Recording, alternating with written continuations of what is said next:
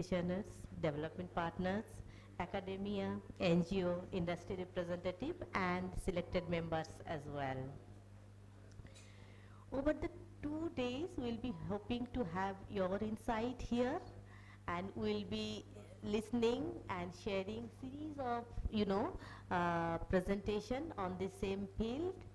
And those who will be presenting over here offline, and those definitely I'll reiterate again online. So there will be, it is a 2 days and many things are there into the plate. So just to complete in time, we will expect and will request all to be in a time bound.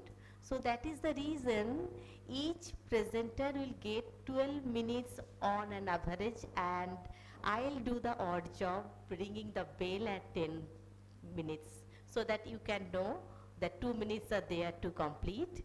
And my request is try to complete it 12 minutes only, because after a certain time we lose our patience. So we cannot concentrate. It's open secret and it is that fact. And there will be 3 minutes for question answer. Okay. So with this note, allow me to ring the bell at 10 minutes. I know we are all, professionals, we respect each other. And with this note, I request, sir,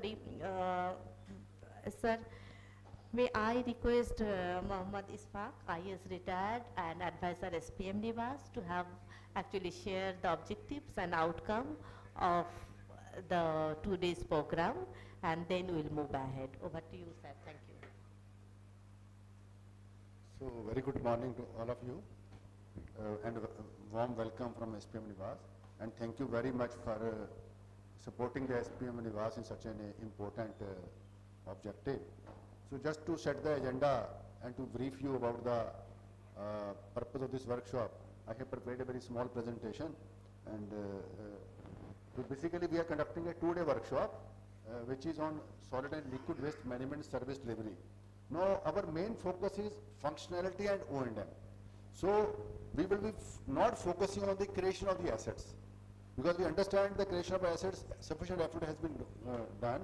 So, this workshop is specifically targeted towards the creation of the assets under O&M of the assets under the SLWM.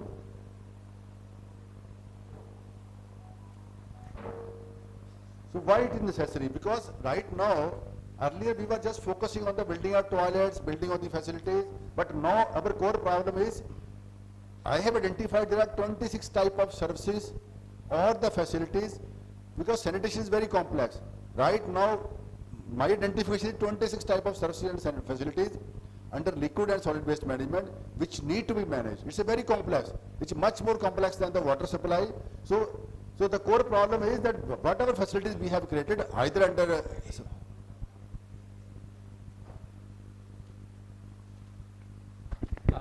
थोड़ी सी technical difficulty अभी भी आ रही है। ये जो sound है ना, आप लोगों को सुनाई दे रहा है, ऑनलाइन सुनाई नहीं दे रहा है, तो just give us some time. वहाँ पे ऑनलाइन कोई कुछ नहीं सुन पा रहा है वहाँ पे ना, so just give us some time.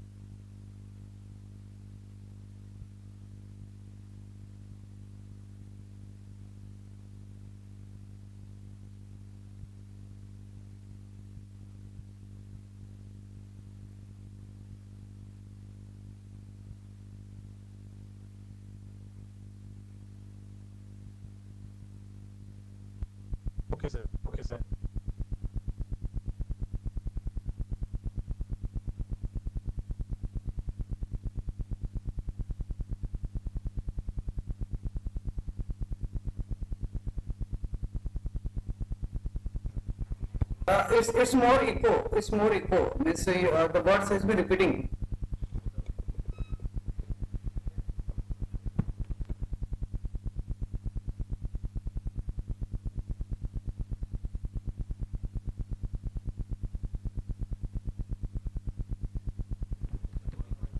Hello, hello.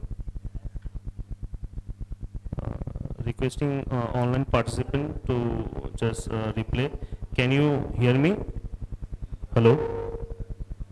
So all who are joined online, can you confirm that are you able to get the audio from the workshop venue?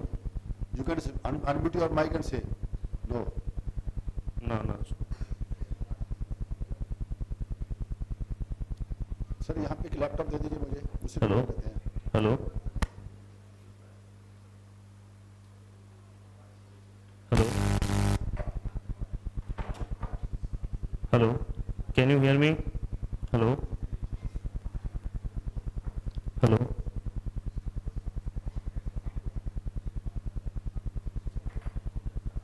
Hello. Hello. Hello. Hello. Hello. Hello. 1 2 3 4. Hello.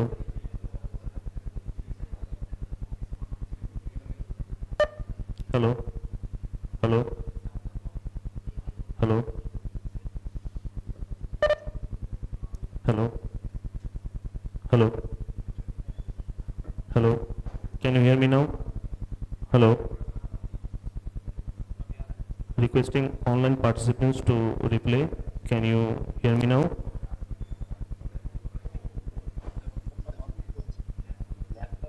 Hello. Hello. Check, check. 1 2 3 4.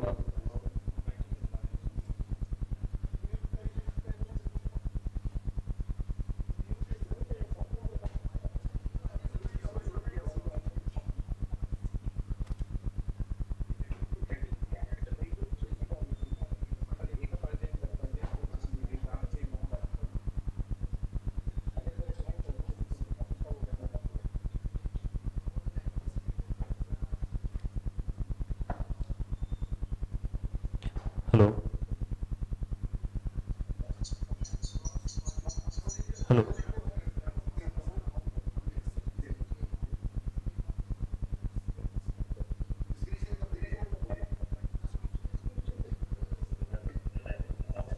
So am I audible?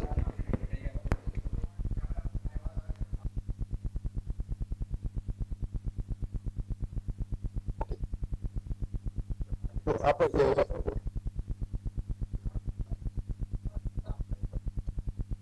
इस mic को mute करो.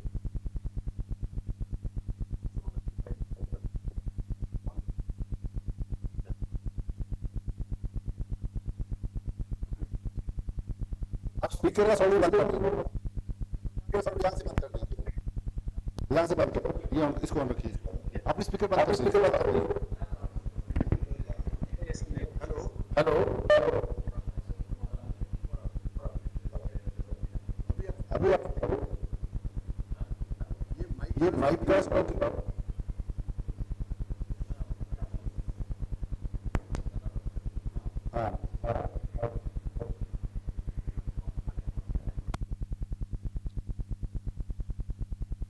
इस picture की आवाज को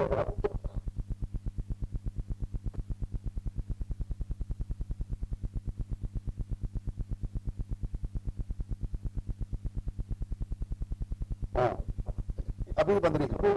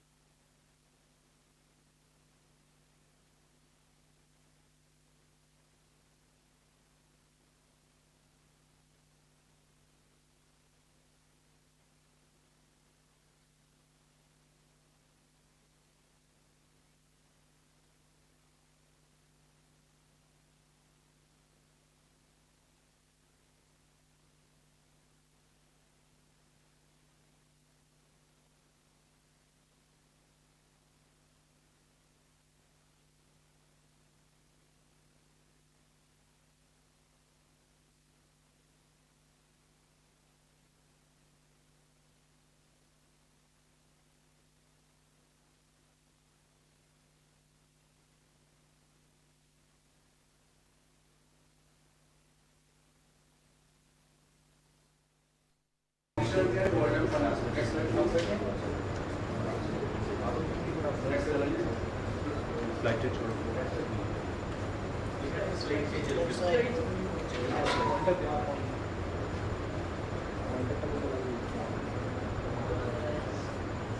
yes. So,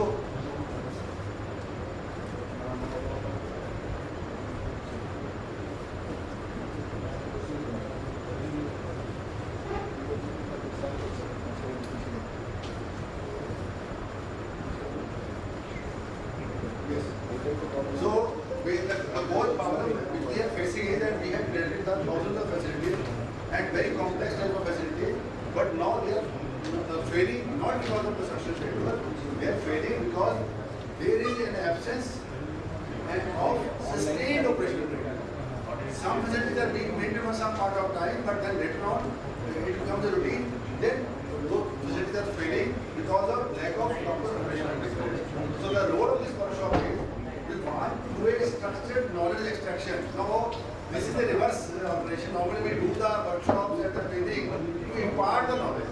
But here, our objective is different. We want to extract the knowledge because all people who are gathered here, either online or in physical presence, you have rich experience in the various types of facilities in the field. So we want to know from you what you have felt, what you have experienced, what is your knowledge. So that's why our main goal of this workshop is not to train anybody, but rather to extract the information and the knowledge which you have captured during a long exposure in the sector. And this workshop is not the only workshop. This is the first workshop which we are doing so that we are able to create a good operational maintenance manual which should help the field party functioning in making the facility properly functional.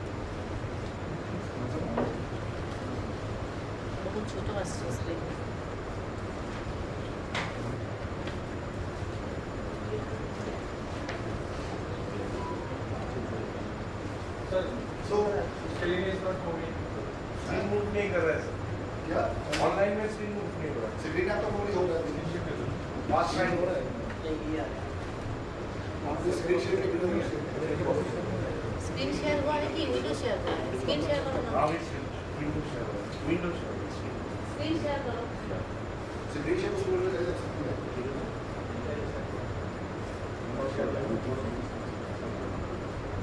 तो बड़ो बड़ो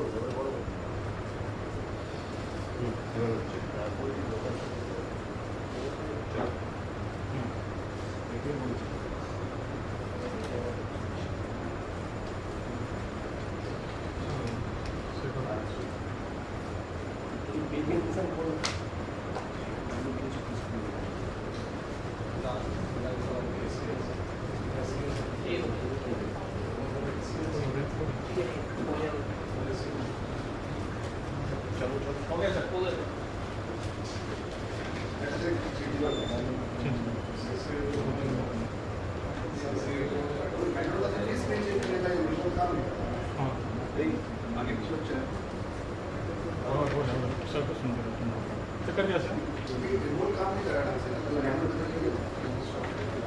computer से screen change नहीं कर सकते? हाँ sir, इधर से कर इसी कर देंगे, ये काम नहीं कर रहा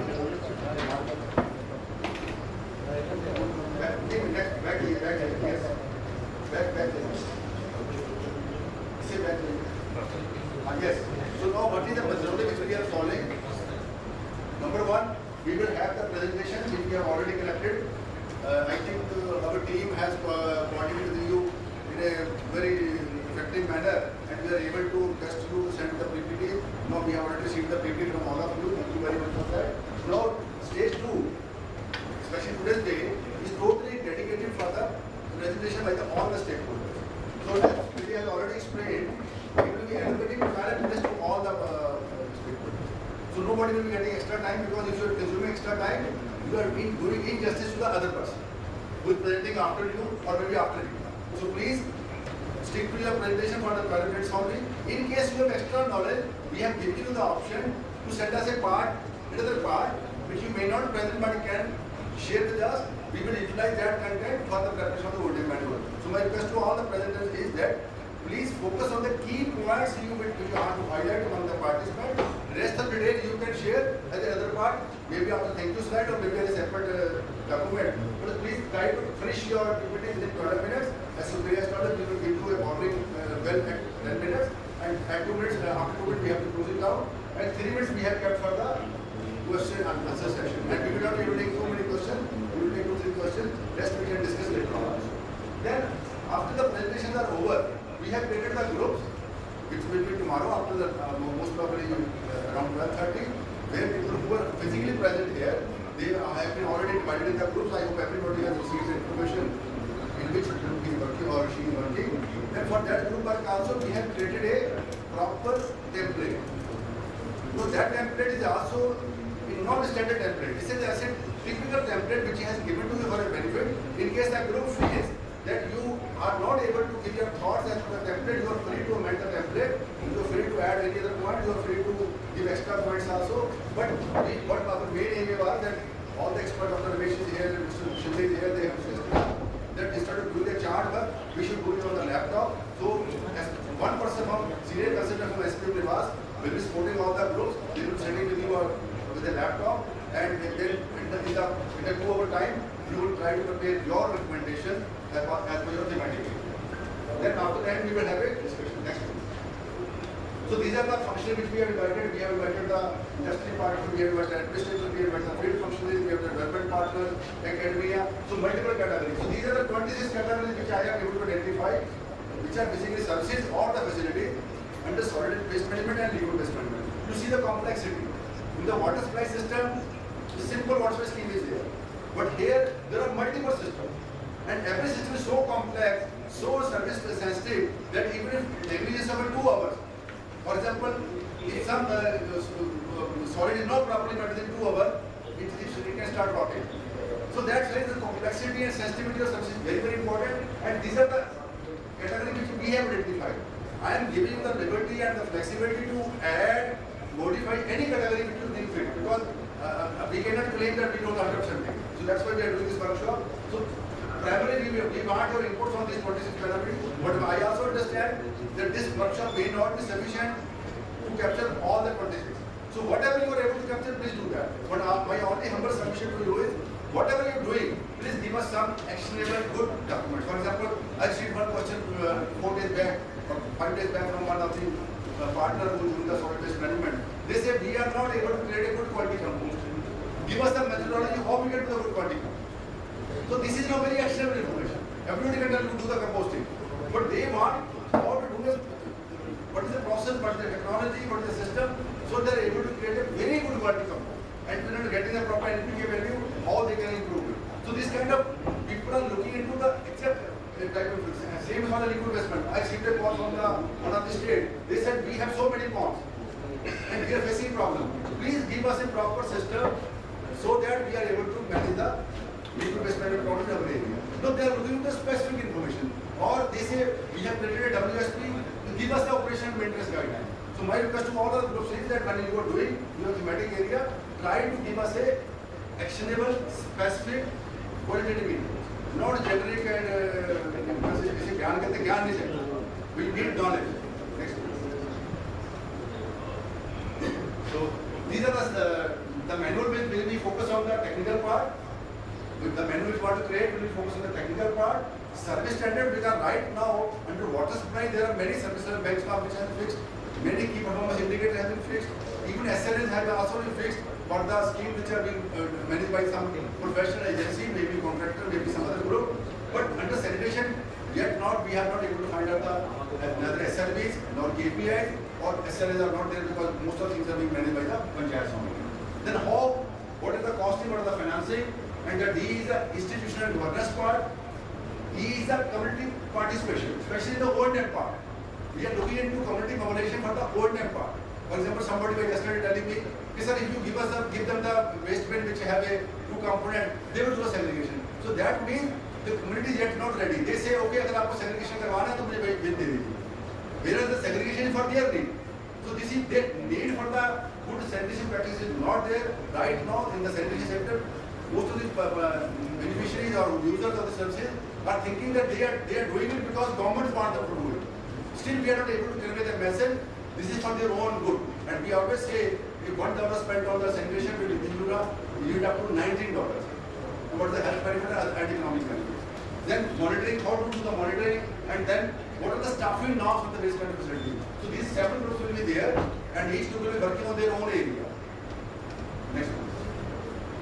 So group 1 will be institutional arrangement, group 2 will be technical and O&M, group 3 O&M financing and budgeting, group 4 service standard, which will be delivering the service level benchmarks, key performance indicators, and grievance redressal mechanism.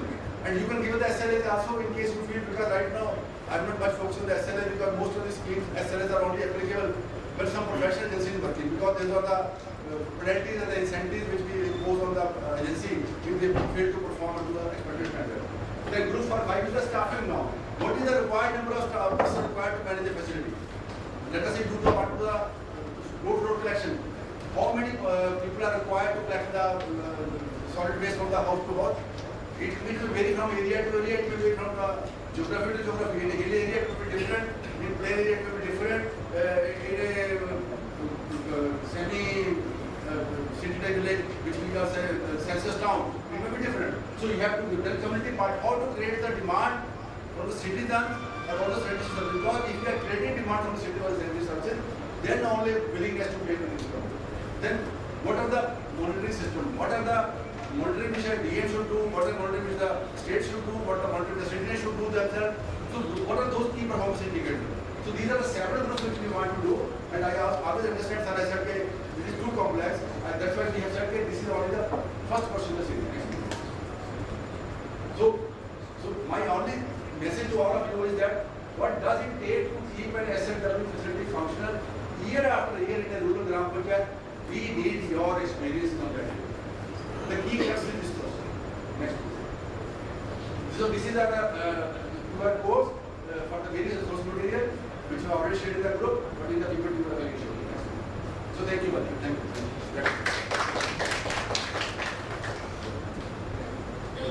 I think I'm audible. Thank you so much, Advanta sir. Presenting the context and sharing the objective and specifically the specific questions that we are looking for your inquiries. May I request Sri Priyakumandam, IS, Joint Secretary, Director, and Head of SPM-NIWAS, please come and share.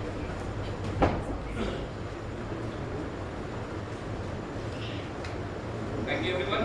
In this room and across India, सबसे पहले तो I am really sorry that there were certain hiccups. I'm sure you have heard of Murphy's law, so this was a perfect example.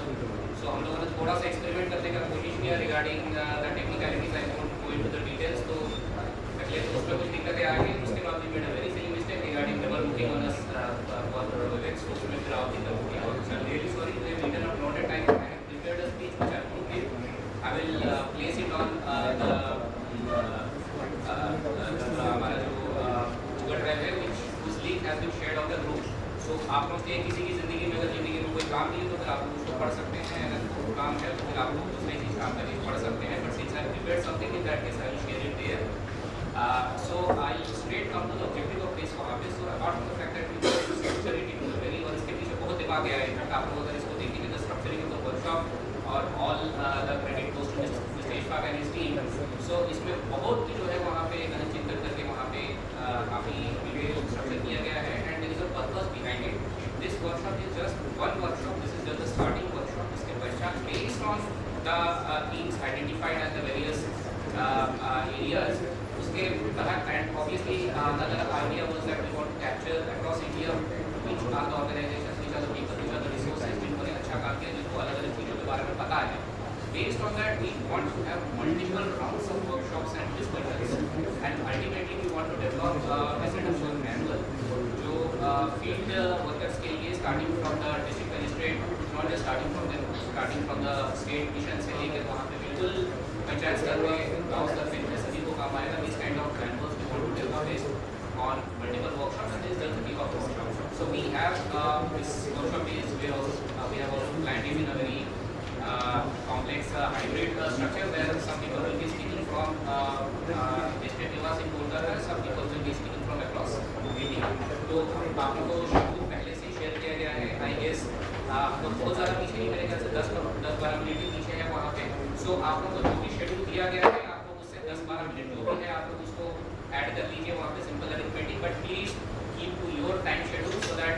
इसमें cascading effect हो जाएगा if we are not able to share on complete on time.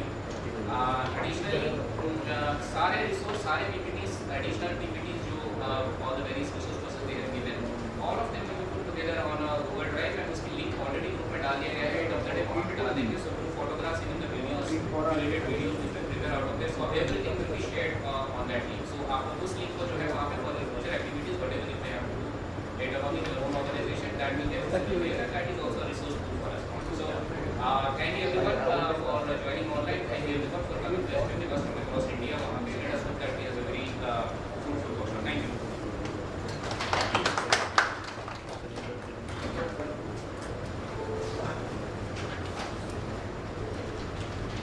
Thank you so much, Director, for sharing your thoughts. And as we said, now we are moving into our session where we are here to listen from you from presentation. So now the first presentation is Sri Shaumen Kormukar, State Expert, PNRD, West Bengal. And also, sir, I just want to reiterate, the second presentation will be online, and I'm just for your, so that you can keep yourself ready. Sri Gaurav Nigam, Block Coordinator, SPM, Rural Development, Madhya Pradesh. So I hope you can hear me. Yeah, it will, sorry. Sri Gaurav Nigam will be the second presenter.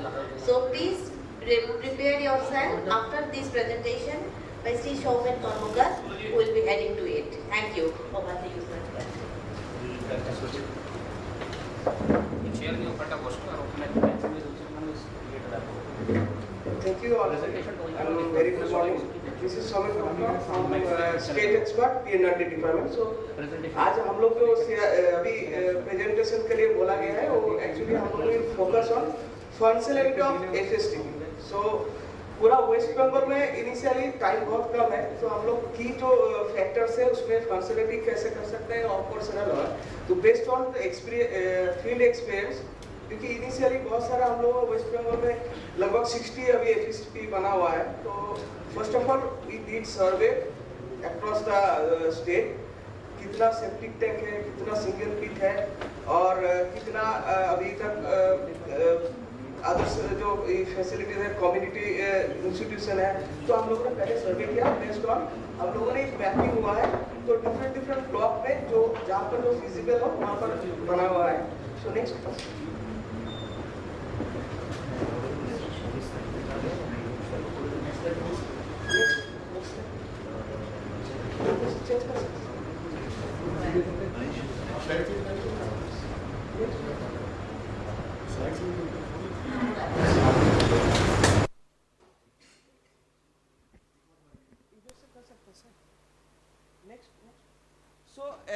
First of all इसमें हम लोगों ने एक general 7 step दिया है कि 7 step में एक एफएसटीपी को कैसे फंक्शन कर सकता है, और एफएसटीपी में जो ब्लैक वाटर है बेसिकली इसमें हम लोग कैसे मैनेज कर सकते हैं, और 100% जो एफएसएम सर्टिफाइड विलेज हम लोग कैसे कर सकते हैं.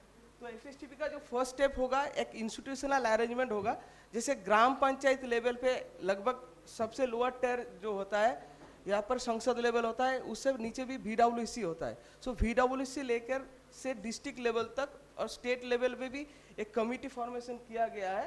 तो उसमें एक अरेंजमेंट भी है. तो डिफरेंट जो एज पर स्टेट पॉलिसीज है तो उसमें स्टेक होल्डर्स को इंक्लूड किया है. सेकेंड जो हम लोगों ने किया था, अभी बहुत जगह ने सेसफुल गवर्नमेंट जो सेसफुल 50 फिनांस से खरीदा है और अदर्स फंड से जो खरीदा है उसका अपार्ट फ्रॉम अदर्स तो प्राइवेट सेसफुल बहुत ऑपरेट कर रहा था. तो बहुत जगह ने हम लोगों ने क्या किया कि जो प्राइवेट सेसफुल ऑपरेटर है तो उसमें हम लोगों ने एक मैपिंग किया है कि कितना सेसफुल है वहाँ पर प्राइवेटली ऑपरेटेड हुआ है और कहाँ कहाँ वो लोग डिसलाज कर रहे हैं. सो डिस्ट्रिक्ट लेवल पे हम लोगों ने मीटिंग किया, स्टेट लेवल पे भी जो प्राइवेट सेसफुल्स है और गवर्नमेंट सेसफुल उसको इंक्लूडेड है, तो उसको मीटिंग करके हम लोगों ने उसको मैपिंग किया. और ग्राम पंचायत में जो ब्लॉक्स है उसको हम लोगों ने उसका साथ एमयू ये हुआ है कि कितना रेट में होगा और कहाँ कहाँ ये करेगा. तो ये हुआ है.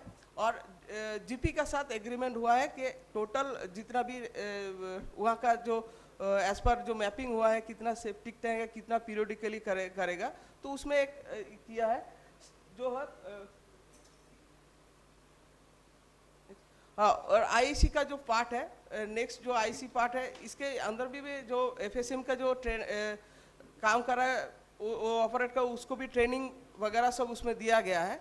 और यहाँ पर जो है आईसी का रोल बहुत इम्पोर्टेंट है, क्योंकि जो ग्रास रूट लेवल वर्कर है, जैसे इधर पे एसएजी है, वीवीडीसी वर्कर है और अदर्स जो स्टूडेंट्स हैं, तो बहुत इसमें आईसी का एक बहुत बड़ा पार्ट है।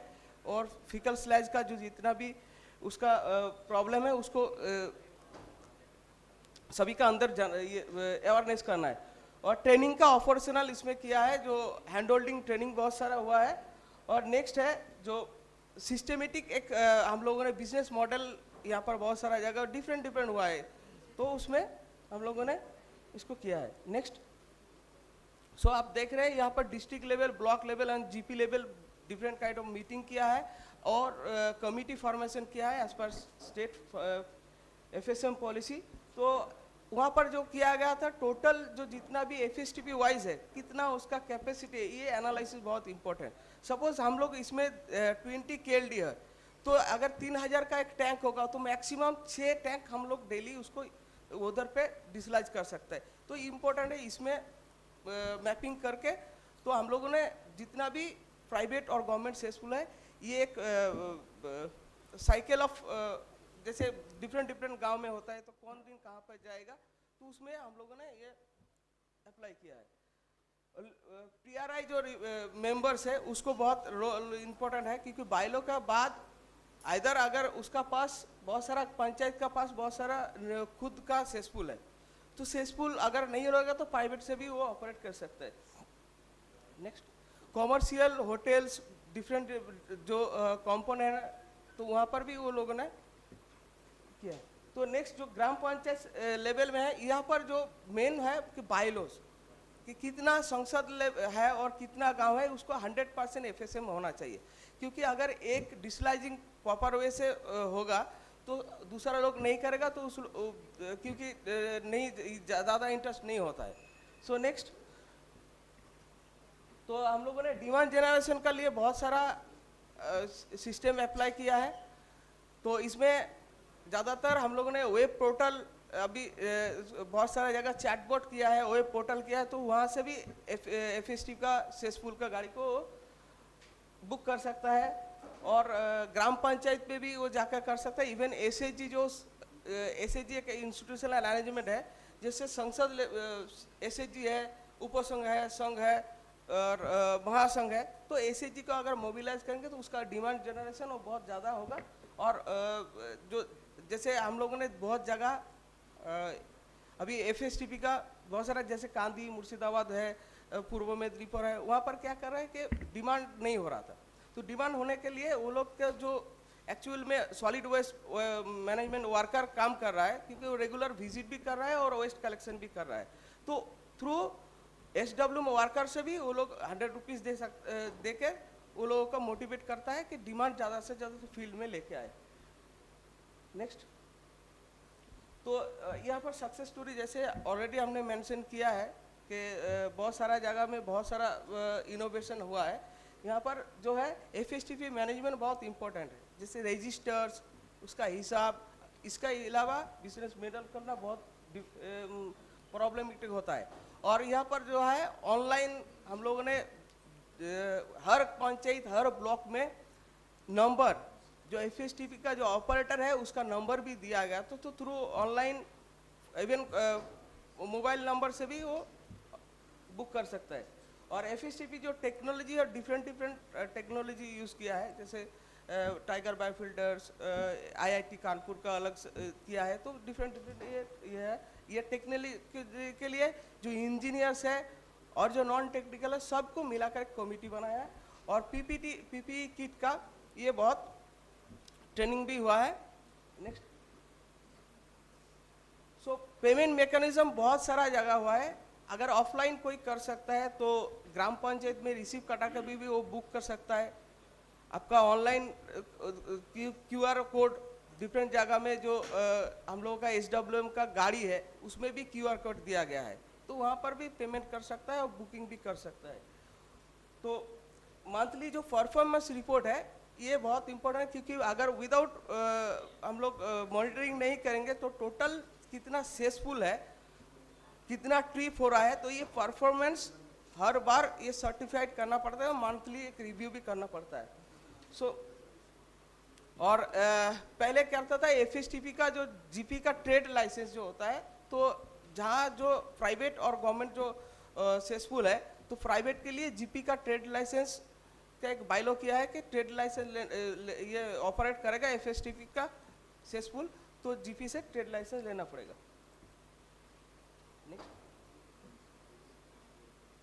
Next please.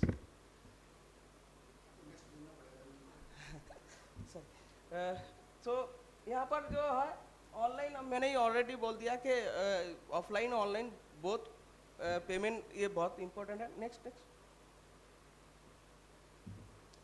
सो प्रीवियस, तो एक रेट चार्ट जो है ये कंपलसरी है, क्योंकि बहुत सारा जगह एक ही रेट होगा तो प्रॉब्लम होता है। तो विद इन 10 किलोमीटर्स एक रेट होता है 2000 रुपीज़ अमाउंट ऑफ, अबव 20 अगर होगा तो उसमें भी 3000 होता है। तो जैसे डिमांड जनरेशन के लिए 100 रुपीज़ वो एक्स्ट्रा देता है, तो एक मैपिंग भी जरूरी है। नेक्स्ट। सो आईसी तो बहुत एक इम्पोर्टेंट रोल है, सिंस इंस्टीट्यूशनल बिल्डिंग से लेकर जो ग्रासरूट लेवल पीपल है उसको मोबिलाइज करना, पीआर टू जितना भी है। और एक ये है कि जो एफएसटीपी का काम करता है तो बहुत लोग डिमोटेड होता है, काम नहीं करता है, तो वो लोग भी कंटिन्यू एक मोटिवेट करना चाहिए। Next next. सो एक एक्सपेंडिचर जो बिजनेस मॉडल ये किया है, सक्सेस हुआ है अभी, तो उसमें 200 रुपया जो प्राइवेट से स्कूल का लिया है, तो ऑलमोस्ट 4,32,000 ये हुआ है, इनकम हो रहा है, और एक्सपेंडिचर 2 लाख की तरह हो रहा है, लगभग 2.5 लाख से 2 लाख से 2.5 लाख रुपया अभी भी उसका। नेक्स्ट। तो एक ये बना है पीरियोडिकली कहाँ से कहाँ लाएगा, तो कौन सा जीपी से कौन सा मीन्स। और एक इम्पोर्टेंट है नियर बाय अगर म्यूनसिपैलिटी होगा, क्योंकि म्यूनसिपैलिटी में ज़्यादा सेप्टिक टैंक होता है, तो एक होता है कि म्यूनसिपैलिटी के साथ भी एक टाई अप करना बहुत इंपॉर्टेंट है, तो एफएसटीपी का और ज़्यादा सस्टेनेबिलिटी आएगा। Next. Thank you so much. Any question sir?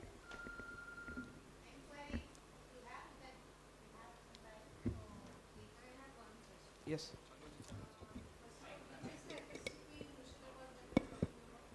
Kandi, FSTP Kandi. Yes. Is there an FSTP in Kandi? Yes. What is the name of the FSTP? Kandi FSTP just. Kandi Fiscal FSTP. management Kandi. Okay. And what is the bylaw consisting of in the GPs that you're talking of? Because if you want to tell it to other GPs, what should we tell them? See, there are different method applied by different FSTP. Like here, 1,000 rupees, 2,000 rupees. I already mentioned that 2,000 rupees for 10 kilometer, above 10 kilometers. There is a different charge for institutional like hotels and commercial place. So this kind of things. So I can give you that bylaw also if you sample, if you want to. Because others place like Mednipur, they made different bylaws.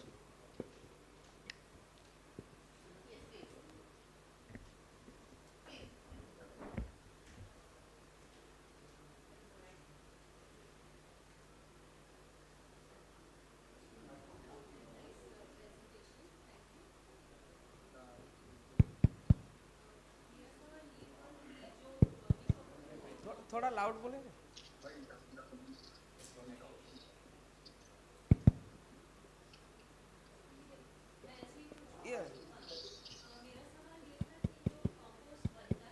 तो उसका quality check किया है क्या?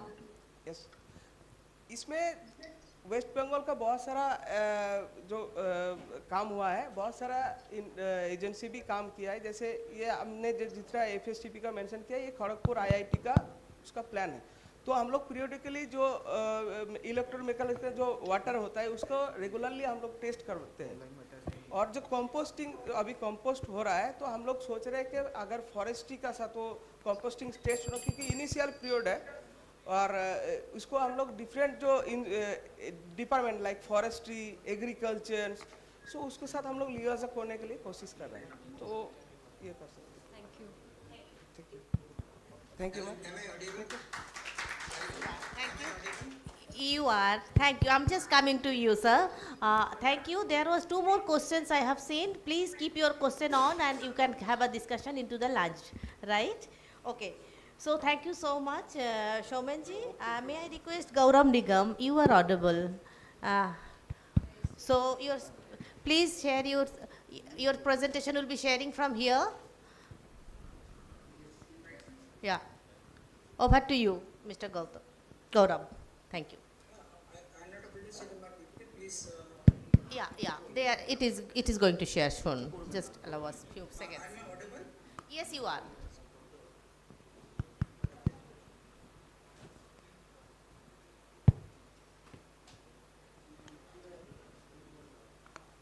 Just allow us few seconds. Your presentation will be shared. Okay. Okay. Yeah. Can you see your presentation, I guess? Okay. Thank you. I can. Thanks. First of all, a special thanks to SPM-NIWAS for giving me this platform to share my learning and experience. And secondly, I'd like to thanks to my State Department, Social Mission. And one more special thanks to Dr. R.M.S., NIIDPR, Telangana. He is sitting in your conference also. So he is the booster for giving all this type of presentations.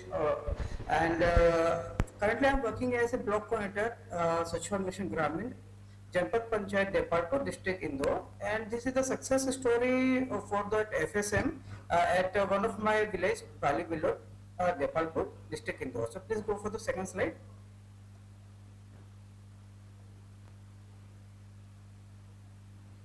Slide, please. Second number slide.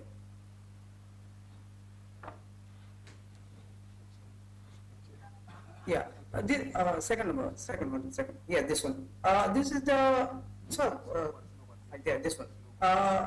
This is the premises where you can see first two block of the blue color, that will be the MRF and PMU centers, and middle of that one, that is the FSM, and there is a finishing pond. One is in the left is that the training center, and apart one is the organic waste management also there. So it is built here about 3 acres of land, and all three type of solid waste management, fecal waste management, organic waste management, all are in a single place. Second, slide plus. Next slide, please. So, under the Assessment Mission Phase 1, the primary work is for the open definition free. So, in 2016, Indore district has the first in the Madhya Pradesh and overall the second in the India, but completing for construction of 40,000 toilets and declared as an open definition free. At that time, 2017, we are thinking that we are sitting on a time bomb because most of the toilets has been made as a separate thing. So what will be a strategy for the safe disposal in the near future? So at that time, we doesn't have any type of training or any type of knowledge about the SSTPM. So under the phase 2, we come in contact with the Water Aid India, and we had a meeting regarding that we should make a plan or a model that's sustainable to all over the India or rural India. The main idea is that we should construct a FSTP that will be maintenance free, and it should not be use any electricity. It should be more the natural way, and so that we had come with drawing design for that planted gravity based fecal waste management. So we have the vertical drying bed and horizontal drying bed, and the last there will be a finishing pond. So we had started the construction in 2019 and finished up by 2021. The total cost will be near about 40 lakhs, and this will be there by the Water Aid India itself. Few amount will be shared by the Gram Panchayat by its local taxes. So from 2001 it's operating continuously and running very successfully. So this will be an inspiring model for the clean and safe and sustainable rural sanitation and can be replicable to any villages. So next slide please. So this is about that construction cost, and currently we are covering 50 gram panchayat. The population will be the 40,000 and household is 50,000. That the capacity of the plant is 9 KLD per day. We have 4 drying bed, 1 will be in the reserve, 3 in operational each day. So monthly that capacity is 270 KLD. And the tanker we are used to get for per monthly is 25 to 30 tanker trips per month. So next slide, please. So next one. So what will the challenges we are get to when we are in 2017 when we are going to for this one? So starting to 2019, the first major challenge we or hurdle we can come to know is the private operators. They are the unregulated dislodging. They used to dislodge that vehicle on the open area like rivers or ponds or into the data farming. So it will again make a challenge for the ODFs. So this is the one challenge we are getting. Second one is the limited technical expert and capacity. Means we don't know means how much of that vehicle will be there and for 3 KLD sufficient or not, or 9 KLD sufficient or not. Plus the operator which are using to take the honeysuckle tankers, they should have proper technical person to know how to use that honeysuckle tanker with proper all this dress up.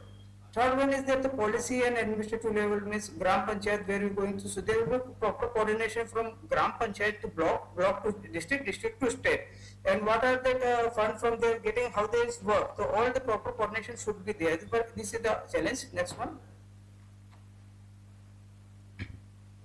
Then another part is that community awareness and behavior transformation, because that community has a limited awareness about the toilet uses, and in 2018 or 19 nobody knows how to dislodge their septic tank.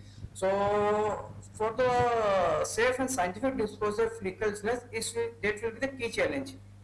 Then again the financial resources, because we are funded by the Water India. Now if you are going to make another village, then will be the financial resources. What are the available funds from the government sectors, from the tax that Gram Panchayat implement, then the MP or MLA funds. So that will be another key challenge.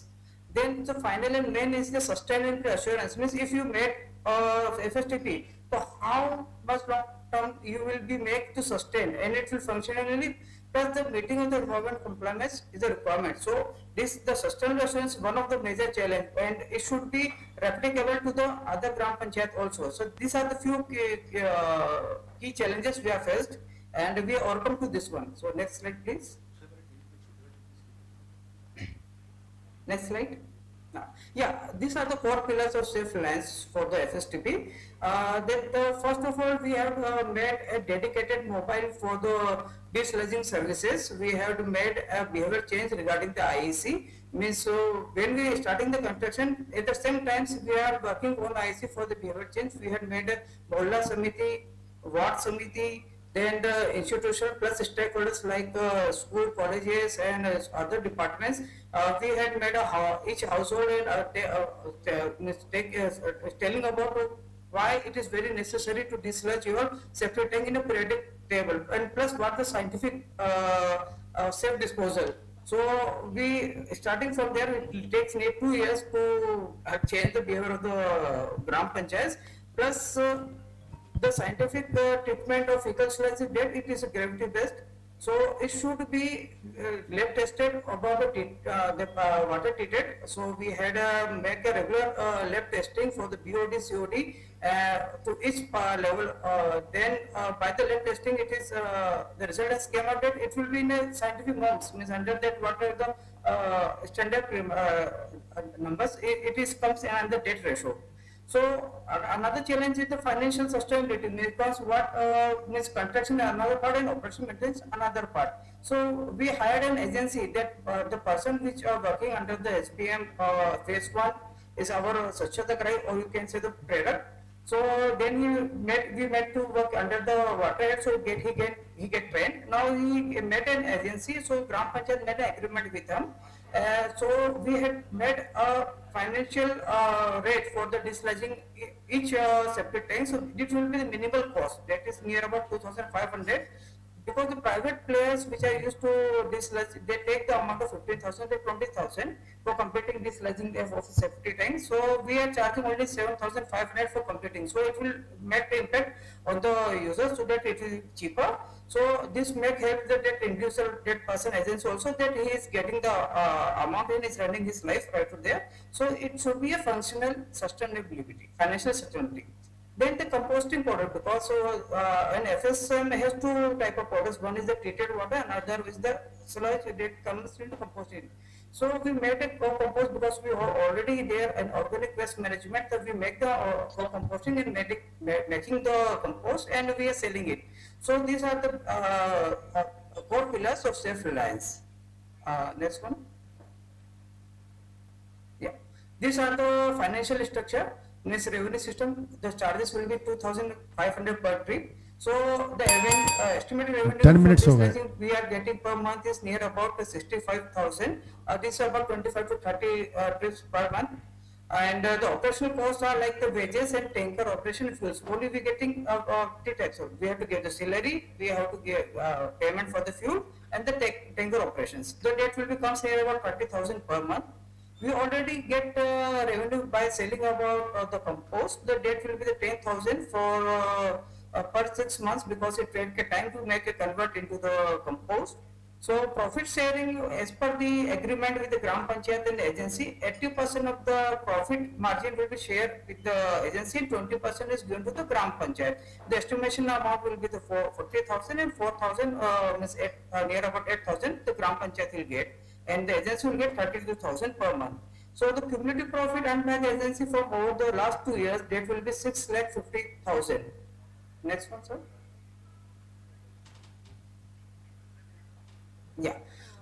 As I already told that we had made a training center right in the premises. We used to give the training right over there for the fecal treatment, then solid waste management and liquid waste management, organic waste management. We have inbuilt training center out there. So till now, more than 35 districts has been visited with their active participant, plus 5 other states personnel who also came for the SSTP, SWM, LWM, and organic waste management. So this will be the one of the novel initiative, because you can get the training right at that premises only, where you can see how exactly it's running, how it's operating in a live based system. So the rural training center in those consistently ensuring the participants. Your time is over, please conclude. Programs. Like you give the training at the NIWAS, but also give the training right at there our center also. Next slide, please. Please, your time is over, please conclude immediately. Next one, yeah. This is that co-compost from the organic manure. So on a pilot project, we had given the organic compost to the local farmers to try and get the feedback that they saying that the cultivation is more quality based and more production. So it is successful. Your time is over. So they are getting on a cheaper rate of 3 rupees per Mr. kg Gaurav, at the you premises try to only. conclude it, your time is over. We have also made a brand for our compost. It is named as Indore Gramin Compost, and we are establishing in hard bazaar to promote the project expansion through the very commercial sales. Time is over. Okay, so it is the last one. So can you move Okay, on? Mr. Gaurav, I'm sorry to interrupt, your time is over. Okay, you just conclude it, thank you. Next, you can just play the video. That is fine for me. Second last slide. We can please. share the video Next, in the please. group, okay, thank you. You can share the video in the group Next, and please, that please, will be next, please, video. Next slide, this video. You can play video that can everyone can. Yeah. Next slide. Next slide. I think we don't have the time for the You video. can play the video. Sorry, Mr. Gaurav, You we just don't have the click time on for the video. It will run. Just listen, ये कितना लंबा video है ये? चलो छोटा ही है. Computer sound नहीं आ रहा ना इसमें. कंप्यूटर साउंड आपको ऐड करना पड़ेगा ना उसमें. Mr. Gaurav, I think we can share the video in the group and they can see in the WhatsApp group. Okay. Any questions, please? Any question from audience here? Yes. So voice is not coming. Mr. Gaurav, there is a question. Yeah. One photo we can see there is water body near FSTP. That is only my concern, right? So how they have deal with this? Whatever it.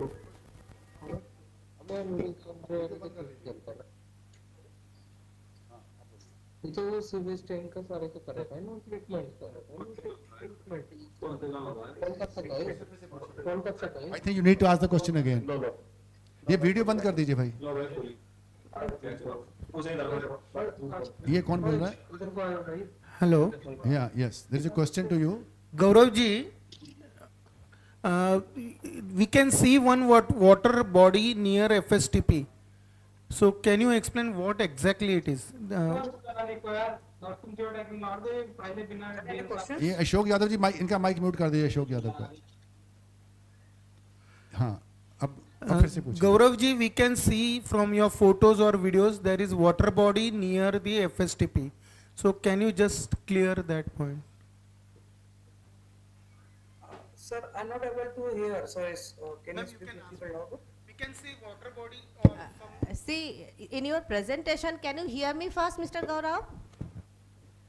Mr. Gaurav, can you hear me? आपको mic unmute करना पड़ेगा ना. Ma'am, the voice is cracking. I can hear but not clearly so well. Can you hear me, Mr. Gaurav? Yes. Achha, there is a question from the audience. See, in just Yeah.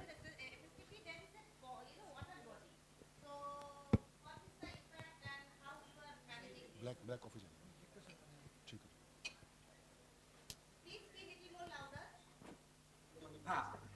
Madam, that is the treated water where we use the fishing means which is going to the fish by introducing the fingerlings near about 8,000. That can be used for the construction site, the water treated water used for the agriculture purpose, and that can be fishery also done in dead pond. So because of time I skipped that one. You can see the one video is completely mentioned there. Fishing के लिए use हो रहा है. Thank you so much. And we are not taking any more questions for Mr. Gaurav, but definitely if there is a question, we will come back. So may I request now Rahul Kumar Pandey, State PWM expert, PNRD department. Over to you.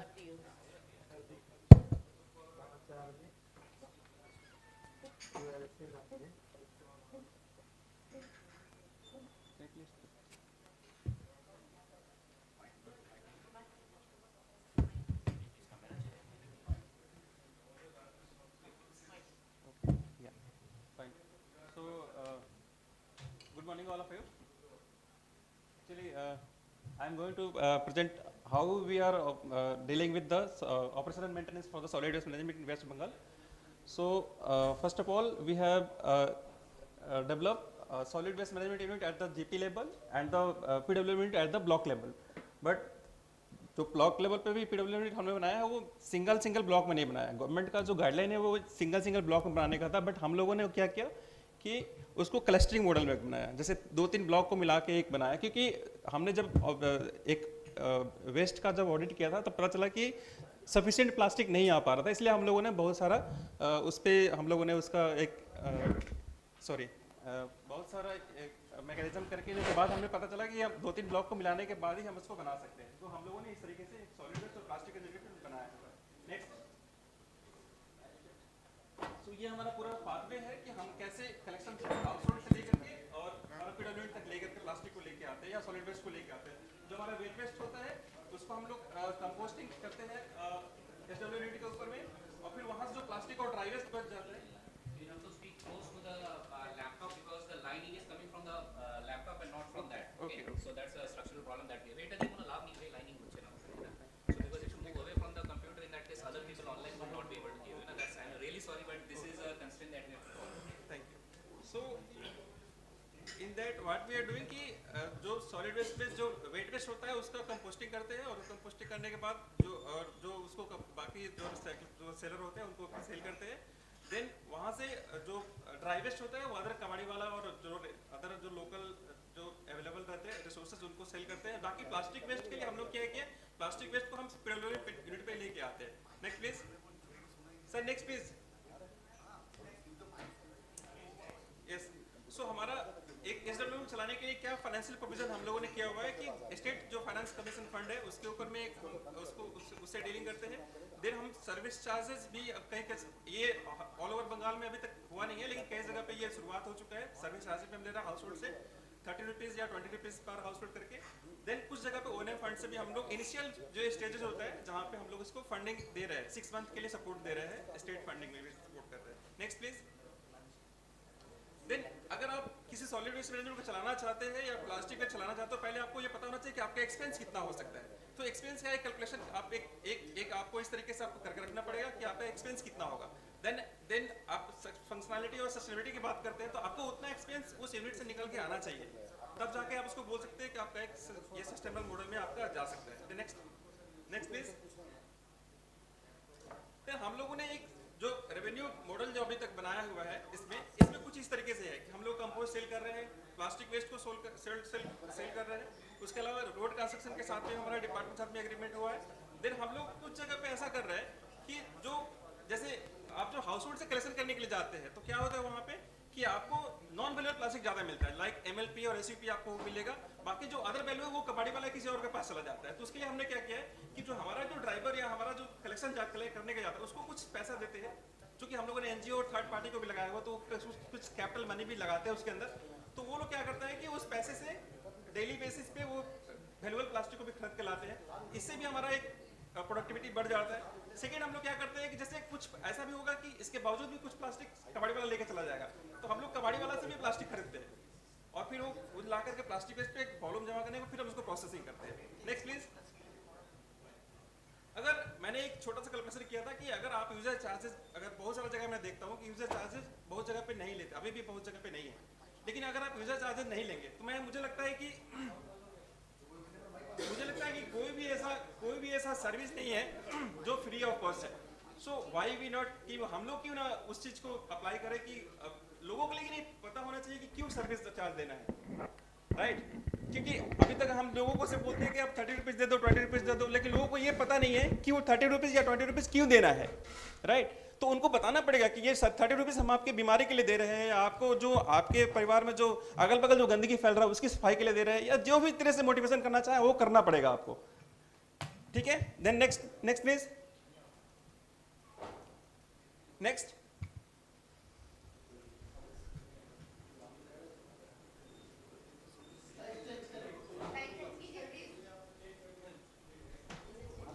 No.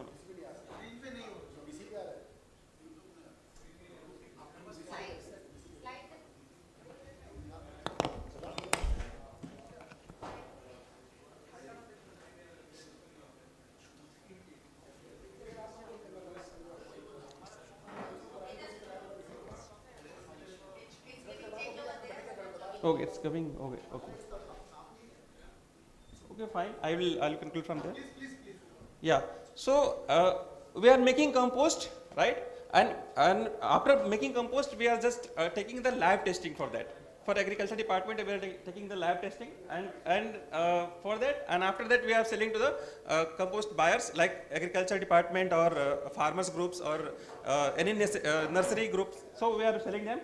Some of the और कुछ जगह पे हमारा ऐसा भी unit है जहाँ पे हम लोगों ने ISO सर्टिफिकेट भी लिया हुआ है इस कंपोस्टिंग के लिए। तो इसके तहत भी हमारा ब्रांडिंग करके उसको सेल करना इजी हो जाता है। जहाँ पे आप इसको 20 रुपीज़ या 10 रुपीज़ केजी बेचते हैं, हम लोगों ने इसको 50 रुपीज़ केजी तक भी सेल किया हुआ है पर केजी के हिसाब से, बिकॉज ऑफ द ब्रांडिंग। सो ये वेरी इंपॉर्टेंट है कि आपको कंपोस्ट कैसे सेल कर सकते हैं। Next please. फिर हम लोग प्लास्टिक वेस्ट को सोल्व करते हैं, है ना? PWM जो हमारा SWM से भी प्लास्टिक आता है उसके लिए भी हम पैसा पे करते हैं। ऐसा नहीं कि हम फ्री ऑफ कॉस्ट देते हैं, क्योंकि हमारा वहाँ पे भी मैन पावर एंगेज होता है। उसको पैसा कैसे मिलेगा, तो उसके लिए भी हमने रखा हुआ है कि अगर सेग्रीगेट करके दिया तो उसका रेट अलग करेंगे, और अगर आपने मिक्स प्लास्टिक दिया तो then rate will be different. So like 6 rupees to 20 rupees it will be varies. Next please. हाँ, सो ये हमारा कुछ फॉरवर्ड लिंकेज है SWM के साथ में कहाँ पे है। Next please. नेक्स्ट। राइट। सो हम लोगों ने FS से हमारा जो PWM का जो मॉडल है वो इस तरीके से कुछ हम लोगों ने अभी तक किया हुआ है। कुछ पंचायत राज रजिस्ट्रेशन चला रहे हैं, कुछ एसएचजी मॉडल में है, कुछ एफपीओ मॉडल में है, कुछ हमारे एनजीओ और रिसाइकलर को हम लोगों ने डायरेक्ट एंगेज किया हुआ है। Next please. Okay, so after हम जो प्लास्टिक लेके आते हैं पीडब्ल्यू यूनिट के ऊपर में, उसका इस तरह से क्लासिफिकेशन हम लोग 7 टाइप ऑफ कैटेगरी में हम इसको कर रहे हैं। नेक्स्ट, इसके साथ में हम लोगों ने एक और भी चीज किया हुआ है कि जहां पे हमारा प्लास्टिक वेस्ट जहां पे कम आता है या नहीं आ रहा है, या जहां पे नियर बाई अगर कोई म्युनिसिपैलिटी एरिया है, तो म्युनिसिपैलिटी में भी अभी बहुत सारा फैसिलिटी नहीं है, तो हम लोग क्या करते हैं उनसे डेली बेसिस पे एक हमने एग्रीमेंट किया हुआ है, एक एमओयू किया हुआ है, ताकि वहां से भी हम प्लास्टिक लेके आए। और इसमें हम लोगों ने कंडीशन लगाया हुआ है कि वो सिर्फ और सिर्फ सेग्रीगेटेड प्लास्टिक हमको देंगे और ट्रांसपोर्टेशन कॉस्ट भी उनका रहेगा। तो इस तरीके से हमने एक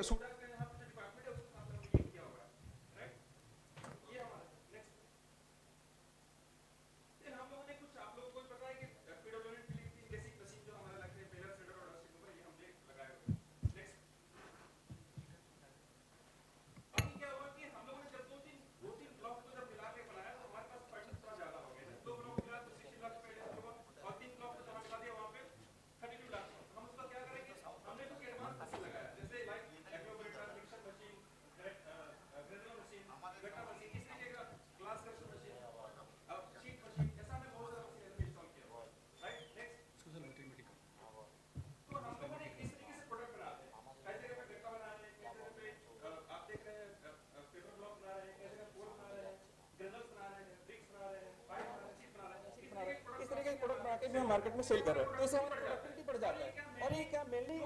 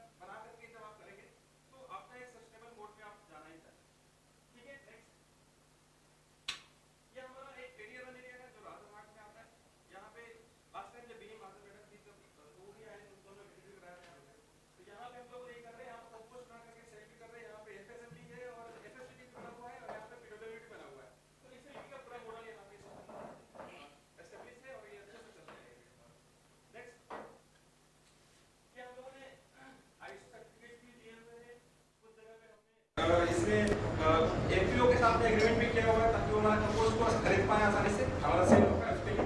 इस तरीके से हमने पूरा मैकेनिज्म रेडी किया हुआ है। कुछ एसडब्ल्यूएम हमारा चल रहा है नदियाँ में। नेक्स्ट, ये कुछ एग्जांपल है जो पीडब्ल्यूडी के लिए है, जहाँ पे हम लोग ग्रेनुल्स बना रहे हैं, रोड कंस्ट्रक्शन में प्लास्टिक यूज कर रहे हैं, और ये सारा हमारा प्रोसेस चल रहा है। Next please. ये हमारा मुर्शिदाबाद में नौदा में एक पीडब्ल्यूडी है। यहाँ पे जो मैंने बोला आपको कि यहाँ हमने एफपीओ को लगाया हुआ है। यहाँ पे क्या करते हैं कि जो प्लास्टिक जो कबाड़ी वाला लेके चला जाता है, उस कबाड़ी वाले से ये प्लास्टिक घर पे लाते हैं, मतलब 20 रुपीज, 10 रुपीज या 25 रुपीज मैक्सिमम, और उसी प्लास्टिक को प्रोसेस करके 40-45 रुपीज में मार्केट में सेल कर देते हैं। तो इससे क्या होता है कि आपको house hold level, SWM level और आपको पीडब्ल्यूएम सबको पैसा मिल जाता है इक्वली। नेक्स्ट, ये सेम मॉडल आपका ट्रांसपोर्ट में लगभग 5-4 ब्लॉक यहाँ कवर कर रहे हैं, और यहाँ पे चारों ब्लॉक को मिला करके एक पीडब्ल्यूएम में हमारा काफी से चल रहा है। नेक्स्ट, एक हमारा बोलपुर से निकेतन है, जहाँ पे बेपुर में, जहाँ पे हम लोगों ने ये पूरा ये मैकेनिज्म है, जहाँ पे प्लास्टिक सीट और ये प्लास्टिक पाइप्स और ये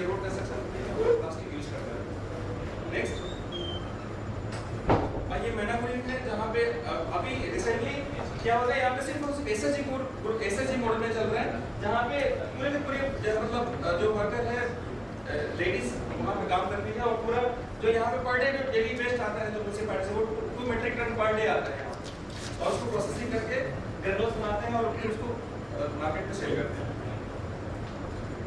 थैंक यू।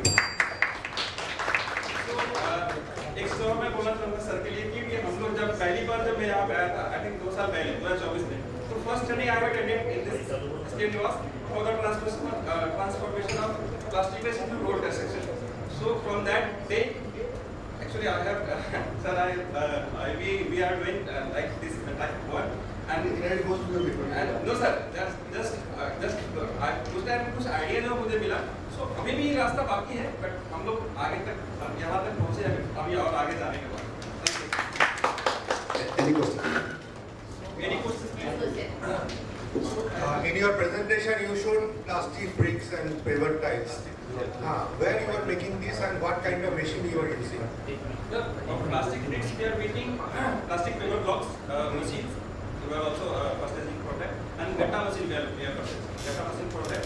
For gutta एक गट्टा मशीन और उसके अलावा एक फ्रेमिंग होता है, उस फ्रेम से वो हम लोग गट्टा क्या होता है कि जब प्रोसेस में जब गट्टा प्लास्टिक को डालते हैं तो प्लास्टिक मेल्ट होकर आप जानते हैं देन उसके बाद वो पेपर का एक फ्रेमिंग है, उस फ्रेम से डाइस होता है स्प्रेडिंग करके। तो कितना जगह है ये हमारा एक्चुअली सर ये हम लोग स्टार्ट किया हुआ 2-3 जगह पे शुरू हो चुका है, तो बोलपुर में, जलपाईगुड़ी में और नौदा में और पटासपुर में, 3-4 जगह पे चल रहा है।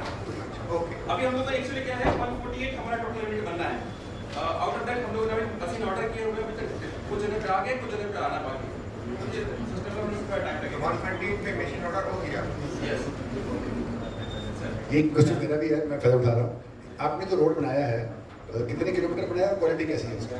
सर अच्छी किलोमीटर है, 1150 किलोमीटर रोड हमने अभी तक बनाया है, और ये अभी हम लोग कई साल का टारगेट है 1700 किलोमीटर बनाने का। तो क्वालिटी ऑफ रोड कैसी है? इज इट बेटर और better? Actually better sir, actually हम लोग क्या कर रहे हैं, जो गाइडलाइन कर रहे हैं वो 6 to 8% डाल रहे हैं, हम लोग एवरेज 8% लेके चल रहे हैं कि 8% डालना है, और उससे मैंने देखा कि 2 साल में कुछ मेंटेनेंस का जरूरत पड़ा है। Okay, so quality has improved, quality has improved. So, I mean, it is really a nice initiative where you are, I mean, ensure convergence with urban local bodies, right? Can you please specify any urban local bodies that they are transferring their segregated plastic waste to the plastic waste management unit? Yes. Where it? In Jalpaiguri, Manapur is unit there, Manapur is there, Dhupuri is there. No, which urban local bodies? Jalpaiguri. And another question was like, what about the MLP? Is there any state guideline that how to dispose the MLP or inert? Because whatever, like at the end we have a big amount of MLP that is accumulated in many of the places. What is the state ideas or what state is thinking about it? Is there any guideline made for the MLP disposal? Yes, we have made the SOP and we have submitted the guideline for the managing of SOP. So for the MLP, हम लोग क्या करते हैं, उस MLP को melt करके threading करते हैं, थ्रेडिंग करने के बाद मेल्ट करके उसको गट्टा या पेपर ब्लॉक या अभी एक नया मशीन पे हम लोग लिया हुआ है, जहाँ पे फर्नीचर बनाने के लिए जहाँ पे सीट्स बनाते हैं। नहीं सर, MLP का हमारा मतलब we are working across the West Bengal and we are really facing issues for MLP. Like ideal cases where ये अभी अगर बन रहा है तो कहाँ बन रहा है? जलपाईगुड़ी में है आपका, और लकी दिनाजपुर में हमारे बेटे बसीरहाट में, वहाँ पे भी बना रहे हैं हम लोग, और बहुत पिछले एक तरह बना रहे हैं, ये तीसरी जगह है MLP।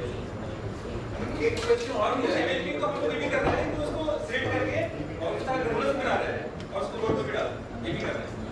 दूसरे रोड पे यूज करते हैं MLP को कटिंग करके थ्रेड करके उसको भी रोड पे यूज करते हैं, मतलब उसका दाना ग्रेनुल्स बनाने के बाद नॉट रॉ फॉर्म। अच्छा, हेलो जी, सबसे पहले तो आपका बहुत बहुत धन्यवाद।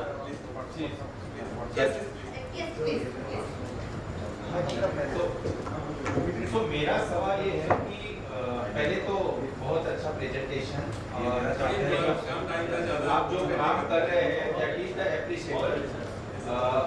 हम लोग काम कर रहे हैं महाराष्ट्र में, और महाराष्ट्र में हमें MRF और इस पूरी सिस्टम का एक रिसर्च किया था एंड स्टडी में हमें निकल के आ गया कि मैक्सिमम अमाउंट ऑफ प्लास्टिक जो MLP and single use plastic है, there is another issue is कि वो प्लास्टिक जो आता है there is a mixed waste, right?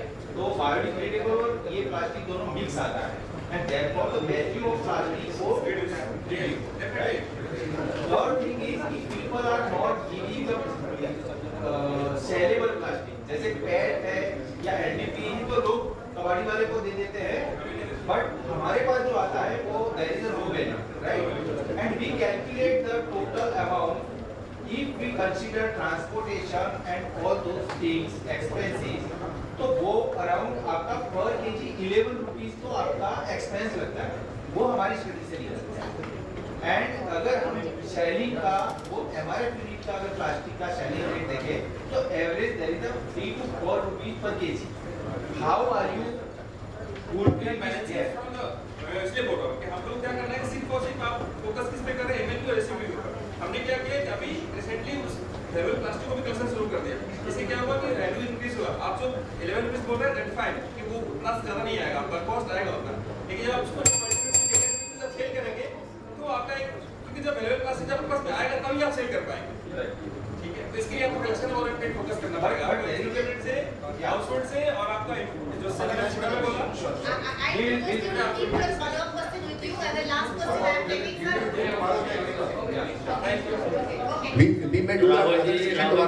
Rahul ji आपका तो सबसे पहले आप एक काम करिए, सॉरी सर, आप ऐसे करिए कल शाम को अपने घंटा रखा है उस टाइम पे क्वेश्चन पूछिएगा। Thank you sir, thank you.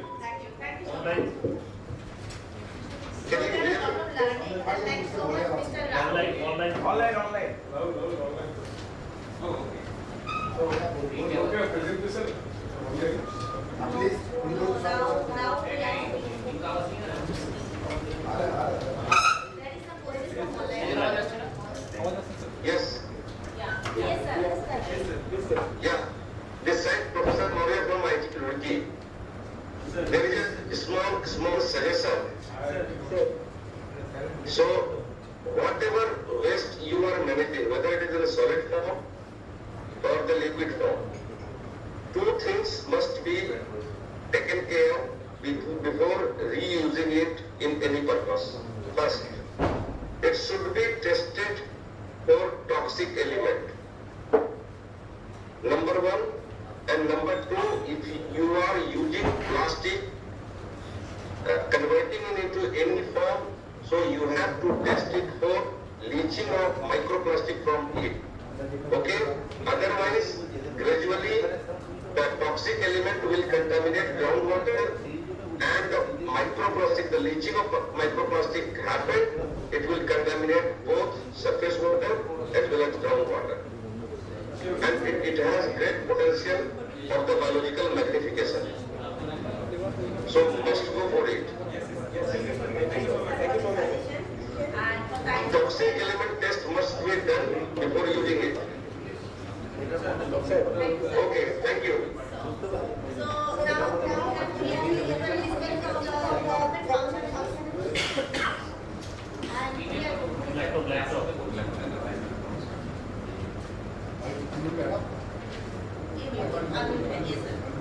so now we are moving to listen from the administrator, and here I would like to invite Srimati Atisha A, District Mission Coordinator, Mission Kerala. Please, madam. Please keep your presentation ready. Thank you.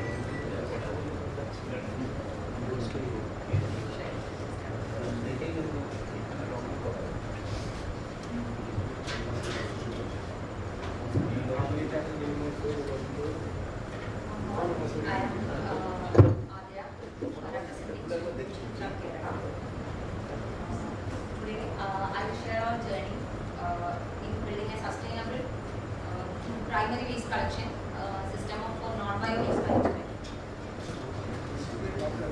So through the presentation, I will focus on the role of Hyderabad SERA, then the Hyderabad digital platform, then the institutional approach, institutional mechanism that make the system operational.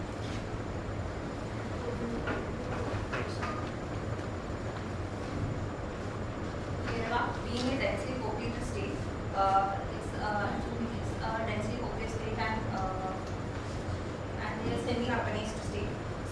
the waste management is a major hurdle in our state. So we go for a decentralized approach rather than centralized approach. We adopted decentralized and community based approach for plastic waste management.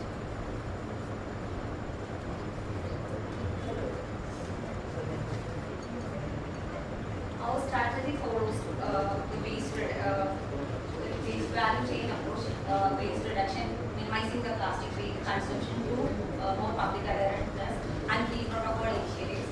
Then we have source segregation, household segregation into wet and dry waste. Then efficient collection and transport system through Hyderabad. We have processing facilities owned by local government.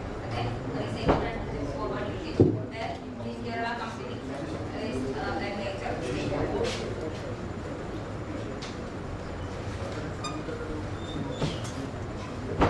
Institutional mechanism has clearly institutional structure.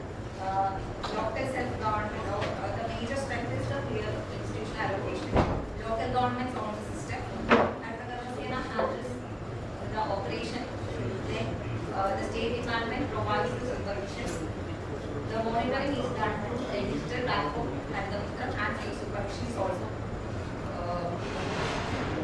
along with this the digital monitoring, field supervision is also there. And we have deployed almost around 13,000 Hyderabad members for local collection.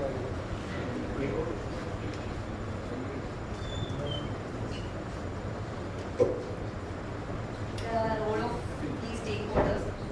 This model works because the responsibility is shared among all stakeholders. The local government provides the infrastructure support like EMCFs, FCFs, RRFs such as. Then the households are responsible for the segregation. Hyderabad conducts the collection and material handling, and the agencies like the Kerala company ensures the forward linkage and recycling. This becomes the participatory governance model.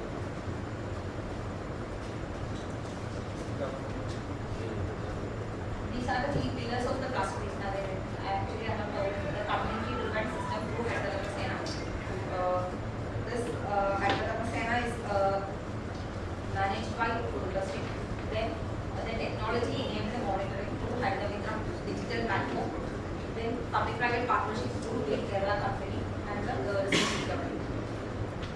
The collected waste is transported to MCS and from the RRs for details sorting, and the recyclable methods are sent to recycling industries. Maximum waste, this ensures maximum waste is brought back to the circular economy. This is the pictorial representation of what happens.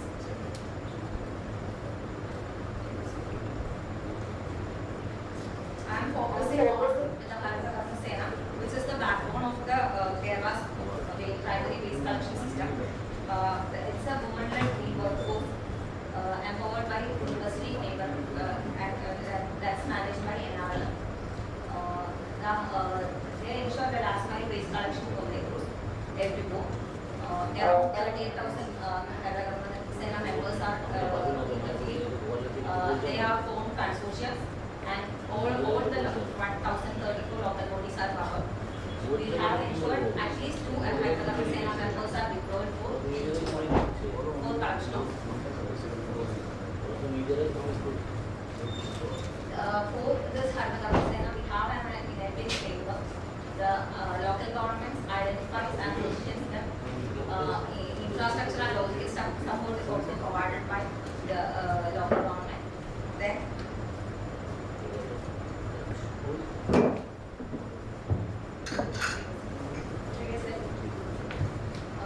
we have enabling legislation such as Kerala Municipal Act and Kerala Panchayat Raj Amendment Act of 2024. The user-free mandate and we have been now the property tax. Then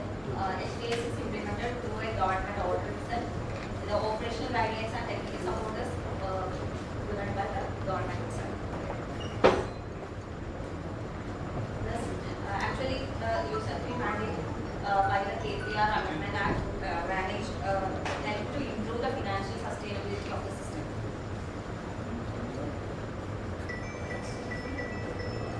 The infrastructure, actually we have mini MCFs that acts as some temporary storage facility for waste collection from households in each ward, then MCFs, and then RRFs. This infrastructure is provided by the SLWM.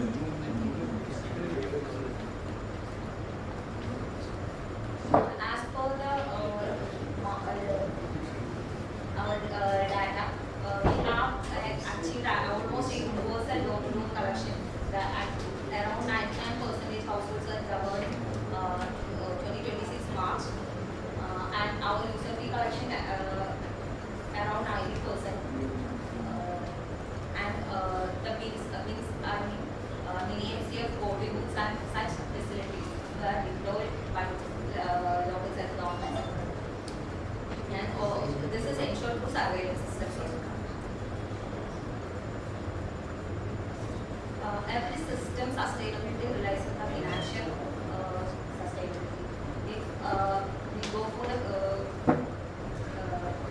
financial sustainability part, the financial model consultants like this.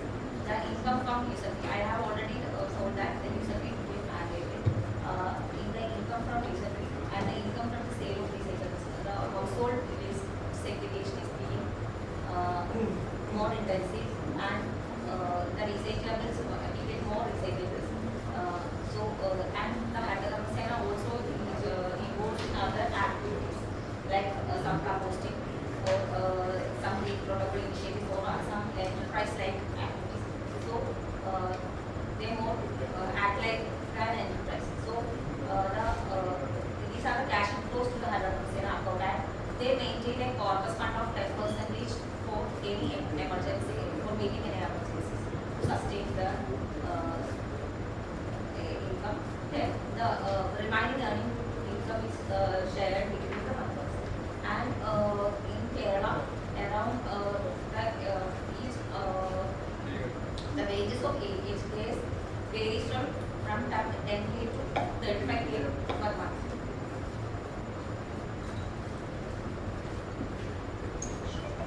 This is the average monthly income of Hyderabad Sena workers.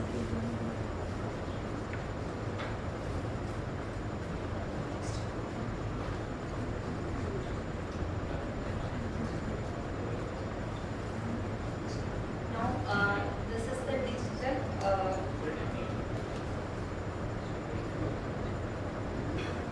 to improve the accountability. We have rolled out a platform on Algorithm to monitor the waste collection, and also for a real-time monitoring and real-time transfer of the collected waste.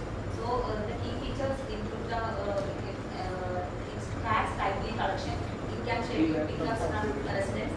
Then all households are provided with QR codes. The all facilities, including mini MCFs, MCFs, and RRs, are geotagged, and the lifting from each mini MCFs or the transfer non-bio waste from one facility to other facilities tracked through the digital platform. So it gives the accountability, it gives more transparency to the system. It has been implemented in 1019 LSDs. Other remaining LSDs have now being operational with their own digital platforms for some pilot platforms. Then the Clean Kerala Company Limited, it incorporates under the company's act, gives over-linkage for dry waste, and a major role player in the recycling of the recycling of collected waste materials.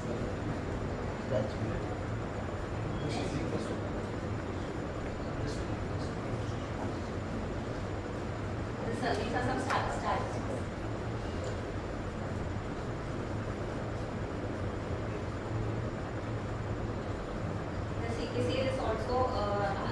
collaborated with private agencies for holding cement factory equipment and nearly 4,000 metric ton of shredded plastic produced and 6,473 kilometers of polymerized roads are constructed within the state.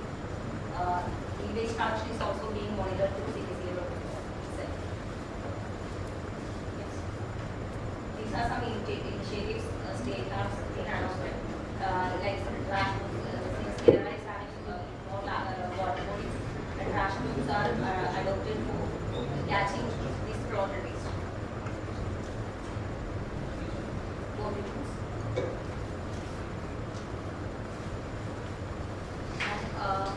For the community behavior challenge, we have an enforcement mechanism with a single WhatsApp number. Everyone can, any grievance can be addressed with this single WhatsApp number. It acts like a chat code, and rewards are provided through the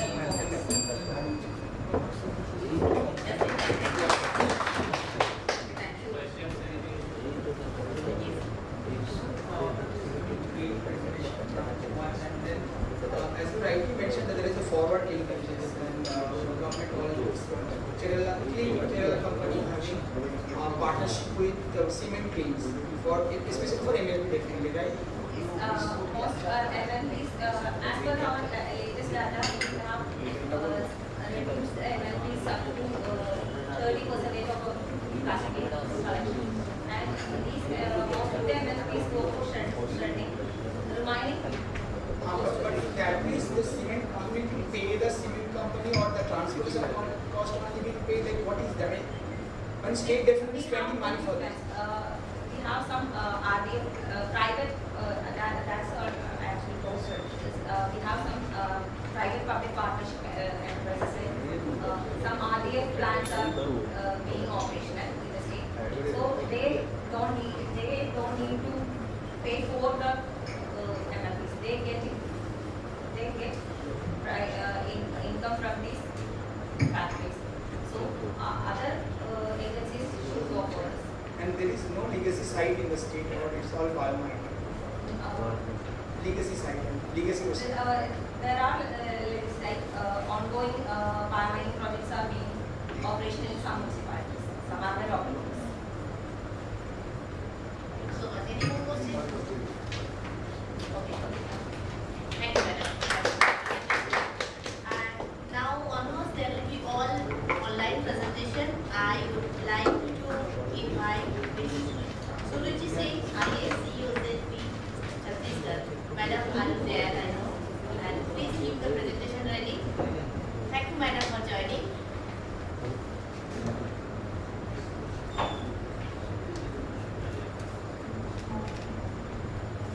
Just allow us 2 seconds.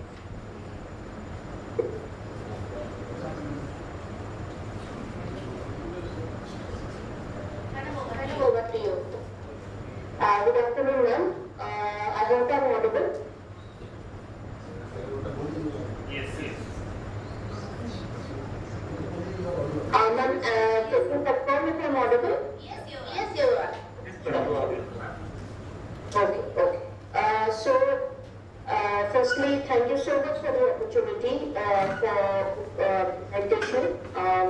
My name is Suruchi. I'm from Chhattisgarh. Our district is from Rajnandgaon. So, Rajnandgaon is basically it's a previously Naxal affected area. So, I want to give a perspective of a district which is backward Naxal affected and in Chhattisgarh, and our experience with Swachh Bharat Mission. The topic given to us is a very pertinent topic, which is generally what we call Swachh Bharat Mission when we make our assets. They are made very nicely. But the issue comes in maintenance and also the costing structure, which makes many projects unsustainable. So this is our experience in Swachh Bharat Mission and how we have tried to make things sustainable. So I'll be talking about technical O&M, maintenance practices, and indicative costing rates. Next. This is just an overview of Ranjangaon district. So Ranjangaon district has always done really well in Swachhta and ODM in general. So we were the first, we had the first block to be declared as ODM, and we were one of the first districts to be declared as ODM plus model. So what we have tried to do in this district is to work on long-term behavior change and tackle the entire life cycle of waste. In the sense, from generation till the treatment of waste, we have tried as much as possible to basically treat and to basically have to basically manage the waste.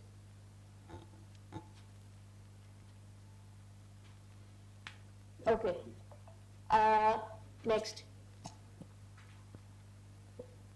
So when I was talking about long-term behavior change, we do something called Pratek Shanivar Swachhta Tyohar. So this is just to inculcate the idea of Swachhta in our rural areas. It is just to reinforce that fact of Swachhta every week. So every week, something or the other, we encourage the Gram Panchayats to do. Either it can be community cleaning, it can be, so the segregation happens twice a week anyway, but one of the days is Shanivar.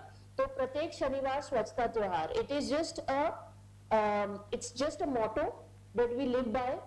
Basically, the schools are involved, the children are involved, they have poster making competitions, or they have Kabad se Jugaad competitions, basically waste to wealth competitions, how they can convert, for example, plastic bottles into eco bricks, how they can make sure that this aspect of Swachhta is inculcated in their community every week in some or the other way. Next. As I was mentioning, Pratek Shanivar Swachhta Tyohar. Rallies are there, other things are there. Next. So the political representatives are also involved in this. Kabad se Jugaad, as I was mentioning, Bagless Day is something that we have on Saturdays. So for the junior classes, so many competitions are there, painting competition, eco bricks, etc. Next. So now I come to the topic that I've been given, basically technical O&M and maintenance. So how are we running our assets and how are we running our structures? There are two types of private engagements that we have done. One is the pure CSR funding and the other is the PPP model. So the pure CSR funding basically means an institution or a private agency giving us things such as, like, for example, EBIS is one of the companies which have provided us with the reflective jackets and the PPE kits, etc.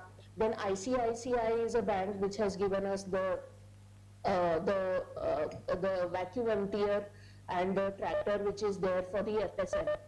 So this is pure CSR funding.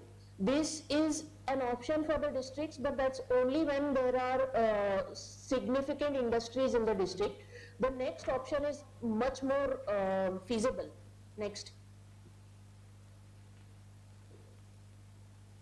Next option is PPP model in sanitation. So this is something, when we talk about technical O&M, it becomes important, because especially for our plastic waste management, what we do is we give so we have plastic waste management in all 4 blocks, and we have given that to the private parties, and we have done a contract between the CLF, the cluster level federation of the SHGs, with the private agencies, so they can run their own plastic waste management.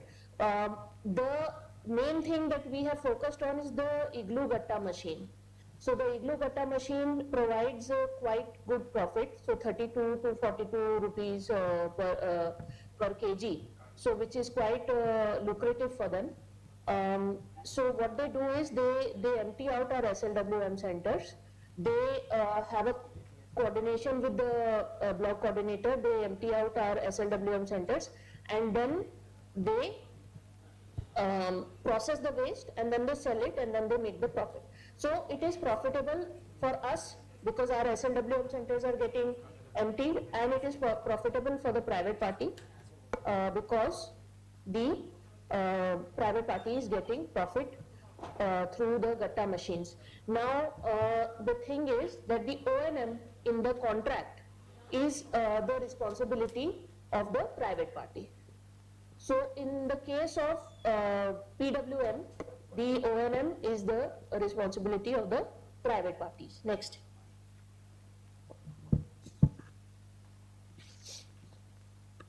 Next.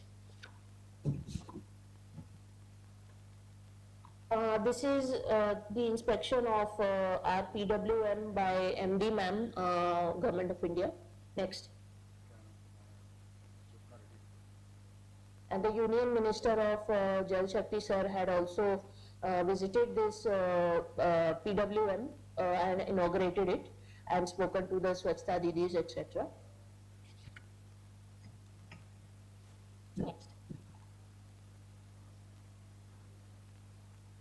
Now, when we talk about maintenance of other assets, we just spoke about PWM, and now when we talk about maintenance of other assets such as soak pits and grey water treatment plants. So, this is something which is done not only by the Gram Panchayats but by the community as a whole. So, we also are running a water conservation mission called Mission Jal Raksha in Rajnandgaon. So before the rainfall, what we have instructed before every rainfall, what we have instructed them is to ensure that the maintenance of soak pits happens. So this is a very less cost thing that even the community is doing and even the Gram Panchayat can do. So either the community or the Gram Panchayat, they are basically maintaining the soak pits. Now what they do is they clear out the filter media from the soak pits, they clean it and then they put it back. So that is the maintenance of the soak pits. So this can be done by the community and this can be done by the Gram Panchayat. Most of the times it is a mixture of both. It is sometimes done by the SHG ladies, sometimes it is done by the Sarpanches and the Sachivs. Next. Now, when we talk about the O&M of the community sanitation complexes and our Thana Shauchalays. So now we have a concept in Rajnandgaon called Thana Shauchalay, where we have given CSEs in all police stations, and those are actually managed by the police stations. The area in the middle is used as a waiting area because many times people, when they go to the police station, they don't have a place to sit. So the middle area where the shop is generally there, so that is used as a waiting area, and the Shauchalay, that is basically maintained by the police station. In the other sense, in the normal community sanitation complexes, as it is done in many other districts, the Shauchalays are maintained by the private parties who are running the shops in the middle of the Shauchalay. So that is a very, very common model of maintenance. Next. This is a slightly tricky one in which we are we are also trying to learn a lot and do more in this field because this is quite difficult to maintain. We have one FSM right now which is functional and one is getting constructed. So the one which is functional is being maintained by the Gram Panchayat. So the tanker, the vacuum emptier that is there, which was given to us by ICICI, we also have an agreement with the Nagar Nigam to clean out all our CSCs and all our Shauchalays of schools, etc., and then put the waste in the FSM plant. But the thing is that this is slightly tricky, but the responsibility of maintenance of FSM is right now with the Gram Panchayat and not with any private party. But definitely it is not that costly, and with the cost of the vacuum emptying, it can be done, but it is just slightly tricky, slightly because there needs to be more awareness of this thing, because many times people don't empty out their toilets on time. So that is something that we are working on. Next.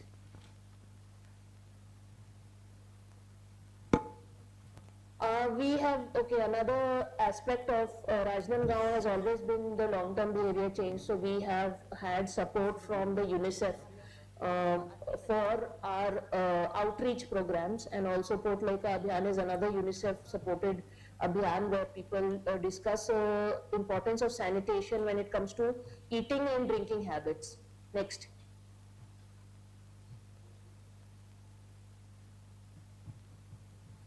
Grey water treatment plants is something that we have worked on in Rajnandgaon.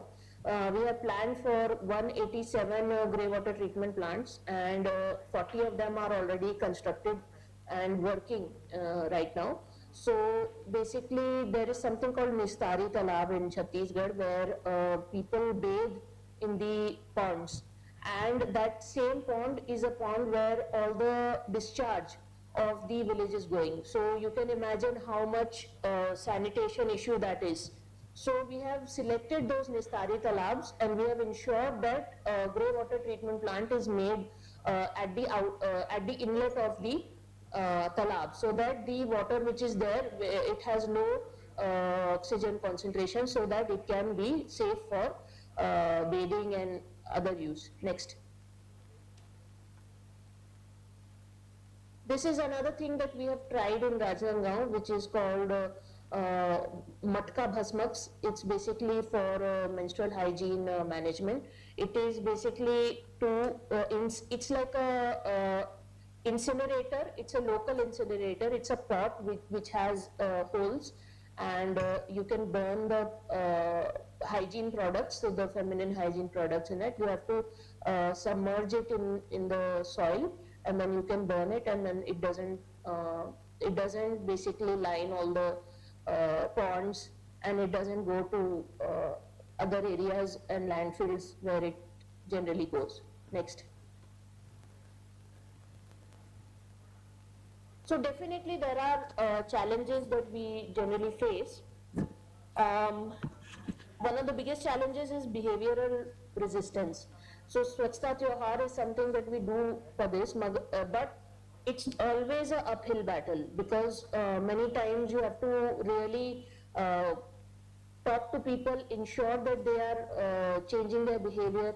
When it comes to taking user charge, people are also a bit reluctant, but many Gram Panchayats have done a good job in that. I would like to tell you about these sources of income of our Swachhta Didis. So there are 3 ad hoc sources.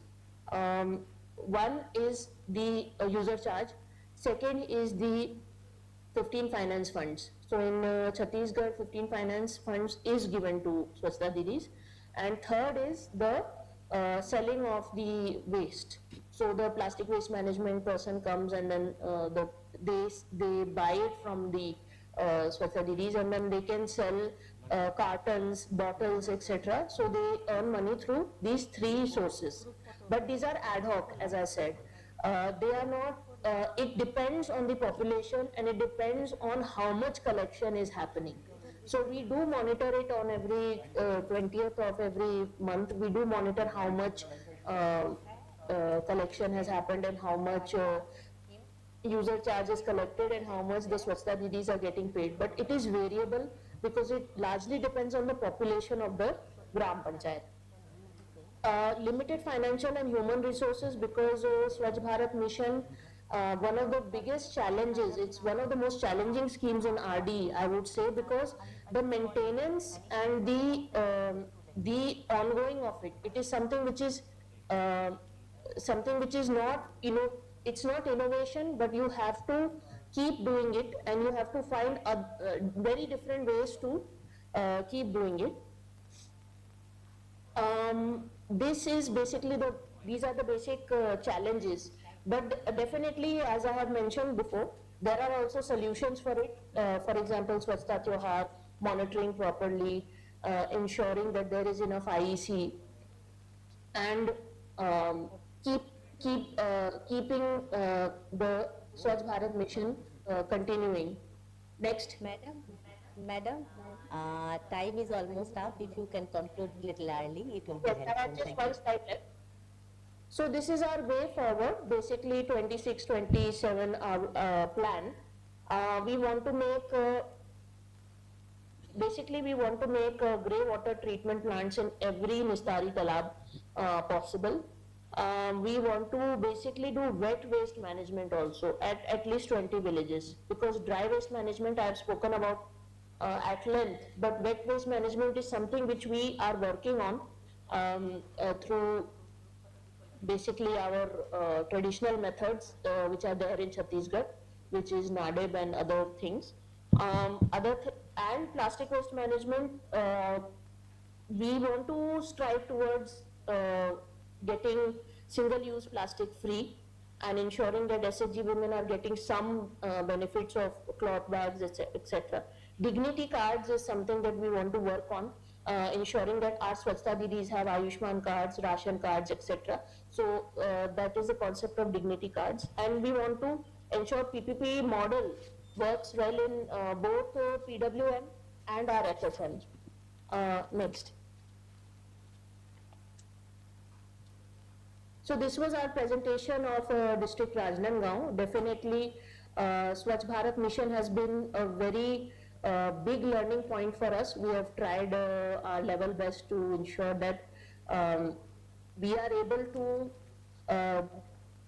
justify Swachh Bharat mission in this district. Thank you so much.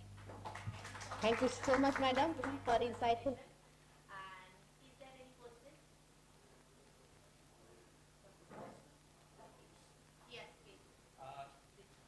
Because you are asking for questions to the audience, online people would not be able to hear anything unless you take the laptop to them. So there is a language problem. Okay. So we may avoid. Questions from online speakers, because you have to take the laptop to the table. Okay. So keep that in mind. No one is keeping that in mind. There is a lining issue. So what I am speaking, online people are not able to hear. I'm so sorry, sir. This is a technical glitch. So my request is, if you can put your question over there in the chat box, definitely we'll come back to you and we'll take it to the respective, presenter, so you can get it. Thank you so much. Thank you, sir, for identifying this challenge. So thank you so much, madam, for your time. It was insightful. Thank you so much. You can hear. Okay, sir. Madam was hearing from the online. Please understand, technical problem है ना, lining means कहाँ से sound आ रहा है समझिए, वहाँ पे mic काम नहीं कर रहा है ना, lining not Okay, okay. So there is some technical glitch because we are technically advanced and also having some issues. So ma'am, we may reach out to the particular question to you little later if you can have time, and then right. Okay. In case you find some problem, join also from the open discussion. Here we can give your plan. Or you will indicate your then you can join for the open discussion. Okay, thank you so much. So we are moving back to your time and as a message more than discussion and meeting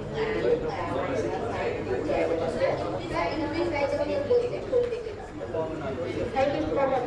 Thank you, sir. So I am now requesting sound. So now I'm the next speaker, Naman Darwin, IS, District Yes, good afternoon, ma'am. Okay. Thank you, sir, for joining. I am Yojana Panchayat Nigambas from Madhya Pradesh. Okay. Yes, madam, actually, in the rural areas, we adopted the small board pipe stuck for the grey water management.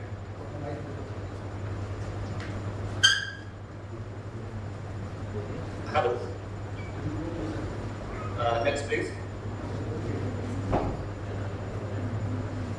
तो madam जैसे कि अब सबको पता है कि madam ग्रामीण क्षेत्रों में एक ग्रे वाटर मैनेजमेंट एक बहुत बड़ी चुनौती होती है। तो वो जब गांव में होता है कि जो किचन का पानी यूज करते हैं या वो में छोड़ दिया जाता है, तो उससे कारण बहुत गंदगी होती है और उसमें साफ सफाई की भी इनकम के सोर्सेज भी नहीं होते हैं, तो उनकी साफ सफाई एक बहुत बड़ी एक प्रॉब्लम्स होती है। तो उसके कारण मैडम वो एक हमारी एक पहले एक ग्राम पंचायत थी चंद्रपुरा नाम, तो उसने एक इनोवेशन के रूप में एक अंडरग्राउंड ड्रेनेज सिस्टम उसको ग्राम पंचायत में लिया। तो उससे काफी असर हुआ, तो गांव वाले भी उससे सेटिस्फाई हुए। फिर हम लोग भी उसको देखने गए, तो हमें ये समझ में आया कि ये एक बहुत ही अच्छा सिस्टम है और इससे वहाँ की सड़कें साफ सुथरी रहने लगी। फिर हमें ये लगा कि हमें इसको और भी दूसरी ग्राम पंचायतों में हमें इसको रिप्लिकेट करना चाहिए। तो इसके आधार पर फिर हमने दूसरी ग्राम पंचायतों के लोग को लेकर सरपंच सचिवों को सब इंजीनियर्स हैं, असिस्टेंट इंजीनियर्स हैं, उनको लेकर हम गए वहाँ पे।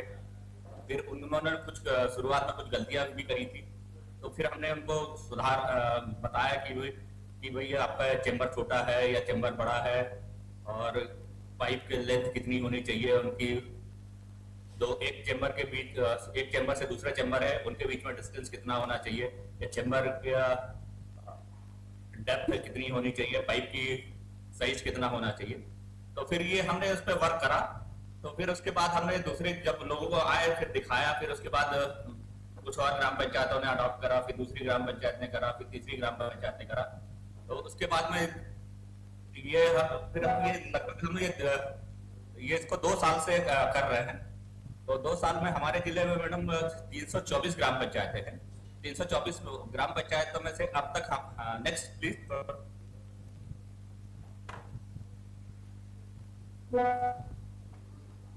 Next please. तो जैसा 324 ग्राम पंचायतें हैं, तो 324 ग्राम पंचायतों में से अब तक हमारी 165 ग्राम पंचायतों ने ये इस चीज को अडॉप्ट कर चुका है और लगभग हमने इस पे 42 किलोमीटर सभी ग्राम पंचायत 42 किलोमीटर के आसपास की ये ड्रेनेज सिस्टम हमने अडॉप्ट किया है और इससे काफी बड़ी आबादी को इसका लाभ मिला है। जैसा कि आप देख रहे हैं कि ये खुली नालियां जैसे होती है कि इसमें पानी भरा हुआ है, कीचड़ भरा हुआ है, किसी का एक्सीडेंट हो गया, बच्चा की साइकिल गिर गई है और मवेशी गिर गए हैं उस पे, तो उससे एक्सीडेंट्स भी होते थे। तो नेक्स्ट प्लीज।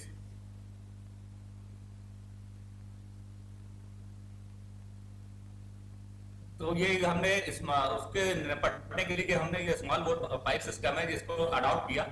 तो इसके लिए हमने ये ग्राम 15 फाइनेंस कमीशन है या स्टेट फाइनेंस कमीशन है या फिर ग्राम पंचायत की लोकल फंड से जो इनकम है उससे हमने फंड का यूज किया।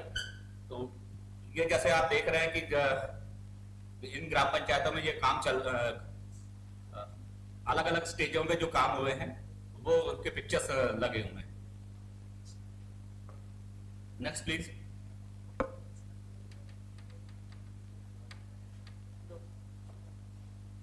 ये भी और कुछ पिक्चर्स हैं,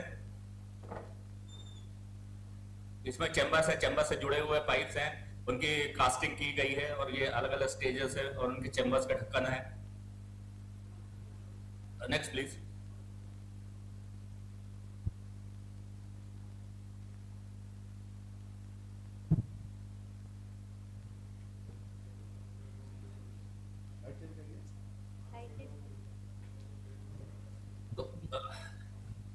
ये सिस्टम से ये है कि फायदा ये है कि इसमें साफ सफाई में लोग अपना घर के बाहर खुद लगे हुए हैं, तो अपने घर के जो चेम्बर से उसकी खुद साफ सफाई कर लेते हैं क्योंकि उनको किसी और का कचरा साफ नहीं करना पड़ता है। तो और इसमें next please.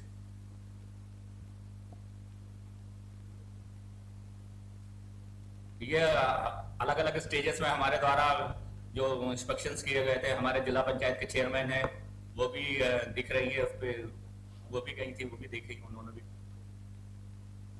Next please.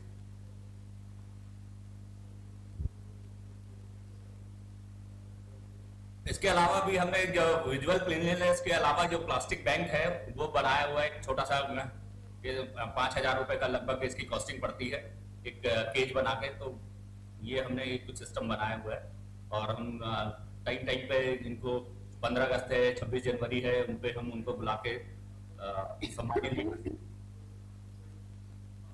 Next please.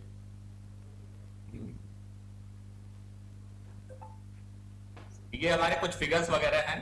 ये हमारे जैसा कि मैंने बताया था कि 165 ग्राम पंचायतों के द्वारा इसको अडॉप्ट किया गया है और जो हमारे लगभग 5 गंदे पानी के जो स्पॉट है उनको हमने लिया गया था। तो नेक्स्ट प्लीज।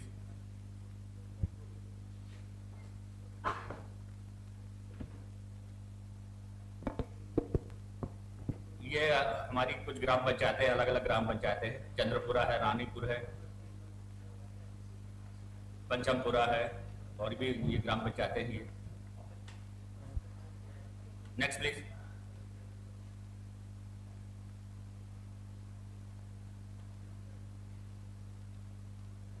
ये हमारे डीएम सर है, डीएम सर का भी विजिट था, वो भी दिया हुआ है।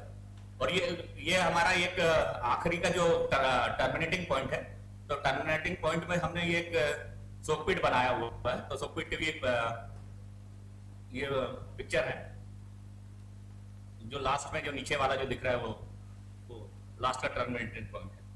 Next please.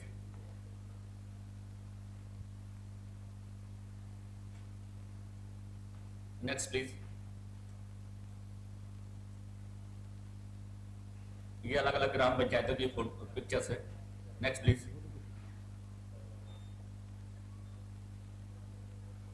Next.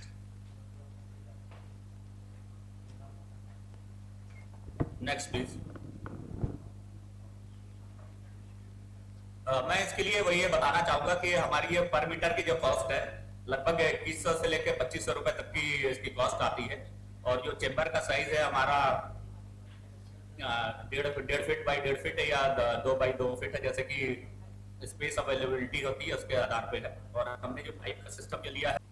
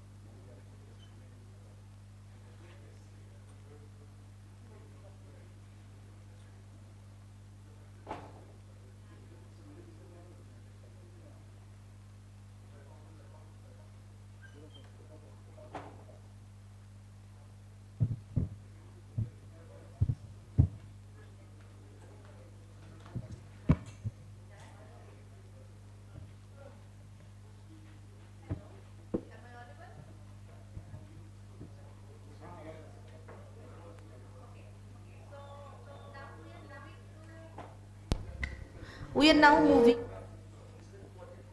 now moving to the next session, next presentation by Sri Kalingta Singh, Assistant Engineer, PhD and OWS Department, Arunachal Pradesh. Sir, are you there and can you hear me? Sri Kalingta Singh, sir, can you hear us? Because I have heard there was some internet issues in the morning. Sir, are you there? I hope no. Then we can move. Okay, so we are moving to the next session, next presentation by C.H. Lalbika Lua, Sub-Divisional Officer, PhD, Mizoram. Sir, are you there? Okay. Sir, just wait, your presentation will be coming over here soon and over to you, sir. And just, it is online, so there is altogether 15 minutes. My request is try to complete it by 12 minutes and 3 minutes for question answer session. Thank you, sir. Over to you.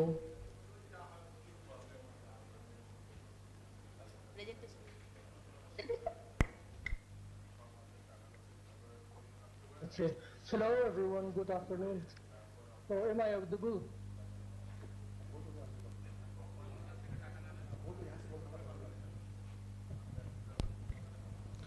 Hello.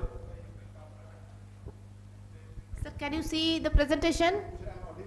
Am I audible? No, no, no. He's asking, am I audible? Yes, yes, you can. I could not hear you actually, him.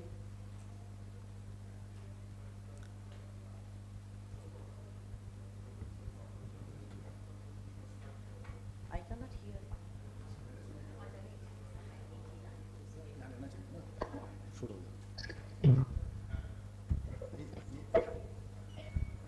Yes, you are audible.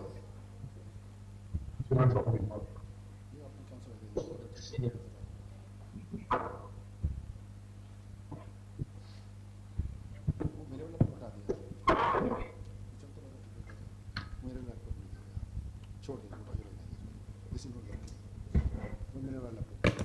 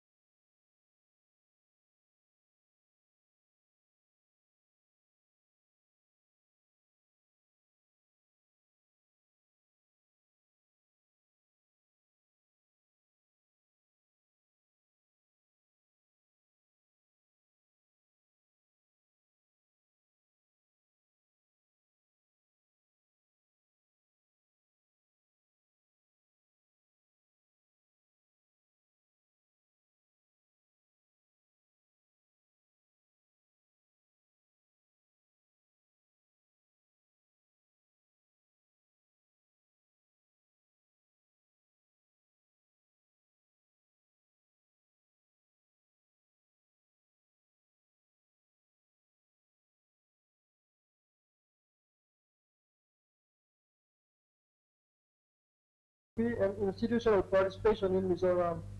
So today we will have a field-based case studies, what we do on our, how we conduct the OLM in our plastic waste management. And we will share our best practices. So next slide, please. We got all of these. Building into night, front side too. How the community involved in our setup of our plastic waste management unit? Here, the planning in the beginning of the planning stage, during the site selection and the designing of the building and the village was some community, what we call the village panchayat. They are deeply involved. They are giving us the free land, free of cost. They provided to the department for the community for setting up this plastic waste management unit. So they are deeply involved in the setting up of the plan. They are helping in the building of the plan. Here in Mizoram, we are having Village Water and Sanitation Commission in good strength. So the Village Water and Sanitation community are the backbone. They are the main member who are involved in the successful implementation of this plastic waste management unit. They are the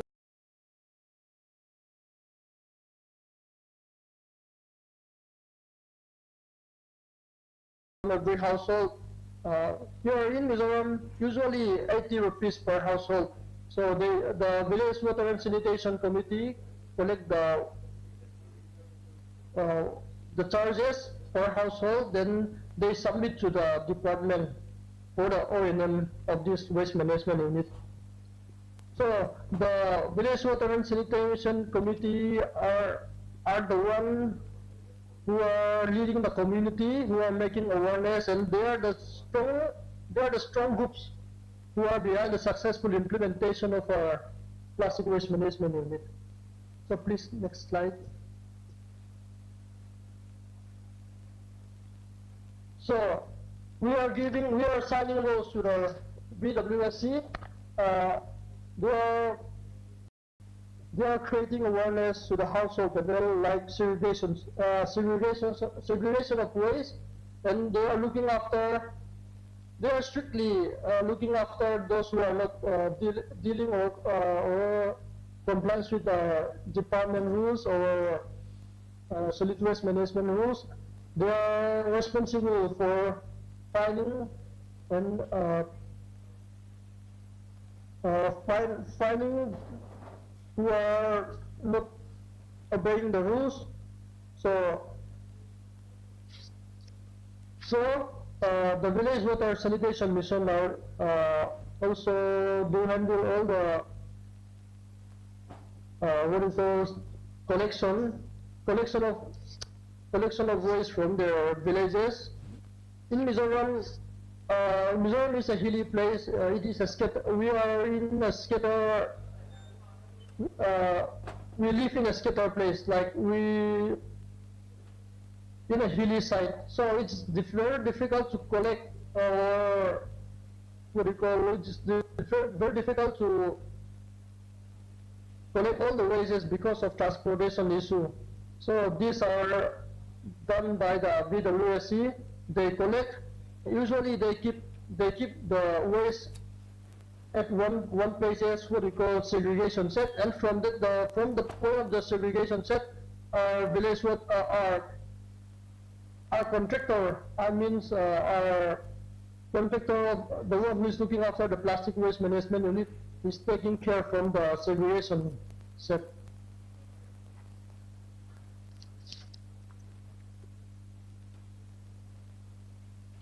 Then we have another point in behavior change and awareness creation. Like all the waste segregation at source awareness are done by our village water and sanitation committee. They make sure that only plastics or non-biodegradable waste are going into our plastic waste management unit. So they take the waste to another point, compost pit. They keep ready the non-biodegradable waste for our contractor to pick it up. And what we practice, another one point is that some of our villages under on my subdivision, there are 2 plastic waste management units. What we practice is that some of the villages, like 8 villages, those village water and sanitation committee, they handle the collection of garbages, and they also transport it to a plastic waste management unit. So all they do it by itself. They collect the user fee from the household, and they transported the plastic waste to our plastic waste management unit. So there are our BWSC are the main backbone for having clean villages, healthy and modern villages. So if the department are collecting the user fee, like we are usually facing some issue, like those villages are neglecting the user fee. But when the GCP Village Council president, or if they are collecting the user fee. So we get a better service, we get more chances of more higher collection of user fee.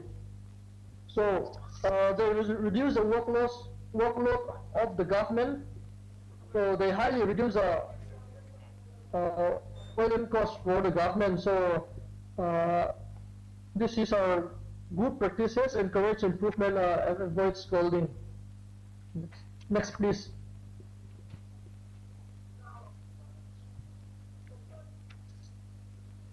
On our door-to-door awareness campaign, our village water and sanitation committee are very important one. So they used to have door-to-door awareness campaign, and they also used to have village meetings and community consultation. All this we done through the Village Water and Sanitation Commission. We just based on them. We just based on the Village Water and Sanitation Committee, and we told them and we asked them and request them to ask for the community gathering, and then in this time one or two or more officials used to attend and have this campaign. So this print media, leaflet, booklets, poster are also one of our important IEC approaches, wall painting and outdoor media. This all we implemented through our BWSC only.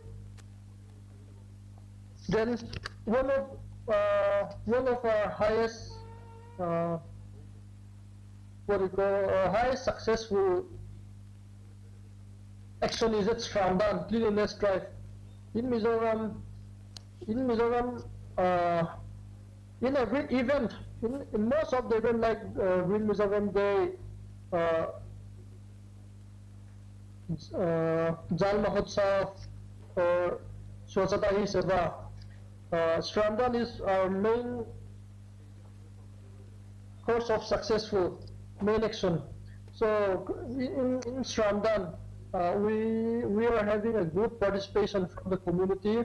We request the Village Water and Sanitation Mission committee to call the Shramban cleanliness drive, and they used to call it out. On our last Jal Mahotsav also, we are from, on my subdivisional there are 35 villages. So more than 25 villages can conduct the Shramban. So they are very important. Shramban is one of the most important action from the village water sanitation. Please, next slide.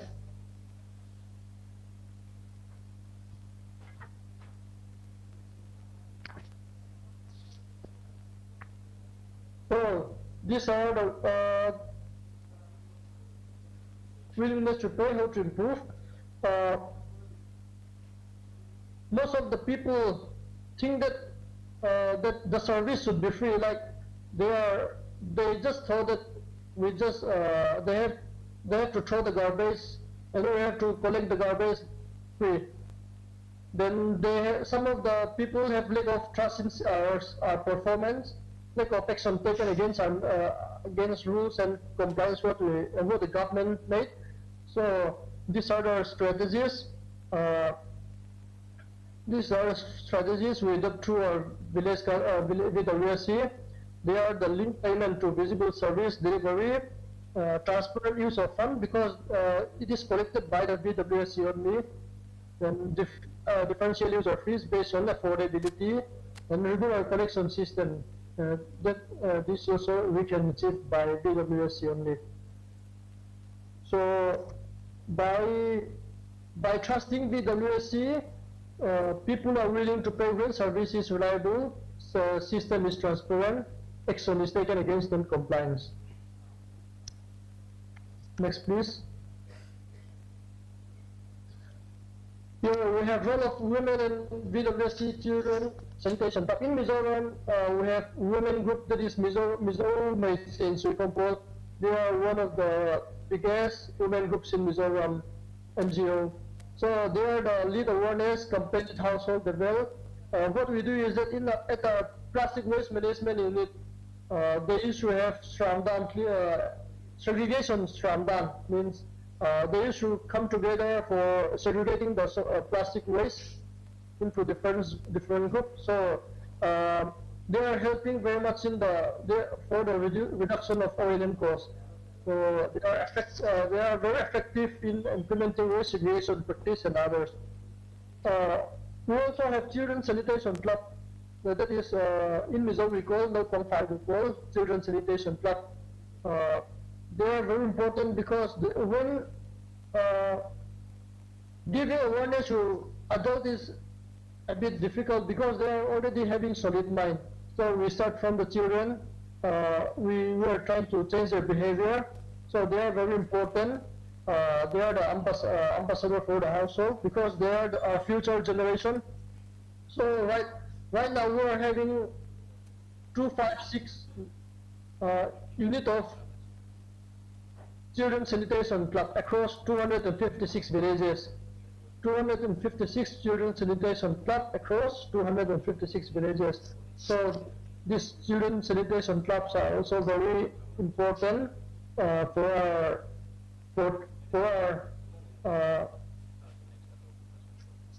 our waste management. Then we also have when they are also young Mizoram station. They are one of the biggest NGO in Mizoram. We are signing agreement between PHCD and WMA. So they are the policy enforcer, community mobilization, conflict resolution. When there is any conflict between the department and the people, we ask or we request WMA to intervene because then the WMA is to solve it because they are the biggest NGO in Mizoram. They are responsible for every what do you call marriage and death. Those are when they are responsible. When they are responsible for death and marriage ceremony in Mizoram. So another state may not have this one. So people are afraid of WMA. So if people don't obey the rules, we ask WMA to intervene. So they are very strong. Almost up. The time is almost time. Okay.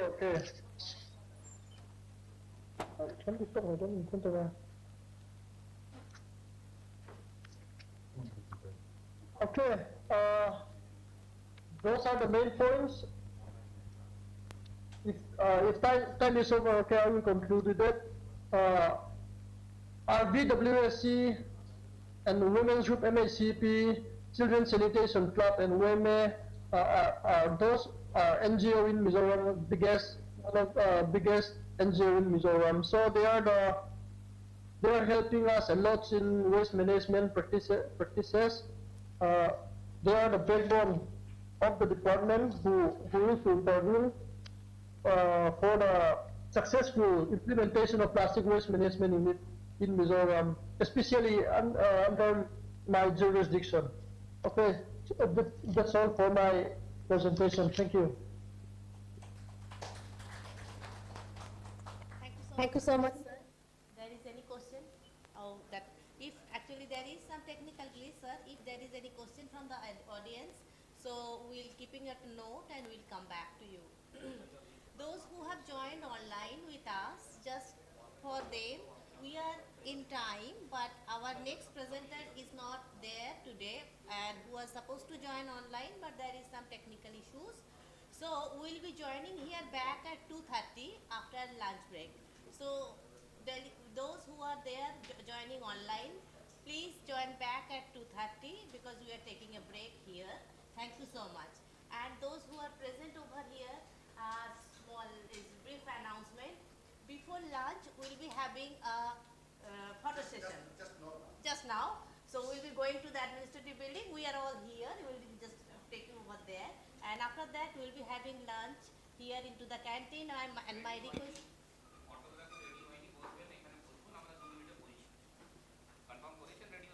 Yes, sir. I just spoke to Jonathan.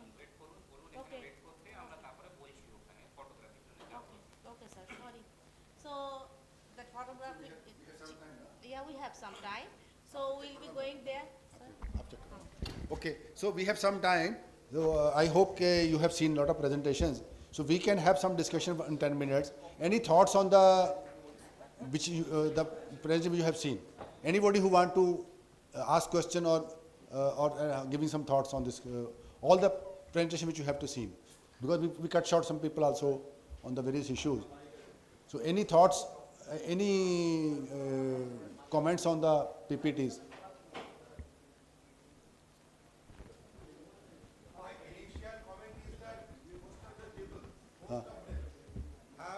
Told them about their own initiative. Yeah. He had given us a format to make presentation, specifically on O&M and what to be done. I think lots of issues has not been touched in many presentations. Yeah. That is my initial observations. Yeah. So we wanted to know more on this because it's about long-term sustainability of the initiatives. So That's my initial comment. No, this is a very good point. There's sometimes what we are seeing, they are just sharing their success stories, not the team who will be working on this job. The job becomes much more difficult. Now they have to extract it, and then that's why our directors have said that we will do multiple workshops, multiple interactions, and one-to-one basis also.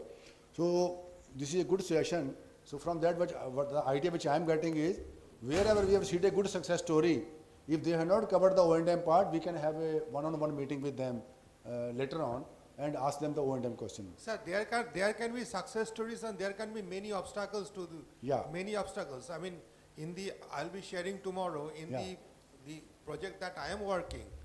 There are more obstacles than success stories. Yeah. It can be turned into a success if these obstacles are overcome.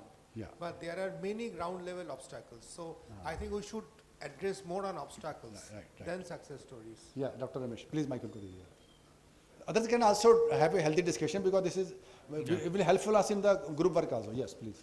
This one I would like to seek a clarification, from Mr. Rahul.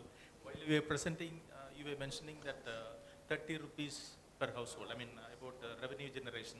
You were mentioning 30 rupees per household, and about 40% of the households pay, and you are generating about 60,000 rupees, and which is enough. That's what you claim. Which is enough to be able to manage.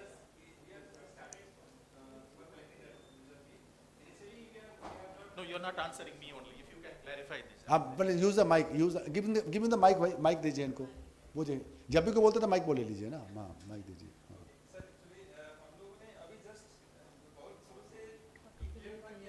हो गया? ठीक है. But this statement is there, right? In your presentation, this statement is there. You say 30 rupees per household. 40% households only pay.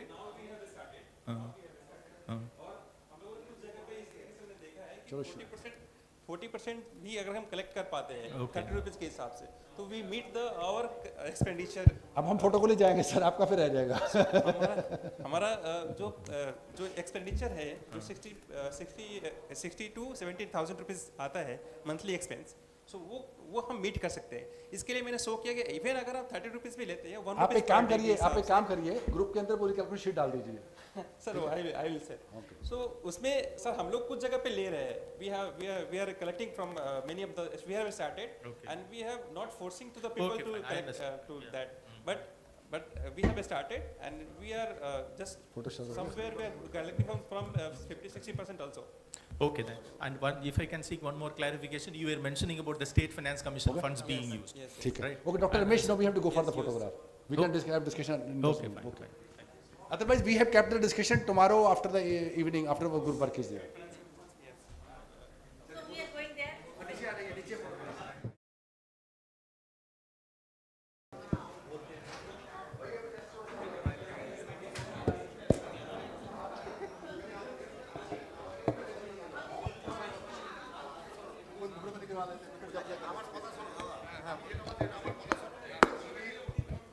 আমাকে তোমাদের লিঙ্কটা দাও.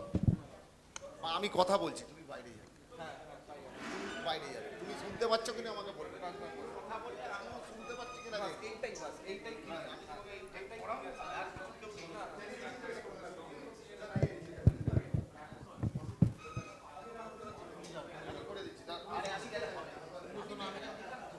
আমি বলছি তো.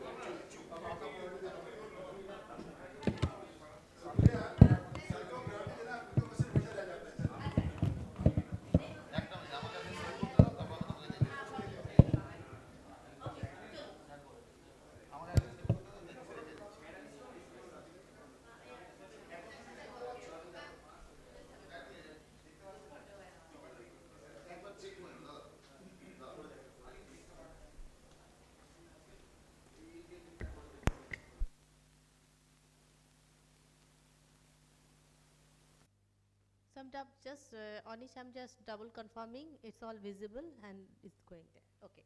So, I would like to request Lakshmikant Sindhi. It's going well. You can. Yes, Okay, go ahead. okay. Director was Consultant, Institute for Education Training and Research, Pune, Maharashtra. Sir, over to you. And again, we will be maintaining the same timeline, 10 plus 2 and 3 for, because thank you so much. Over to you, sir. Okay, thank you so much and welcome back after the break. Actually, this is good time for good session after lunch, wala, but don't worry. I will directly go towards the topic, the objective of our training program, of this 2 days workshop program. Like we all know, under SBMG, we have significant sanitation and SLWM infrastructure across India.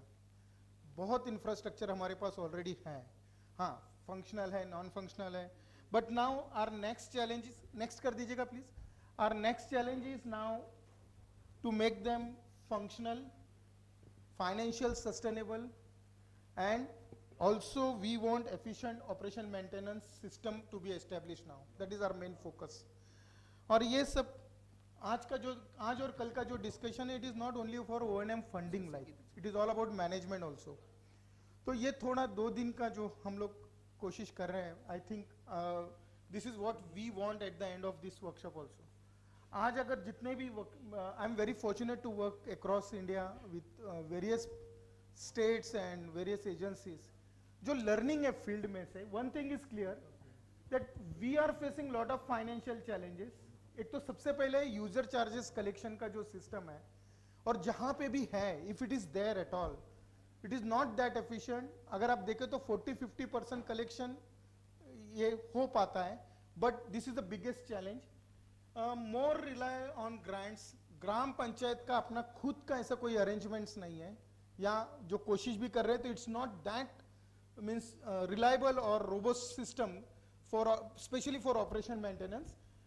Recurring cost जो है वो planning के समय या DPR के समय जो calculate होना चाहिए, we should be the non negotiable part of our calculation. It is not done up to that standard. अगर वो सोच भी अगर हम लोग वहाँ इनकलकेट करते हैं तो मुझे लगता है it will be more beneficial. Institutional governance का जो इशू है, एक तो फाइनेंशियल मैनेजमेंट सिस्टम जो ग्राम पंचायत में एस्टेब्लिश होना था, because we are in the 10th year of SBM phase 2, considering our first phase for SBM 1 and this 5 years experience now. लेकिन वो एक सिस्टम जो एस्टेब्लिश होना था वो होना बहुत जरूरी है. Record system as far as operational maintenance वो वहाँ हो नहीं रहा है.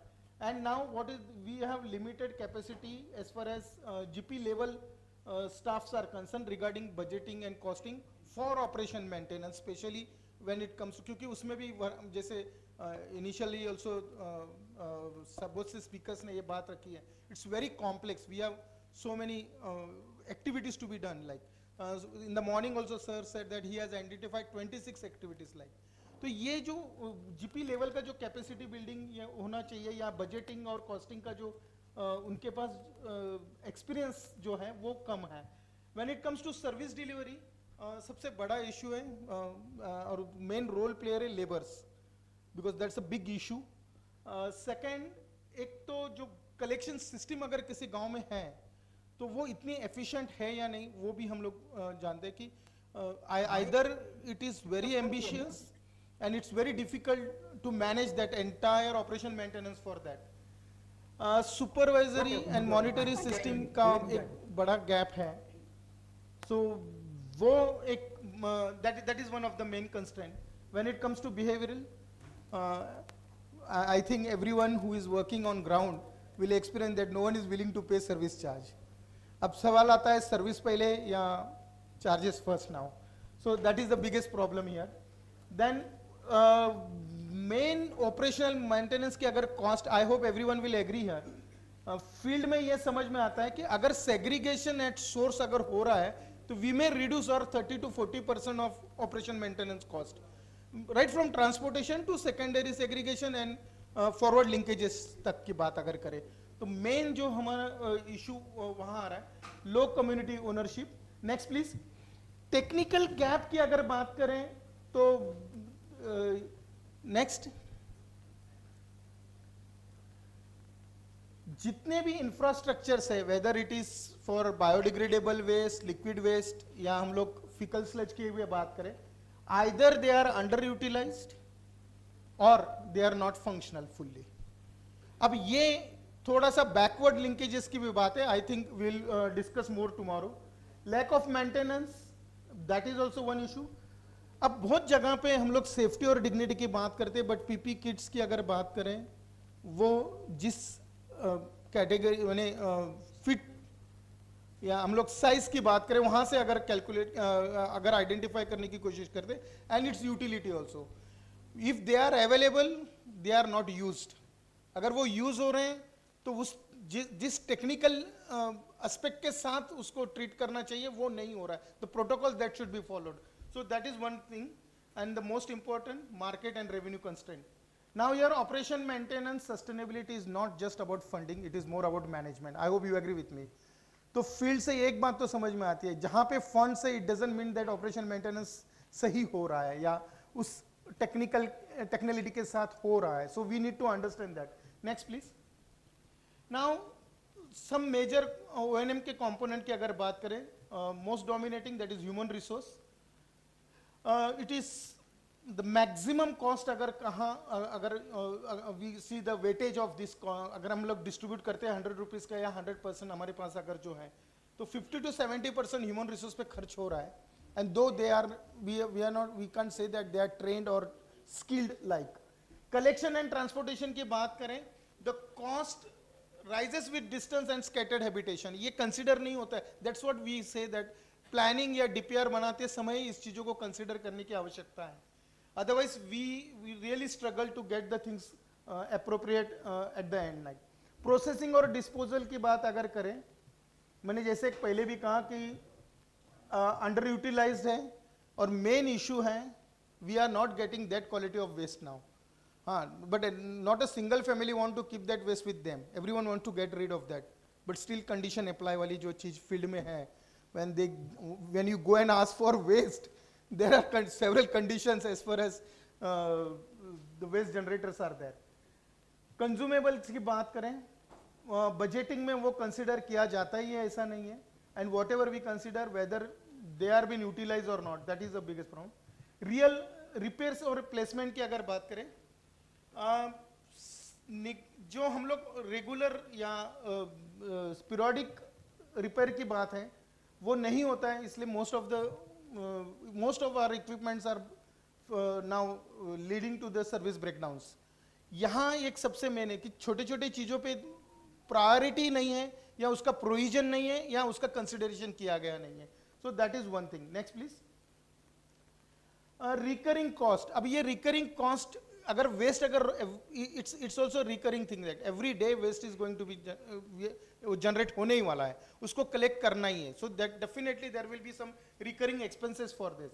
सैलरीज है, वेजेस है, ड्राइवर्स ऑपरेटर्स का जो सैलरी है, फ्यूल, इलेक्ट्रिसिटी, व्हीकल मेंटेनेंस, ये सारे चीजें हैं। क्या हो रहा है नाउ, थोड़ा आउटसोर्सिंग की अगर बात किया जाए तो जितने भी हमारे एजेंसीज है, whether it might be private agency, NGO और एसएचजी, कुछ तो प्रोविजन होगा, वो मंथली होगा, क्वार्टरली होगा। सो उस तरीके के मॉडल्स भी हम लोग अभी देख रहे हैं। सुबह भी हमने 2-3 प्रेजेंटेशंस में देखा, कहीं पे एसएचजी का मॉडल बहुत अच्छी तरह से काम कर रहा है। So there are various models, we need to understand that. Clearly defined service standards and payment terms establish होना भी बहुत जरूरी है, बिकॉज ये जो लेबर्स का प्रॉब्लम है, we are not sure that, समझो हमारे पास 10 लेबर है, कल 10 के 10 आएंगे। If you go in field every time they say that आज 3 आए नहीं, they are struggling with it. Is not only with GP, you equal to MRF. आप बड़े आप यूनिट में भी चले जाओगे, so they are saying we are expecting 30 today, only 12 people are here now, क्योंकि कल वही आदमी आएगा, इसका कोई गारंटी नहीं है। So that is the biggest problem. Gram panchayat के लिए अगर कुछ जरूरी है तो they should ensure user charges collection system. अब ये यूजर चार्जेस कलेक्शन सिस्टम मुझे लगता है पॉलिटिकल प्रॉब्लम है, एस्पिरेशन का प्रॉब्लम है, सर्विस का प्रॉब्लम है, that we need to think now. तो कल का थिंक टैंक में हम लोग उस पर ज्यादा बात करेंगे। Next please. ना थोड़ा सा एक समझना बहुत जरूरी है, when it comes to budgeting part like operation maintenance का, ये बहुत जरूरी है, फील्ड में होना चाहिए। एंड जैसे हम लोग वाटर बजटिंग करते हैं उसी तरह ऑपरेशन मेंटेनेंस का बजटिंग होना चाहिए। It should be community lead like. कोई दो एक्सपर्ट अब हो रहा है फील्ड में, I don't say that it's not happening, but agencies या कंसल्टेंट्स जिस जिस ग्राम पंचायत को सपोर्ट कर रही है वहां पे हो रहा है, but it should be community lead operation maintenance budgeting. तब तो वो पता चलेगी कि व्हाट उसका बर्डन कहाँ आ रहा है, कहाँ से आ रहा है। That's what we need to understand. First thing is estimate number of households. लेकिन दिक्कत है, जितना भी हाउस होल्ड का डाटा है अभी हमारे पास ऑनलाइन है या ग्राम पंचायत के यहाँ से आ रहा है, और जो सर्विस हम लोग, क्योंकि when you say door to door collection service you need appropriate data for that, वो हमें समझना जरूरी है। फिक्स सर्विस मॉडल की बात है, बहुत बार ओवर एम्बिशियस सर्विस डिजाइन होता है when it comes to design part, और हमारे जैसे कंसल्टेंट हो तो थोड़ा और अच्छा होता है, ज़्यादा ओवर एस्टिमेट हो जाता है, तो वो बहुत रियलिस्टिक होना चाहिए। कैलकुलेट स्टाफ रिक्वायरमेंट्स कंसीडर होता है, लेकिन क्या उतने स्टाफ ऑलरेडी वहां एग्जिस्टिंग है या नहीं, we need to take care of that. Then estimate monthly cost, annual projection है, and at 10 to 15% contingency buffer, क्योंकि when we say budget definitely we should have this. Next कर दीजिए, ये आपको मैं दे ही रहा हूं। लास्ट स्लाइड में जाएंगे, I will conclude this because या ओके, आ जाइए पीछे आ जाइए। हाँ okay okay, this is now when it comes to user charges, issues है low willingness to pay. Now सबकी इच्छा है सर्विस शुड बी फ्री, वो फंडामेंटल राइट भी है हमारा कि हमें मिलना चाहिए वाटर सैनिटेशन सर्विसेज, तो ये कहीं ना कहीं कम्युनिकेट करना बहुत जरूरी है। कलेक्शन सिस्टम अगर है तो उसकी एफिशिएंसी चेक करने की आवश्यकता है। Weak enforcement mechanism, there are no regulations. In morning Kerala they said that it is user charges are mandatory as per to law. It is really, I say that we should appreciate that, क्योंकि ये होना चाहिए और ये ग्राम panchayat level पे होना चाहिए rather than state level. तो कुछ ग्राम पंचायत में ज़्यादा जरूरत होगी जहाँ सर्विस है, definitely it will work there, तो वो होना चाहिए। Second, lack of transparency in fund utilisation when it comes to this, इसलिए वो एसएचजी का मॉडल ज़्यादा काम करता है, दैट वर्क्स वेरी नाइसली। कुछ गुड प्रैक्टिसेस भी है फील्ड में, ऐसा नहीं है कि there are only gaps. Like monthly collections हैं, रिसिप्ट देते हैं, डिजिटल है, बारकोड बनाए हुए हैं, कोड के थ्रू है, डोर पे लगाया हुआ है। They are having also one more services, 3 प्रकार के स्टिकर लगाए, एक यूजर चार्जेस के लिए, सेकंड पेमेंट का रिसिप्ट के लिए आ रहा है, और थर्ड कंप्लेन के लिए। So they are going together, so end to end service delivery वहां हो रहा है। Next please. So financial and convergence की अगर बात करें, 15 finance, Swachh Bharat Mission, NREGA, there are so many, CSR donation है, जीपी ओन रेवेन्यू है, ये सारों का कंसिडरेशन करना बहुत जरूरी है। Next please. Next, because we are going to talk about that.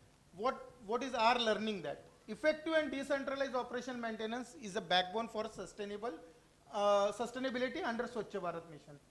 Second, SLWM O&M plan should be the mandatory part for our planning, and also it should link with the GPDP. I'm just concluding one line. On flexible operation man maintenance model based on local contents, फिर GP manage हो सकता है, user फी based model हो सकता है, SHG lead operations हो सकता है, कन्वर्जेंस से हो सकता है। It can be one size fit to all like. तो जहाँ की लोकल सिचुएशन है उस तरीके से वो वहाँ पे एस्टेब्लिश डेवलप हो और वहाँ एस्टेब्लिश हो। So thank you so much. We'll also speak more about this in tomorrow's hour. Thank you.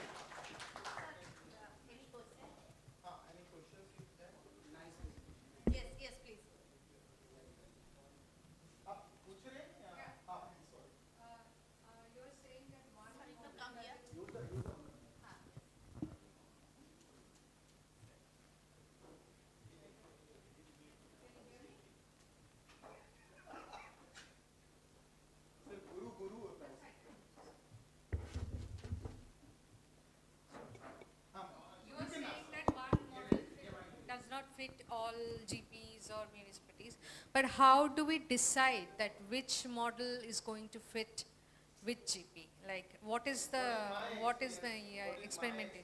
Yes.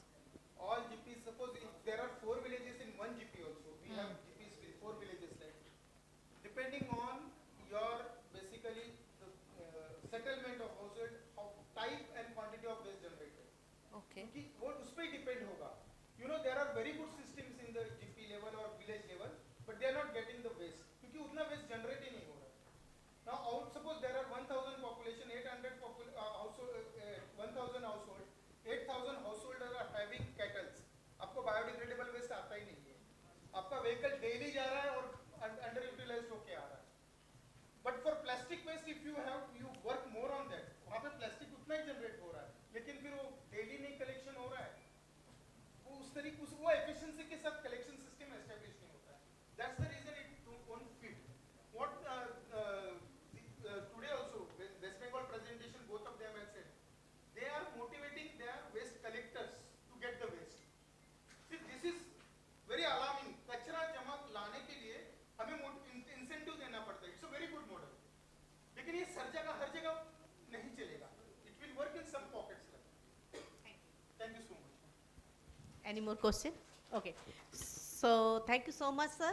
Now we are moving to the next presentation. Ms. Uzra Sultana, Manager Program Arakyam. Thank you. I'll talk to you later also. Sure, yeah.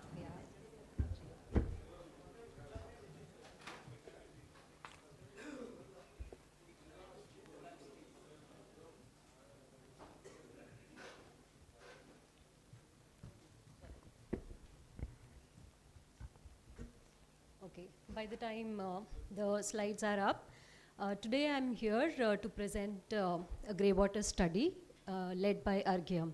So before we start, let me welcome all the representatives from the government functionaries, from PHED, PNRD, and other implementing organizations of SBMG, academicians, NGOs, CSOs, and technical experts present offline here in person, and also participants from online. I am Uzra Sultana. I work in Argyam, based out of Bangalore. The objective of this study, before I go into the details, Argyam is all about water, working in digital space, supporting JJM, and working with the government. But however, today I'm here to present the findings which has led by Argyam on grey water management. The objective being to understand and document the current practices, treatment practices, and challenges around it, and also to assess the potential of the grey water in irrigation or groundwater recharge. We all know, okay.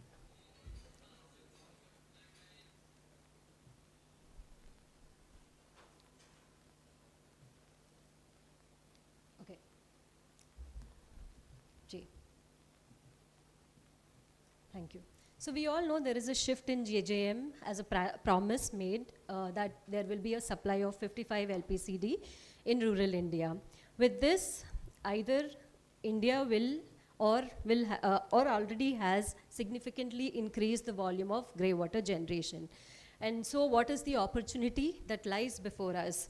We already have an estimate of 34,000 MLD of wastewater generated, basically grey water generated. Samitis in Gujarat who have done tremendous work and have been effective. But IEC campaigns needs a little more attention by giving the economic risks. Economic risk covering poor health, affecting education. One example that I would like to quote from Punjab village is that the school in the village was shut for 1 month because of flooding and grey water spreading all across the streets of the village. So that is the impact that it has on the education, and of course livelihood is not to be left out. Yes, we need to definitely move from health and environmental risk towards economic framing of or economic risk. Digital tools should definitely be embedded that can reinforce behavior. Communities and farmers are aware of health risk, but they don't know about the other risks involved. The last slide, coming to the monitoring, governance, and accountability, sustainability. Yes, sustainability requires institutionalizing the monitoring, and that monitoring should be linked to fund disbursement. So the accountability, we definitely need to move from infrastructure towards data heavy, and the data should be focused more on the annual asset audits or digital quantity and water quality data, tracking of that data, and GIS based planning. So that is currently absent, and definitely we need to have strong and robust protocols and documentation in place. Thank you. Any questions? Yes, sir. Certification, that is basically to understand all the parameters of the technologies, and also to understand that the region that they are coming from, that they have understood and they are certified for that particular training. Basically, the training should be more on O&M focused. So the certification or the training should be more on O&M and reuse focus than grey water management or liquid waste management.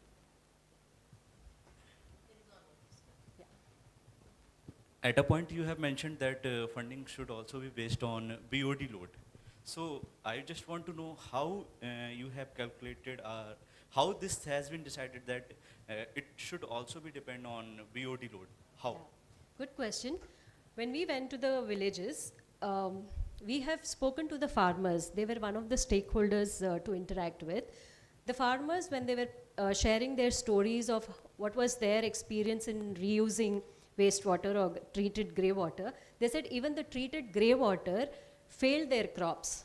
So they had a huge loss in their produce, which definitely means that the water quality they were irrigating the fields weren't of good standard. And also, most of the community members did acknowledge that there is a mixing. The animal washing happens in the same premises, the animal washing, even the toilet waste sometimes enter into the grey water channel, and this definitely increases the BOD load. Yeah, that is okay, but it also depends on the volume of water. Absolutely, yes. So volume of water will also play a big role in volume deciding. of water does, but yes, the concentration of the BOD, exactly, the organic content, the load of organic content would remain the same. Okay, thank you. Thank you. Thank you so much for a nice presentation and explaining all the questions. Now we are moving to next Sri Haris Patel, Senior Program Manager, Piramal Foundation. Over to you, sir, and the same timeline. Yeah.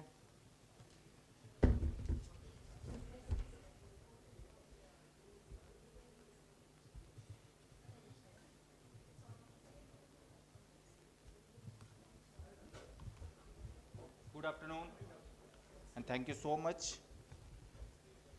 So, as a Piramal Foundation, next slide please. We have a large footprint in other domain, just like education, health, and climate.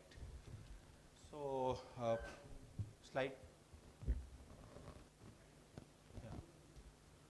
But for the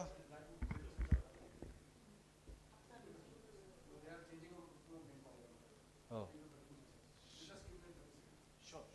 Okay. So, we have a large footprint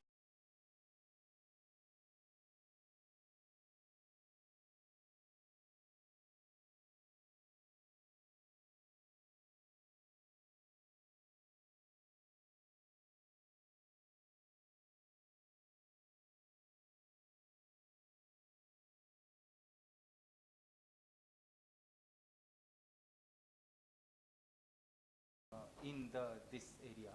So this phase is for us is learning phase, or we are trying to learn how solid waste management can be solved.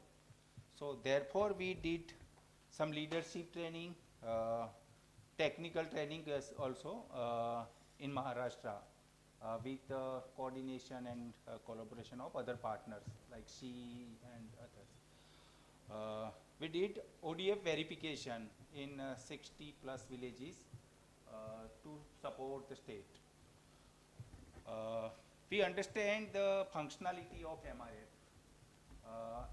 For Maharashtra, Jharkhand and J&K, we visited 7 plus MRF and those model. Other side, in J&K, the other partnership, RWA partnership in J&K, और वहाँ पे हमने जो hospitality services है, क्योंकि J&K में सबसे ज़्यादा जो वेस्ट निकलता है वो होटल्स एंड धर्मशाला, क्योंकि टूरिज्म सेक्टर है, तो वहाँ पे स्वच्छता ग्रीन लीफ रेटिंग है, उसके माध्यम से हमने जो स्टैंडर्ड है सैनिटेशंस का उसको इम्प्रूव करने की कोशिश की, and therefore we did sanitation survey and certification. Then Sehore and Ranchi is our operational district. अब स्लाइड आगे ले लेना. जहाँ पे हमने एक 100 या आगे जाइए, नेक्स्ट हाँ. सो सीहोर एंड रांची, जहाँ पे हमारा एक यूएसपी प्रोग्राम है Gandhi fellowship, where we work in 100 villages, और वहाँ पे हमने जब सैनिटेशन एक्टिविटी पे काम किया तो हमने 17 वर्मी बेड्स को एक्टिवेट करने में हमने अपना एफर्ट लगाया, and 100 kitchen garden soak pit develop करने में हमने लगाया. बट यहाँ पे हमने हमारा कोई भी फंड यूटिलाइज नहीं किया है, ना तो हमने किसी CSR पार्टनर्स का फंड यूटिलाइज किया है. We did through government fund, and ये जब गवर्नमेंट फंड से करना था, then we understand what is the reality at the ground. ये कैसे मोबिलाइज किया जा सकता है, कैसे गवर्नमेंट ऑफिशियल्स को सही गाइडेंस दिया जा सकता है, उसके ऊपर हमारा ज़्यादा फोकस था. नेक्स्ट रांची में भी सिमिलरली हमने ट्रेनिंग करी, ग्रे वाटर पे काम किया. GPDP प्रोसेस में GPPFT जो पहला प्रोसेस आता है उसके ऊपर काम किया. ये सब करते हुए हमें ये समझ में आया कि ऑपरेशन लेवल पे चैलेंजेस क्या हैं, फंडिंग लेवल की चैलेंजेस क्या है, और उसको कैसे मिटिगेट किया जा सकता है, कैसे सॉल्व किया जा सकता है. सो नेक्स्ट, ये ग्रीन लिप का ही है इंटरवेंशन, जिसके रिपोर्ट्स हमने मिनिस्ट्री में सबमिट किए थे. सो प्लास्टिक वेस्ट इनसाइट पे एक रिपोर्ट हमने सबमिट किया है. लास्ट माइल कैडर, जो विलेज लेवल पे जो कैडर है, जहाँ पे सचिव आता है, GRS आता है, या आपका फ्रंट लेयर वर्कर जो हैं, वो सारे हैं जो ग्राउंड पे रियली वर्क करते हैं. हमने सुबह से जो प्रेजेंटेशन देखे हैं, जहाँ पे हमने देखा है कि इम्प्लीमेंटेशन पायलट मॉडल है जो ब्लॉक लेवल से या कोई एक क्लस्टर लेवल से ऑपरेट हो रहा है. So where is the community भागीदारी, जो हम बोलते हैं कि एक विलेज लेवल पे कम्युनिटी डिसाइड करेगा कि क्या करना है, क्या नहीं करना है, कैसे मोबिलाइज करना है. सो उसे हम ट्राई करने की कोशिश कर रहे हैं कि विलेज लेवल की ऑनरशिप कैसे बिल्डिंग, वो कैसे अपने आप का मॉडल डिसाइड करेंगे. नेक्स्ट, एंड देयरफॉर फंड की अगर रिक्वायरमेंट है तो वो फंड का यूटिलाइजेशन के लिए जो भी माध्यम है, चाहे 15 फाइनेंस कमीशन है, चाहे मनरेगा हैज़ अराउंड, हमने जो कैलकुलेशन किया था तो मनरेगा के पास एक विलेज के लिए 26 लाख रुपए हैं, और वो हम यूटिलाइज ही नहीं कर रहे हैं because we are not going in right direction. वो वेजेस कम है, बट जब बंदे के पास कोई काम नहीं है, मनरेगा का वो काम कर सकता है, और वो हम कैसे वो प्रोसेस को एस्टेब्लिश करें, ताकि शॉप पिट बनाना है, शॉप पिट के लिए मजदूर चाहिए, और मटेरियल कॉस्ट भी मनरेगा में है. 15 फाइनेंस कमीशन से दूसरे काम करा सकते हैं. सो कौन सी स्कीम कहाँ पे यूटिलाइज करना है, उसके ऊपर हम ज़्यादा फोकस कर रहे हैं. तो हमने कम्युनिटी बिहेवियर को कैसे बदला जाए. सो हम IEC कर लेते हैं, या बोलते हैं कि हम एक अवेयरनेस बिल्ड करेंगे. राइट, अवेयर तो हम सब लोग हैं, हमें पता है कि प्लास्टिक जलाने से ये होता है, but why we are not doing this. तो ये प्रैक्टिसिंग की जरूरत है. सो प्रैक्टिसिंग कराने के लिए वो, जैसे एक सुबह शनिवार का एक जो कैंपेनिंग की बात हुई थी, दैट इज द प्रैक्टिसिंग. हम कैसे उनको खुद को, उनके ऑर्गेनाइज कराएंगे तो वो प्रैक्टिसिंग में लाएंगे. So therefore we are working on this. And data monitoring gap जो है हमारे SPMG पोर्टल से हम जब डेटा पूल कर रहे हैं तो बहुत सारी चीज़ है जहाँ पे ग्राउंड और जो ODF हमने मॉडल का सर्वे किया एंड जो मॉनिटरिंग डेटा हमने SPMG पोर्टल से लिया वो गैप्स हैं. और उसी गैप्स के बेसिस पे हमने जब महाराष्ट्र स्टेट गवर्नमेंट में एक रिपोर्ट दिया and they started the call, फिर उन्होंने एक ऐप डेवलप किया बेसिस ऑन आवर इनपुट जिसको उन्होंने नाम दिया महा ODF. एंड वो रियलिस्टिक डेटा को कैप्चर करना शुरू किया. मतलब ये बदलाव की जरूरत कि हम जो इंसाइट लेते हैं how we are utilising for the system, तो वो डिसीजन मेकिंग में कैसे कन्वर्ट करें उस चीज़ों के ऊपर हम ध्यान करते हैं और शायद उसकी ज़रूरत भी है. नेक्स्ट. हाँ यही है. तो ये हमने किया था, ये फंड मोबिलाइज है जो हमने वहाँ पे करवाया है. नेक्स्ट.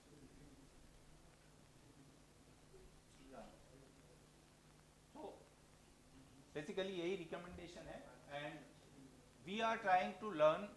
हम बाकी जो बहुत एक्सपीरियंस्ड लोग हैं यहाँ पे जिनके मैं सुबह से प्रेजेंटेशन देख रहा हूँ और उनसे सीखते हुए हमें एक मॉडल को कारगर करना है. Without support of CSR fund हम गवर्नमेंट के फंड्स और लोकल बॉडीज़ के फंड से हम किसी मॉडल को कैसे फंक्शनल बना पाए ताकि वो सस्टेनेबल बने. अदरवाइज फंडिंग कितने साल तक होगा. हमारा ये मोटो है कि हम एडिशनल फंड ना लेके हम सस्टेनेबल मॉडल को एक पायलट के तौर पे लेके जाए. That's it. Thank you. कोई सवाल? No question. Okay. Also that, yeah, there are two, of course, if you don't have now question, but if you have something in mind, definitely we are here for 2 days and even we'll be in touch, so keep your question and keep asking. So now we'll be moving on to the online presentation, and I am now requesting Sir Sri Pravjit Sodhi, Senior Program Director, Circular Economy, Center for Environment Education, and I hope, sir, you are there.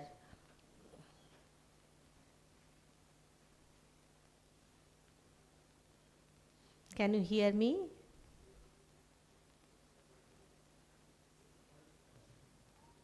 Am I audible?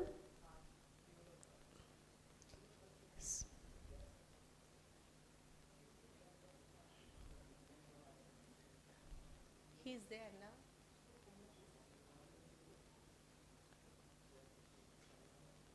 Mr. Prabjit Sodhi, are you there, sir?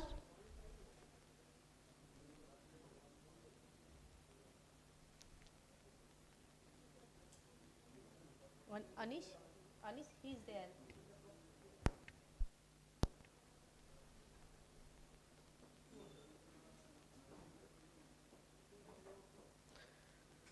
Sir, is there any connectivity issue with you?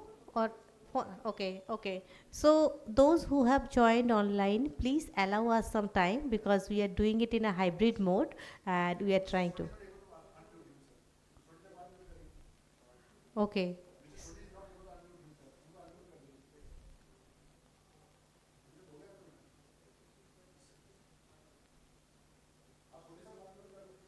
इधर से करो ना. Join है, that is the reason I just checked.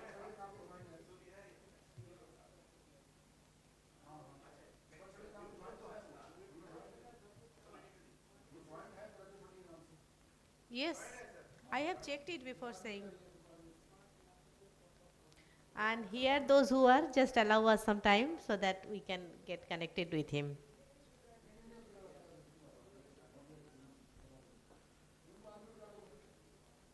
And sir, when this process is going on, I just want to reiterate that your time for presentation is 12 minutes. So you might not get a bell from here as you are joining on hybrid mode. Maybe I will just, bother you with, the 10 minutes over. So 2 minutes you will be having, and then the 3 minutes for question answer. So my request is keep it in my, time. Thank you.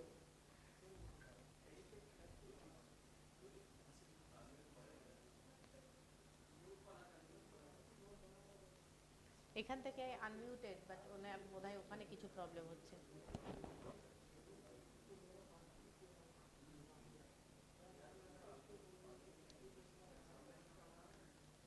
But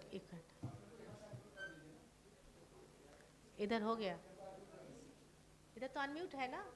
yes, नहीं I am not saying, सोधी sir का unmuted है ना इधर से?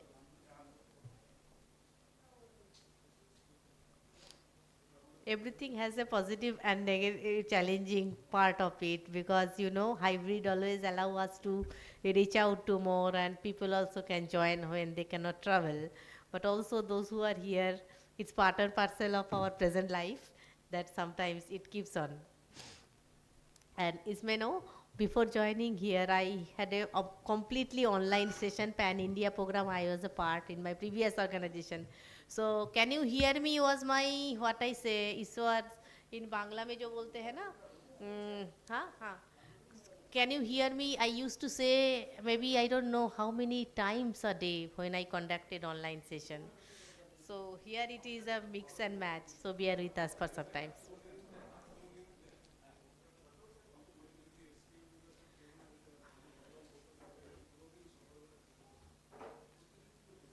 Can we move to the next, and then in this problem will be solved? Advisor sir?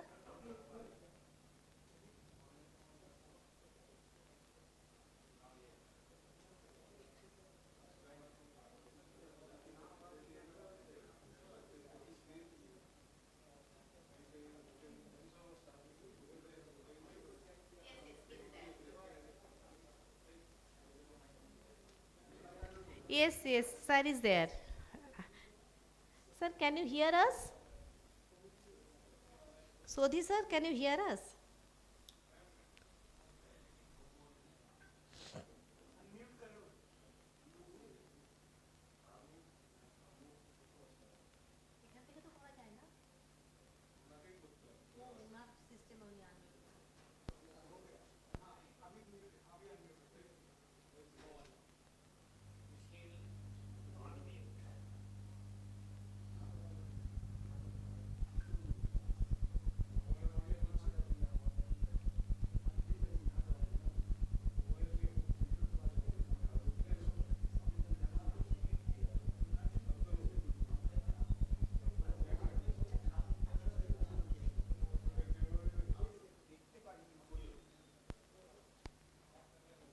I am going to speak on a practical case study.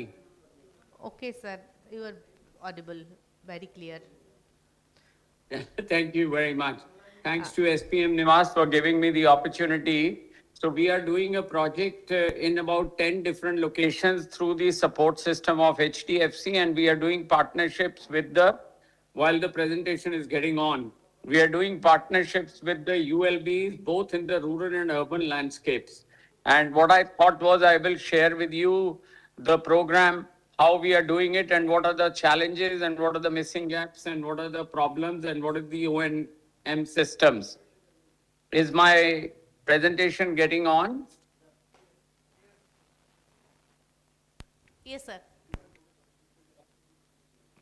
But I can't see it. Yeah, thank you. Now I can see it. Can you go to the next slide, please? I represent Center for Environment Education, and which is a national not-for-profit, and we are based out of Ahmedabad, but I am sitting in Delhi. Go to the next slide. We work in different areas. Just go to the next slide. Leave this. Leave this. We go to the project straight away, what we are talking. Next slide, please. Thank you very much for helping me out.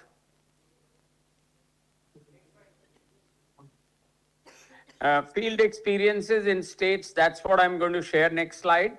You can see in these photographs how the actual sorting is taking place. So how we work, while the previous speakers were talking, previous three speakers, somebody was talking on plastics from the institute. We develop a proposal, we give it to the discussions of whether it's for a material recycling center or a material recovery facility. We do both of them together. because that we then clearly define what are the roles and responsibilities of each of the stakeholders, whether it's a Deputy Commissioner of DRDA or CEO Zilla Parishad of CA or the Municipal Commissioner. We define what is expected and what will be the outcomes at the very beginning. And that functional ecosystem, where we define where the blocks are, how many wards we have to do, and then what is the type of investment which need to go, what is about the shed and the machinery and how much space and terms. So the point which I'm trying to make is, the next slide please, to define all the actions, and this is one of the agreements with the District Commissioner of Samastipur, where we have defined all this, and that becomes the clarity setting up. Next, please. So this is where the operations then start happening.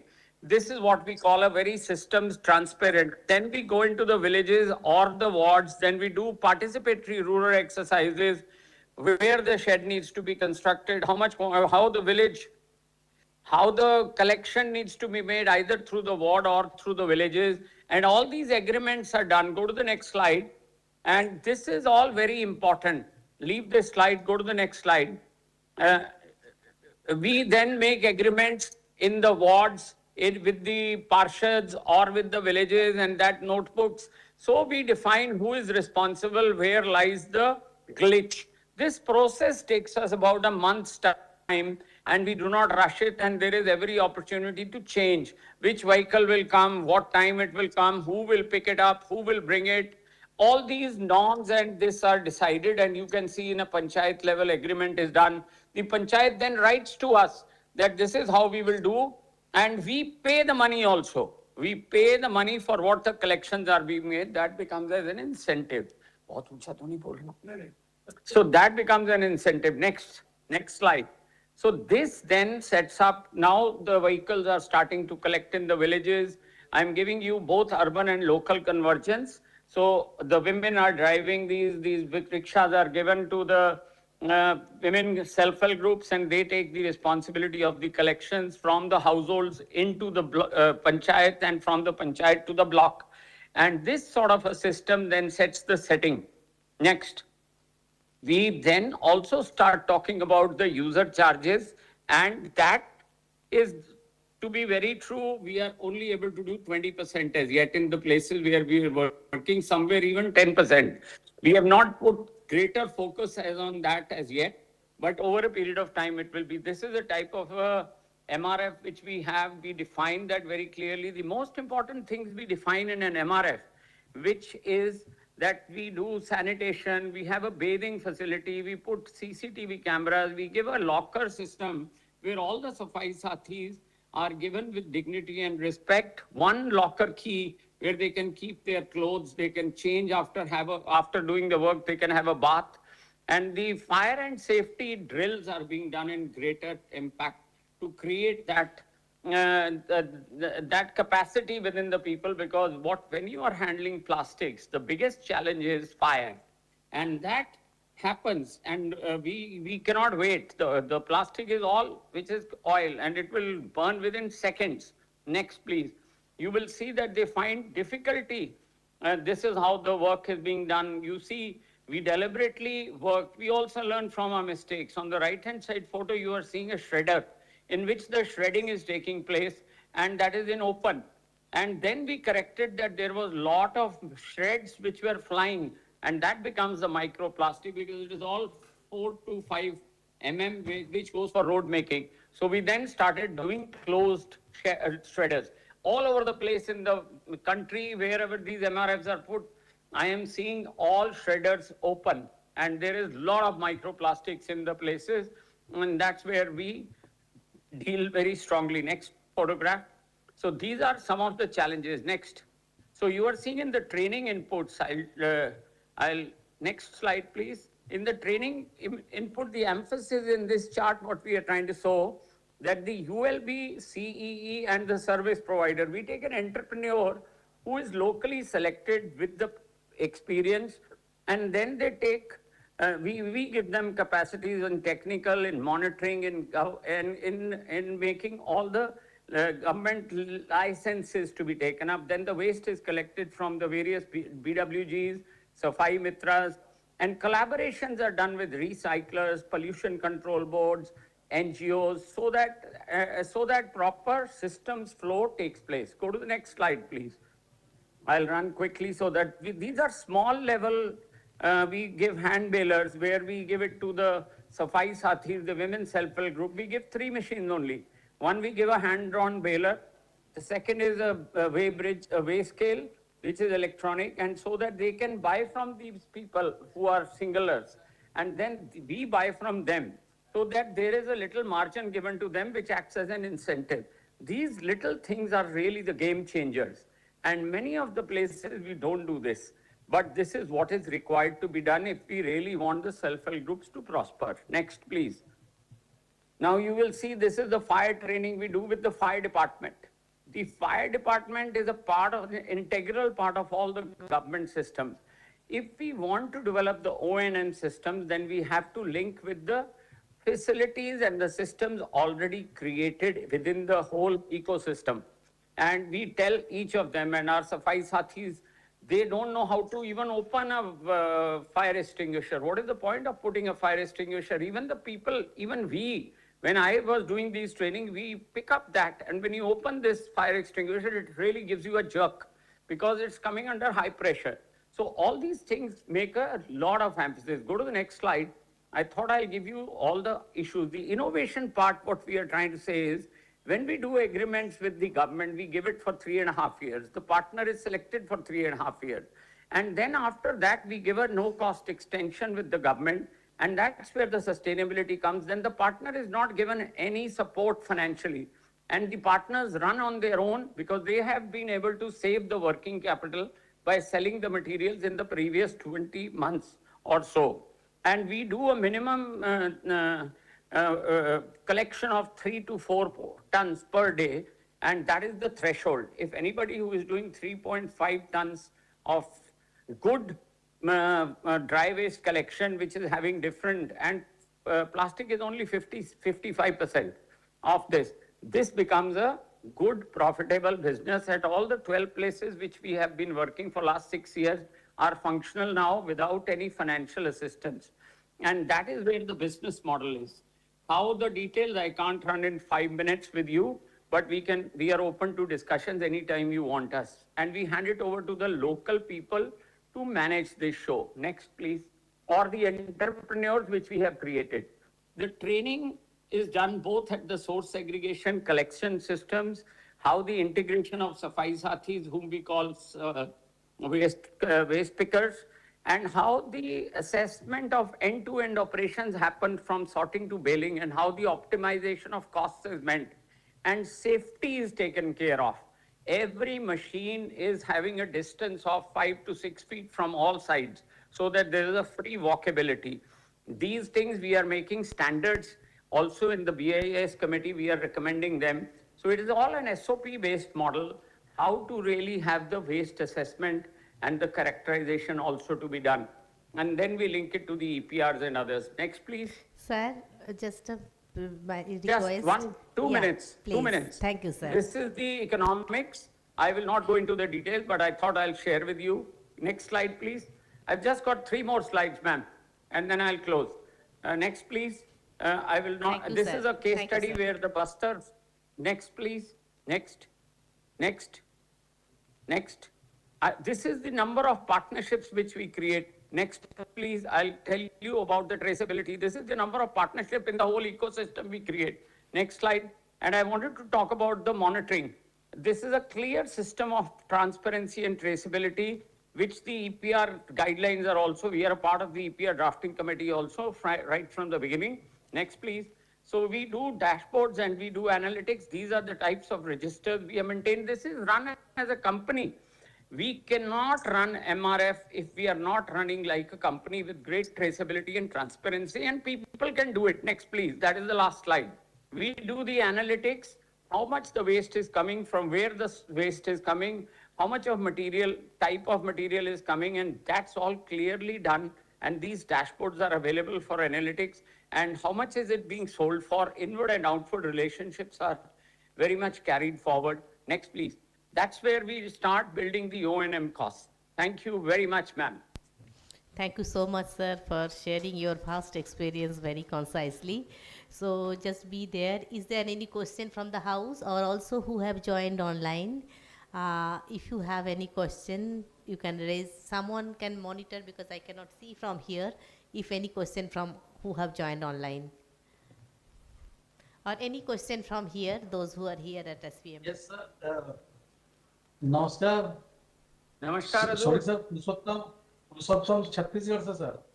अरे आप ही का तो programme है. नमस्कार sir.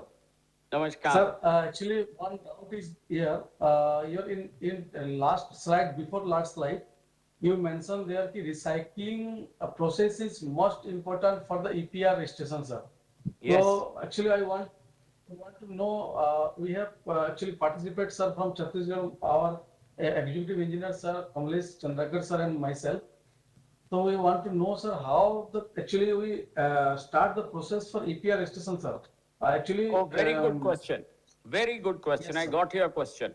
So, sir, अभी जो नए rule आए हैं ना 2026 के 1 अप्रैल से लागू हुए हैं, उसमें प्रावधान दिया गया है कि municipal corporations can also claim the EPR benefit. और आपको सिर्फ कुछ नहीं करना, सिर्फ CPR central pollution control board का पोर्टल खोलना है. उसमें खोल के आप जाएंगे, आप जाके उसमें देखेंगे म्युनिसिपल कॉर्पोरेशंस का हेडिंग बना होगा, उसमें आप अपने आप को रजिस्टर कीजिए. That is where you will then start filling up all the columns. They are very self evident. If you face any problem, आपके पास मेरा डिटेल है, मैं नंबर बोल देता हूँ यहाँ. Feel free, anybody can call me. We can explain you the entire process one by one, line by line. मैं आपको पोर्टल खोल के दिखा दूंगा. मेरा नंबर है 98118 11996. Yes, sir. तो वो पोर्टल पे जाके रजिस्टर करना है आपको. फिर आपको जो है आप बताएंगे कि इतना मटेरियल हमने इकट्ठा किया और इतना हमने इस रिसाइकलर को दिया या इस एजेंसी को दिया जो कि ऑनवर्ड रिसाइकलर को दे रही है. जिस एजेंसी को आप दे रहे हैं उससे आपने चिट्ठी लेनी है कि जो हमने मटेरियल किया उसका सेग्रीगेट करके आपने कौन से रिसाइकलर को दिया. अगर पेपर को दिया है तो पेपर वाले का डिटेल लीजिए, अगर प्लास्टिक का दिया है तो प्लास्टिक की डिटेल लीजिए, अगर रिजिड का दिया है तो रिजिड लीजिए, फ्लेक्सिबल का दिया है तो फ्लेक्सिबल का लीजिए. और वो उनको ये सारा ऑथेंटिकेटेड होना चाहिए. जो उसने बेचा है जिनको, उसके बिल की कॉपी चाहिए. ये सारा आप अपलोड करेंगे, आपको खुद ब खुद जो पोर्टल पे आपके जो आप लोग अपलोड करेंगे जिस रिसाइकलर को दिया है उनसे अपने आप वेरीफाई हो जाएगा और वेरीफाई होके आपको ये बेनिफिट्स मिलने शुरू हो जाएंगे. इसीलिए ये trading platform government of India ने बनाया है सर. सारे प्राइवेट ट्रेडिंग प्लेटफॉर्म को खत्म कर दिया है. Everybody within 1 year has to register on this. Any recycler, any brand owner, any producer, any importer and all the municipal corporations also और म्युनिसिपल बोर्ड्स और whosoever they are. Thank you so much, sir. And sir इसको हम लोग जैसे we deal rural sanitation, sir. हम लोग I have one request. Sorry to interrupt. I have one request. This person, you know, yeah, actually as Sodhi sir already shared his phone number and I know there are a lot of questions to and learn from him. So if you keep your question with you and can connect later because we have, you know, series of presentation.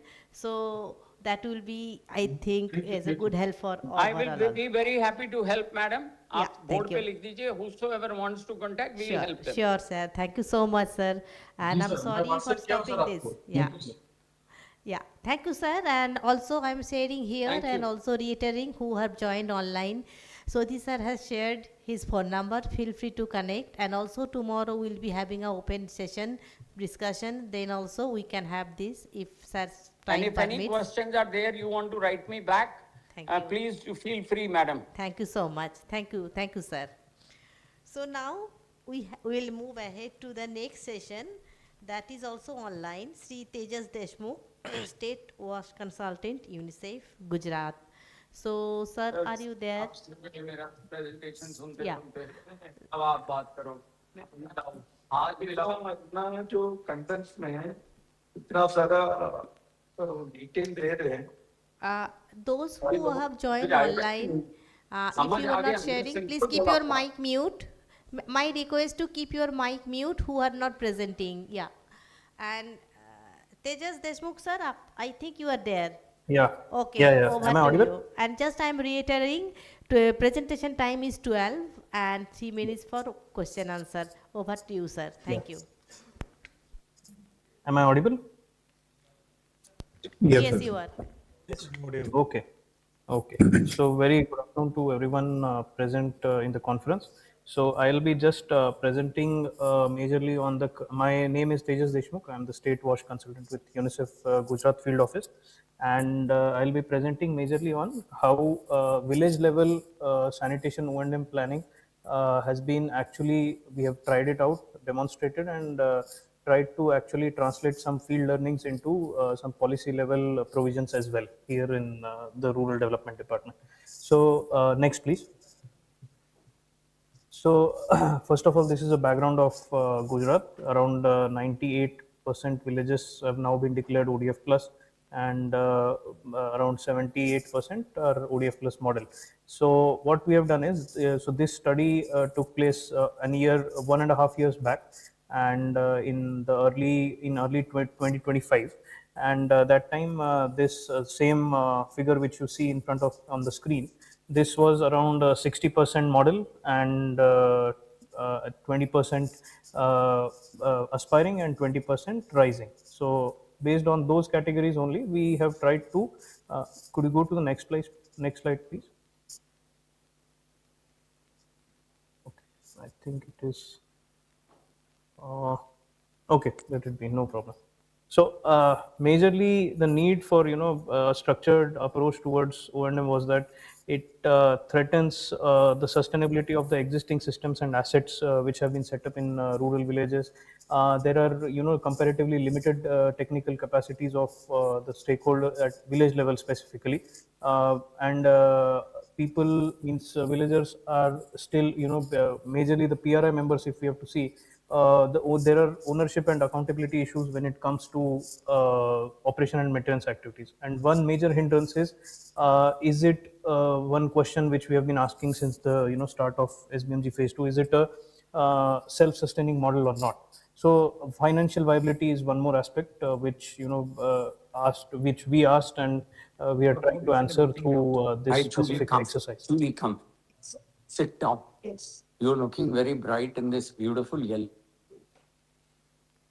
Next, please. Yeah. So based on the situation at that time, we have chosen 3 model villages, one rising and one aspiring village, to actually understand the gaps and areas in for improvement in the entire value chain. What was the existing assets which were there, and if we can actually go to the village and develop a proper O&M action plan. This is something similar to when we do a village sanitation action plan. This is something similar to that. So for this entire exercise, next slide, please. Yeah, so for this entire exercise, UNICEF partnered with Technical Resource Agency Primove, I think, which is also part of today's discussion as well, and they are presenting on the service level benchmarks as well. So what we did was that in all these 5 villages, the first step was to orient the GP stakeholders, have a preparatory meeting of what the assets are, then form a facilitator team which will actually go around the village and ask households as well, ask the villagers of what all assets are available, whether they are functional or not, and map all the resources together. Now after this, the step 5, what you see on the screen, transact walk and risk mapping. Here we have to try it, especially in Gujarat, where there are 4 to 5 agroclimatic zones. There are certain areas which are flood prone, there are certain areas which are cyclone prone. So accordingly, we have tried to map the risks of each sanitation asset which is there in the village.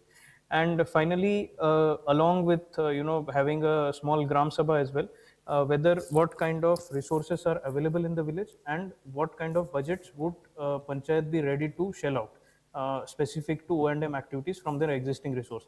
And these resources, financial resources, can be multifold. It can either be their own source funds, Either it can be the grants which they are getting from other sources, whether any donor-related grants are there. So all of them into one specific table and understand what kind of budgets would be required. And finally, it was presented to them and whether they would be ready to adopt it or not. So next slide, please. Right. So what we have done here is we have exactly tried to gauge what kind of what are the expenditure and income heads. So if you see here in this particular table, salaries is one. I think Shindeji had also shown in the previous presentation of what of a big proportion of cost going to towards salaries of sanitation workers. Then similarly, whether there is any maintenance of infrastructure. So this is also, not just sanitation, even water supply services as well. If we see, so there also, if there is any leakage or any repairs to be done, so there also it's a big cost which is incurred. Now, operational costs, it could be electricity, any consumables, required for LWM systems, SWM systems, and if any safety measures. Now, income generation is what kind of user charges are there in the village specifically. So generally what we see in villages is that there is a one-time entire property tax, which includes different heads for water, sanitation, lighting, then property, and so on. So what kind of user charge are they charging specific to the sanitation head? Then if there is any differential charge being levied upon the market, shops, and any other commercial establishments in the village, whether they are generating any income from the recycling of whatever solid waste, liquid waste, whatever they are getting in village premises. And finally, here in Gujarat, we have certain schemes, state level schemes also, Swachhagram, Swasthagram, where there are funds available specific to door-to-door waste collection as well. And Nirmal Gujarat, which caters to, I will talk about it at the end as well. Next slide, please. Right. So this is the crux of my entire presentation. What we did in those five villages. So Mehsana and Narmada district. Why these two districts? One is tribal Mehsana. One is tribal Narmada district, and one is non-tribal Mehsana. So here, these five villages actually are of differing populations.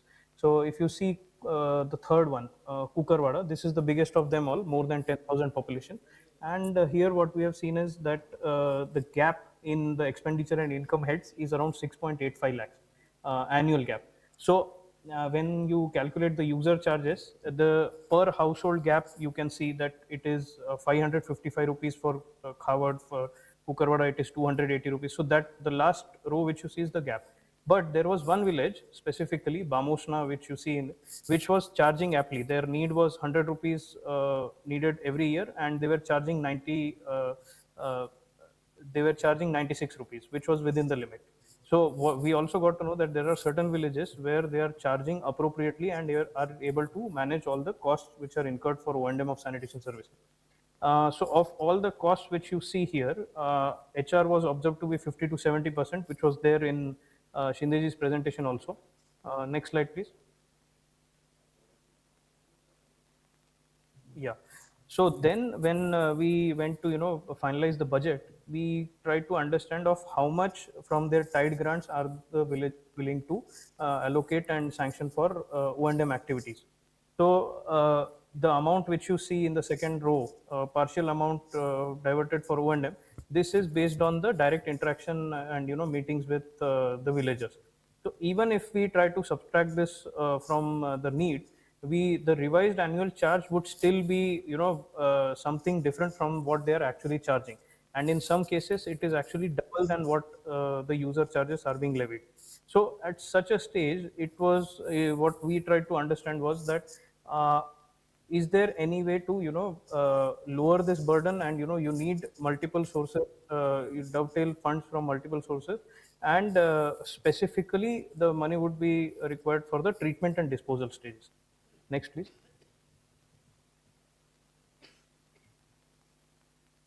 Right. So some basic learnings from this entire exercise was that the value chain, we need to understand the value chain first, and that kind of O&M is essential, and to specifically understand if there is any specific O&M fund related to the gaps in the service chain.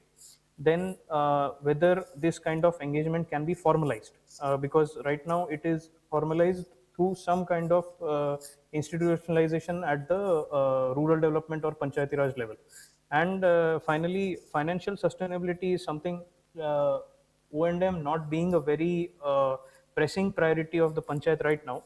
I think this is somewhere where this is an area where we feel that IEC plays a big role to understand why the systems are necessary and how it will help them in the long run. Next slide, please.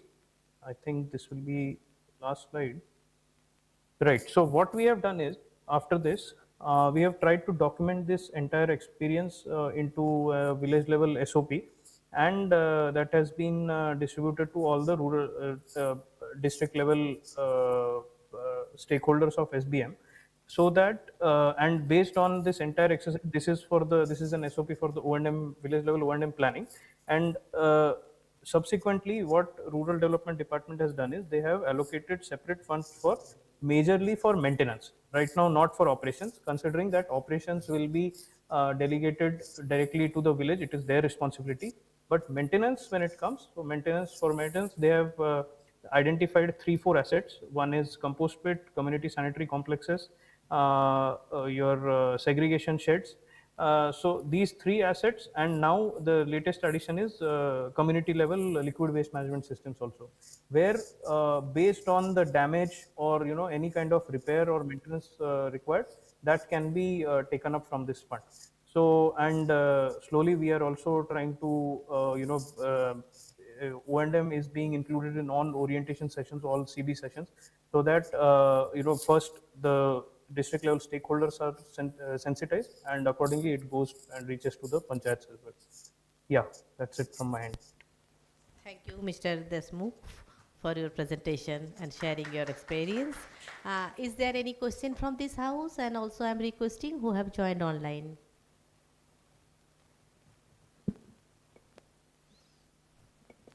Okay, if you don't have any question, no issue. But if you have in future later also, keep it on note, and we will be having some open discussion tomorrow. So thank you so much once again, Mr. Desmukh, and we are moving into the next presentation. That is Ms.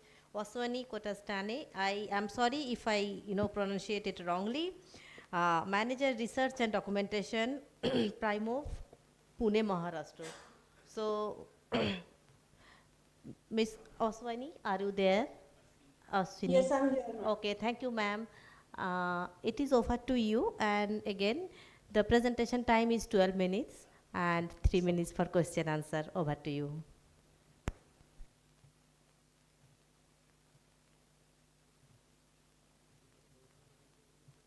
Can we have my presentation, please? Yes. Can we go to the third slide directly? So, good afternoon, everyone. My name is Ashwini Kotasthane, and I work from Primove, Pune. In last few years in the sector, we have been discussing a lot about asset management, asset functionality, proper operation and maintenance of assets, sustainability, etc. But one aspect of O&M which is not very adequately addressed is to have easily understandable, quantifiable and standard service level benchmarks for rural wash sector. So in my presentation today, I'll be discussing about the wash level, service level benchmarks for rural wash, which are prescribed by the MOPR and EDWS, and Primove's experiences of actual field level assessment of these SLBs. Next slide, please. Yeah, so wash service level benchmarks are a set of standard indicators that can be used for planning, monitoring the delivery of water and sanitation services. Next. And these service level benchmarks are, next please, are necessary for around 3 to 4 purposes, which are firstly the GPs or the service providers can assess and monitor the performance on a standardized set of indicators for service levels. Second is they can plan for a structured performance improvement at various levels and which can provide inputs for decision support system at state and district levels also. It is also very useful for achieving consumer satisfaction because this is the area where consumers know what to expect from the service providers and what kind of service they are expecting. So it is very, very useful for consumer satisfaction as well. And at the national or state or district level, it can generate updated data every year based on uniform parameters. So this is very good also for the data collection and data management across all the GPs for watch service delivery. Next, please. Next. Yeah, next, please. So now I'll be talking about the service level benchmarks for rural wash, which are prescribed by DDWS and MOPR. So initially, Ministry of Panchayati Raj developed a set of service level benchmarks for rural wash, for which UNICEF India, supported by PRIMU, developed a set of draft indicators which were later revised and accepted and approved by DDWS. And on 19th of September 2024, there was a joint letter by both the ministries wherein the states were asked or requested to consider these set of service level benchmarks and apply them. So it was actually to inspire states and GPs to deliver high quality services beyond benchmarks in the long run, basically. Next, please. Yeah, so I'll be basically talking about the structure of these SLBs which are prescribed by both the ministries. So 5 key sectors have been identified in wash sector, which are water supply, sanitation, which is ODF sustainability, solid waste management, liquid waste management, and fecal sludge management.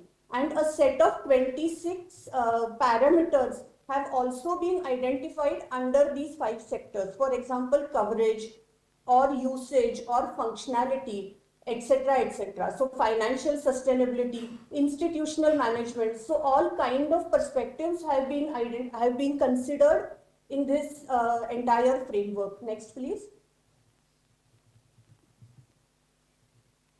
Yeah, so here in this table, you can see that there are total 25 parameters in all the 5 sectors which have been identified, and under each parameter, there are a set of indicators. There are some service delivery related indicators and some sustainability related indicators, and there are also a set of advanced indicators. So once a GP has achieved the basic indicators, it can aim for the advanced indicators for achieving higher levels of service delivery. So there are a set of basic indicators, service delivery indicators, as well as sustainability indicators, and there are a set of advanced indicators in each sector. For example, under water supply, a parameter will be coverage. So there will be 2-3 indicators stating that, the number of households covered. So under coverage, it will be the number of households covered where the benchmark will be 100%. Then number of institutions or, public buildings covered, and again the benchmark will be 100%. So accordingly, the parameters and indicators have been devised. And there is also a checklist for community wash behaviors, because while identifying these parameters and indicators, the basic criteria was to make them easily understandable and also to make them quantifiable. And since you all have been working in the wash sector, you know how difficult it is to quantify few indicators. So there are few non-quantifiable behaviors also which we thought were very, very crucial for wash behavior. So there was a checklist which was devised for community wash behaviors, which will be regularly monitored, but there won't be any score or any kind of assessment indicator against those behaviors. So we have basic indicators, service delivery and sustainability indicators, we have advanced indicators, and in addition we have few community wash behaviors which are desirable but which are non-quantifiable. Next please.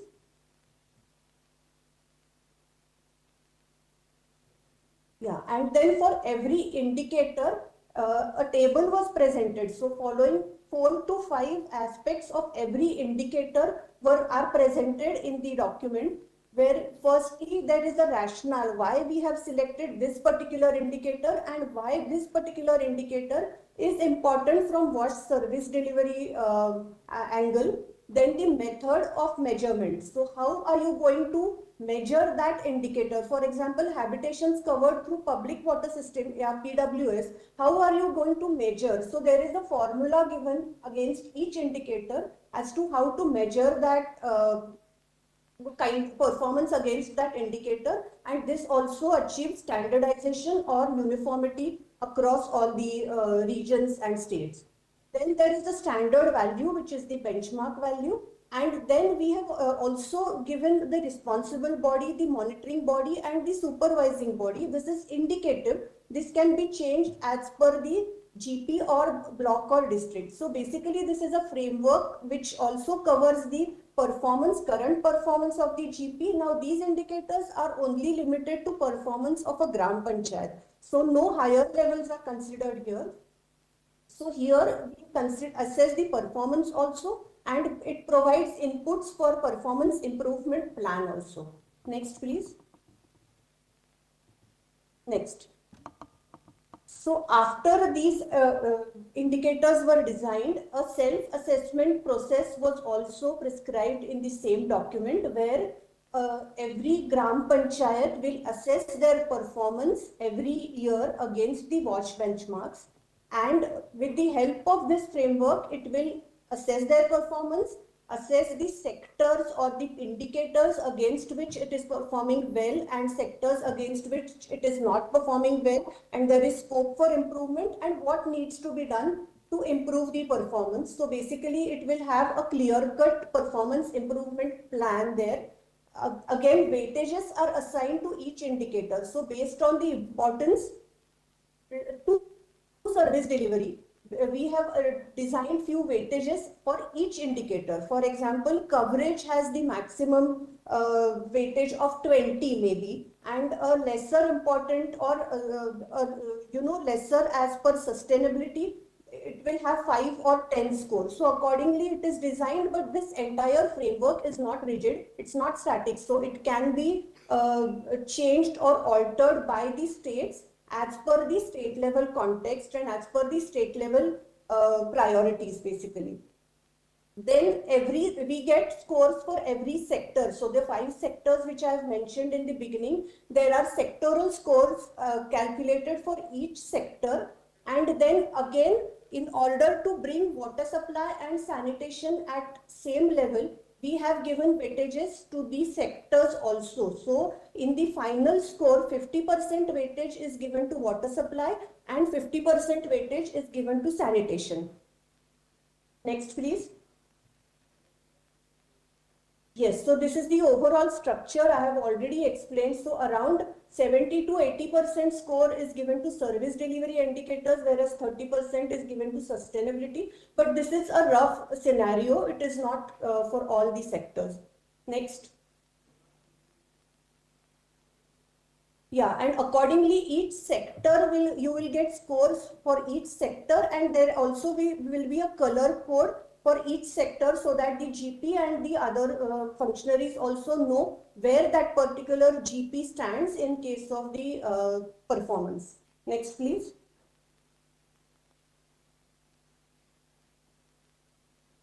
Next, please. So these are the benefits of WASH assemblies. I've talked about these.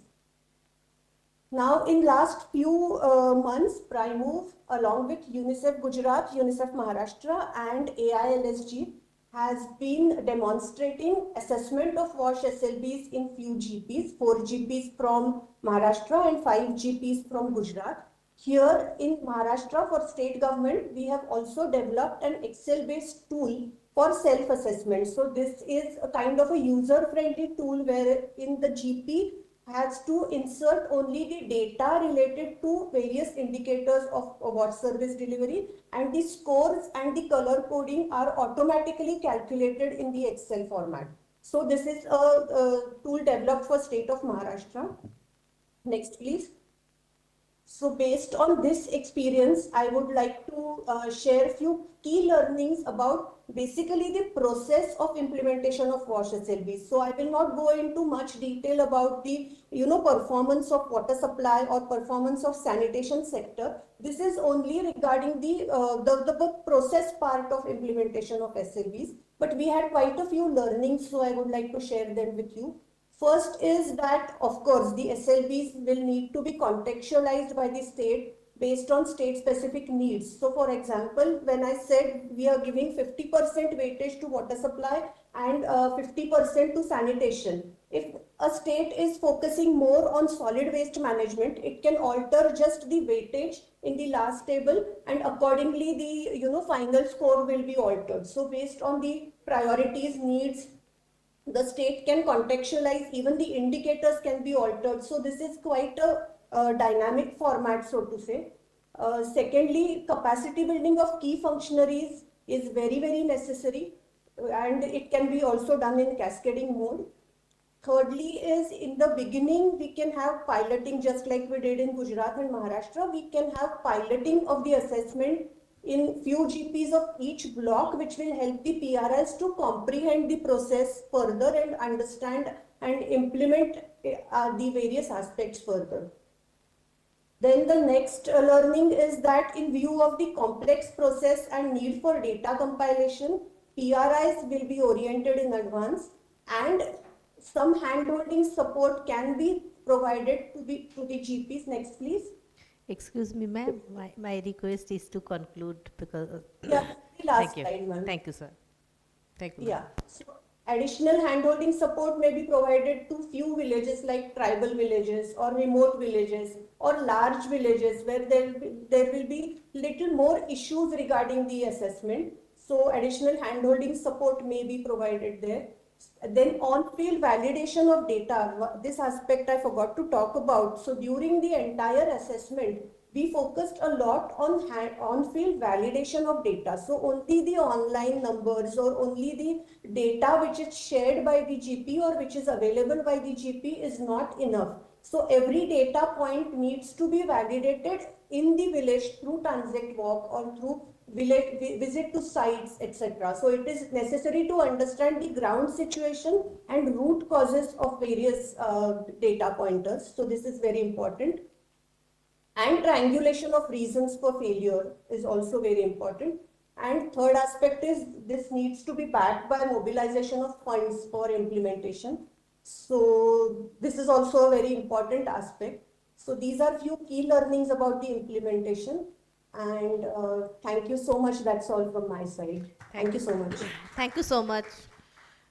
Thank you so much for presenting your experience and sharing with us. Is there any question from the house? And also I'm requesting who have joined online.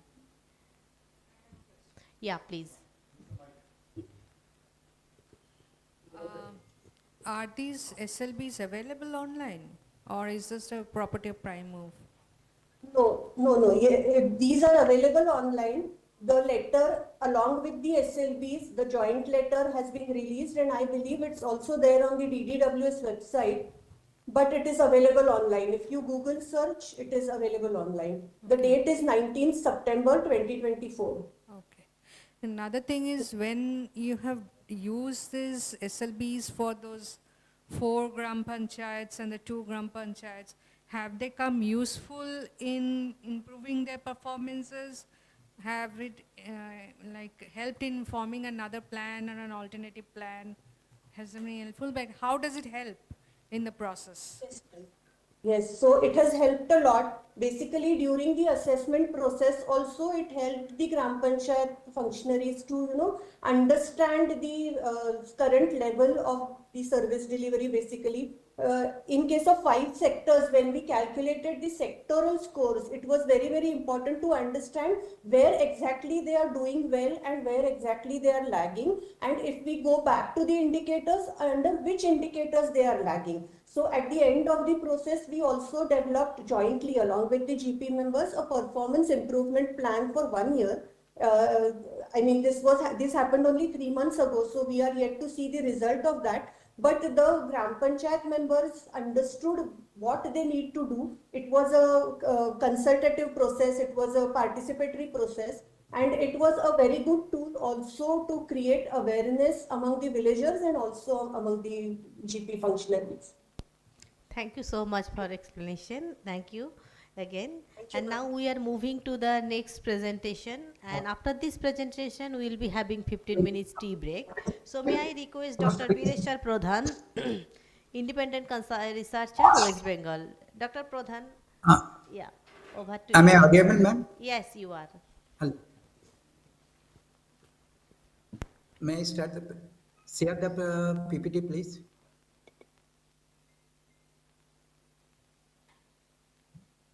Hello.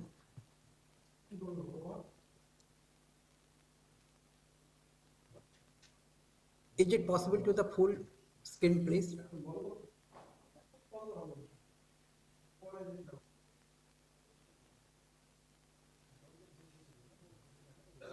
So myself, Dr. Bireshwar Pradhan, independent researcher in West Bengal.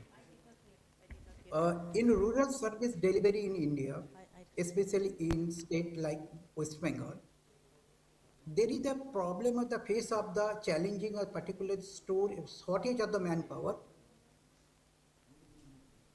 uneven distribution workforce, and limited capacity building.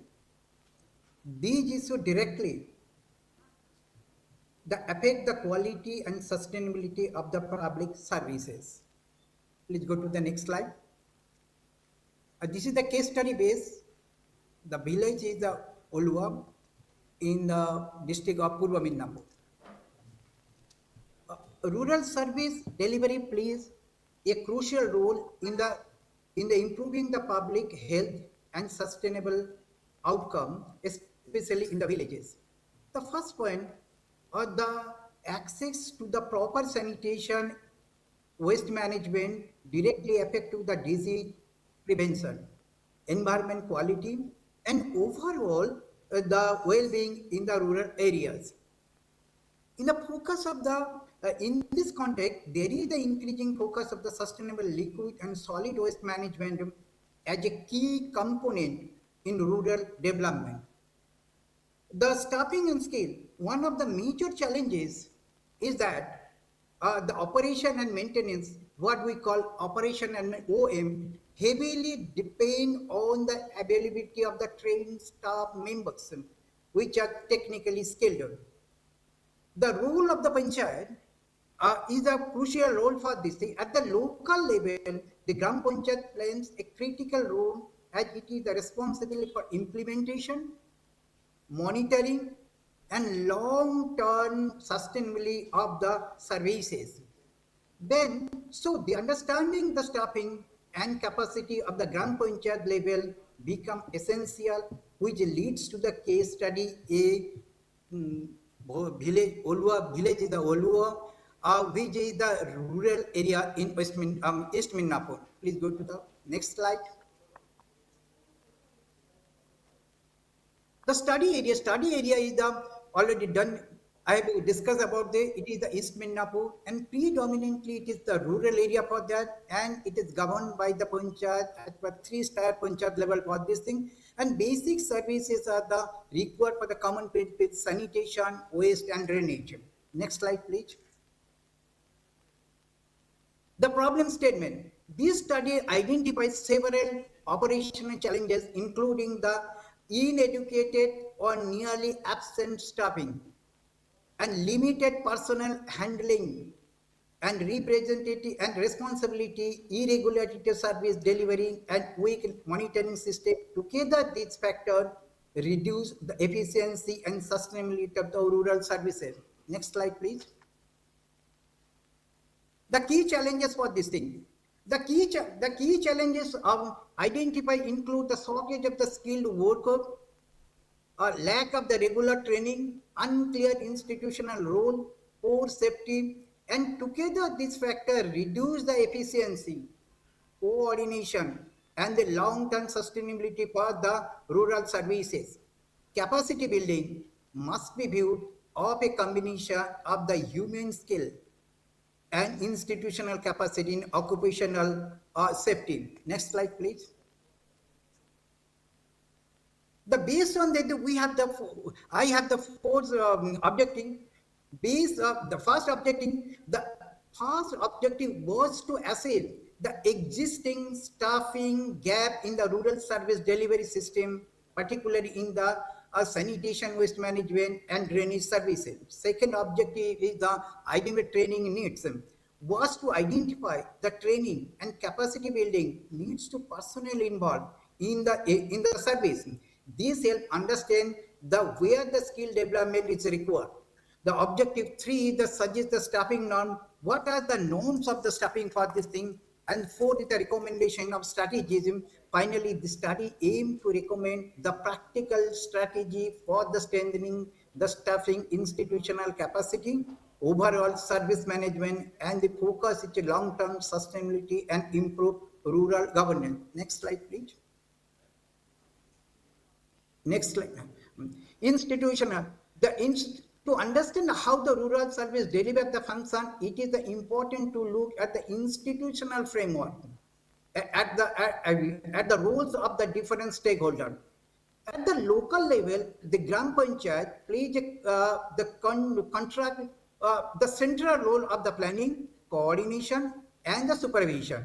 It is act as the primary implementing authority within the village. Second is the self-group. These are provide the important support to the community mobilization, awareness generation, and sometimes operational activities that help strengthening the local participation.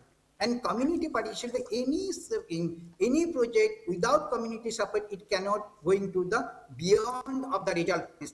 Next slide, please.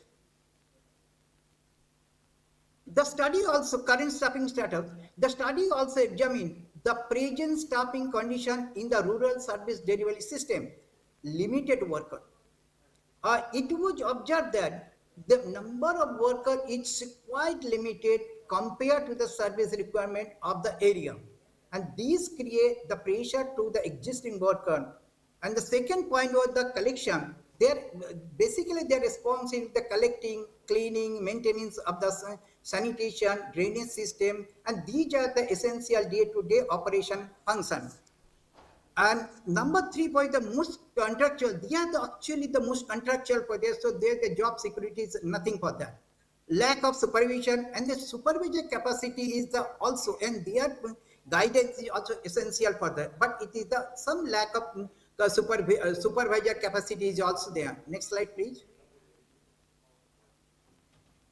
The staffing gap analyzing. The study also analyzed the gap between the staffing report and the effective service delivery and staffing currently. The significant gap was observed between the required number and personnel and the existing workforce at the village level. And the second is uneven workload. Because limited manpower, the workload is unevenly distributed and the small number of workers are there. As a result, this increase their pressure and reduce the operational efficiency. And third point, the limited coverage. Another issue is that service coverage, where some areas of the household may not receive the regular or adequate services for that. And third, impact the quality. All this cultivatively combined, ultimately staffing gap affect the quality and consistency of the service delivery, particularly in the sanitation maintenance and waste management costs. This can also affect the public health and environmental condition. Next slide, please. The capacity building. In addition to the staffing gap, the study identifies several important capacity building needs for improving rural services. The technical skill. There is a need to strengthen the technical skill related to the sanitation system, waste management, drainage maintenance, and day-to-day operational activities. Technical competency is essential for efficient service management. And second is the safety training. Safety training is also necessary, especially for the worker who involved in the waste finding and sanitation activity. When they exposed to the health risks is also common. Number the record keeping. What type of record keeping? The record keeping gives the clear idea about them, then given to the decision making also. And the community interaction. This is the liable capacity building should also improve the community interaction and communication skill, because community participation is important for the sustainable service delivery. Next slide, please. Then we have training approaches. What type of training approaches? That we can include induction training. Then when the new incomer are coming for this thing, we are giving to the good information about to the what to do and what to do not. And refresher training. This means every college and university, they have given the refresher training. At the same way, it can be conducted for their motivation. On the side demonstration. And every practical demonstration gives you the practical knowledge as well as motivation for them. And TOT, the training on trainers. The training on trainers model can help build the local resource person who can future train worker at the community level for their local resources for them. These are the together approach can create the continuous and sustainable system for the strengthening to the rural service. Next slide, please. Community participation. Sustainable rural service delivery also depends on the active community participation. Number one, role of self-group. Self-group helps can play an important role in the community mobilization, awareness, generation, and supporting the local sanitation and waste management activities. Information, education, and communication can also the important role to the giving to the information to the other, also disseminated, and also to the better result for this thing. The community ownership. Community ownership is essential for long-term sustainability because service function better when people feel responsible for the maintaining them. Then we can community, then willingness to pay. The ownership of the community to contribute to the financially through the user charges can also support the regular operation and maintenance the services. Next slide, please. Monitoring and accountability. Now, the regular reporting. A regular reporting mechanism help to the track day operation, service performance, and the operation challenges at the local level. Second is the KPI, key performance indicator. The use of the key performance indicators can help the measure the service efficiency, coverage, cleanliness, and standard and overall system performance. Then we come the grievance redressal system for this thing. At the a proper grievance redressal system in the importance so the community member can respect to the complaint or service issue and receive the timely responses for that. And GP supervision, Gram Panchayat level supervision can also a crucial role to better result for this thing. Effective supervision will maintain the consistency and quality building for this thing. Next slide, please. Recommendation. Based on that, the first recommendation is... Sir, just requesting you to conclude as early as possible. Time is almost up. Thank you. Define the staffing norm. What are the staffing is there? And regular training is required for this thing, for their motivation, provide the safety gear, and changing the coordination. Coordination is the fundamental for the development and performance monitoring. Next slide, please. This is the conclusion for this thing. Staffing is crucial for sustainability. Better workforce is the better service. and continuous training needed for the and replicable the model to other applications. At the last, the only quality manpower can sustain the sustainability in the world, not only in the village area, but the whole world for this thing. That's why the poet in Bengali poet says that এমন মানব জমিন তোর পতিত রইল কেন আবাদ করলে ফলতো শোনা. That means quality manpower can change the game in any scenario for this thing. Thank you. Thank you. Thank you so much, Dr. Pradhan, for sharing your experience. Is there any question from the house or who have joined online? Well, just a brief announcement. We are taking 15 minutes tea break. Who are there online? Please be there. We'll be joining back within 15 minutes. And now it is just 4:15. So we'll be back here by 4:30. So it's my request, please be there because there are 6 to 7 more presentations are there. And tea is served just beside this room. They had actually in the morning, the same place we are having tea over there. Thank you.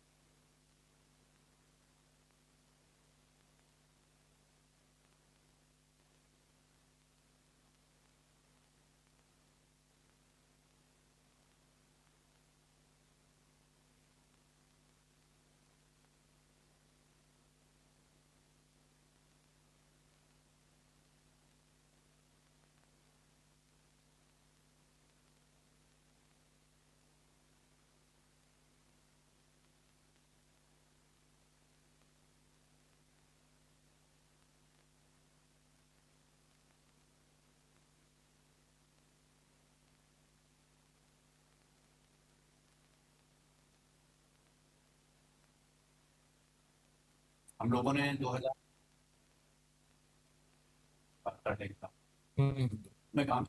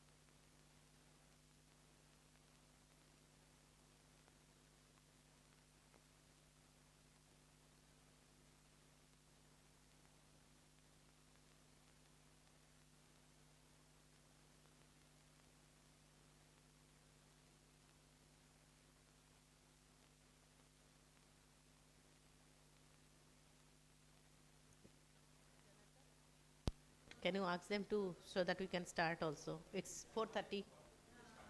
Okay, okay. So now it is the last part of today's session, and we have 7 more presentation, 8 more presentations. So we need your attention as well, and also there is mostly online, so there is only one offline presentation today. So those who have joined online, I'm requesting again that I'll be sharing your name, and then the presentation will be shared from here. And as it is last part of the day, so I know we also need to have some kind of concentration and all.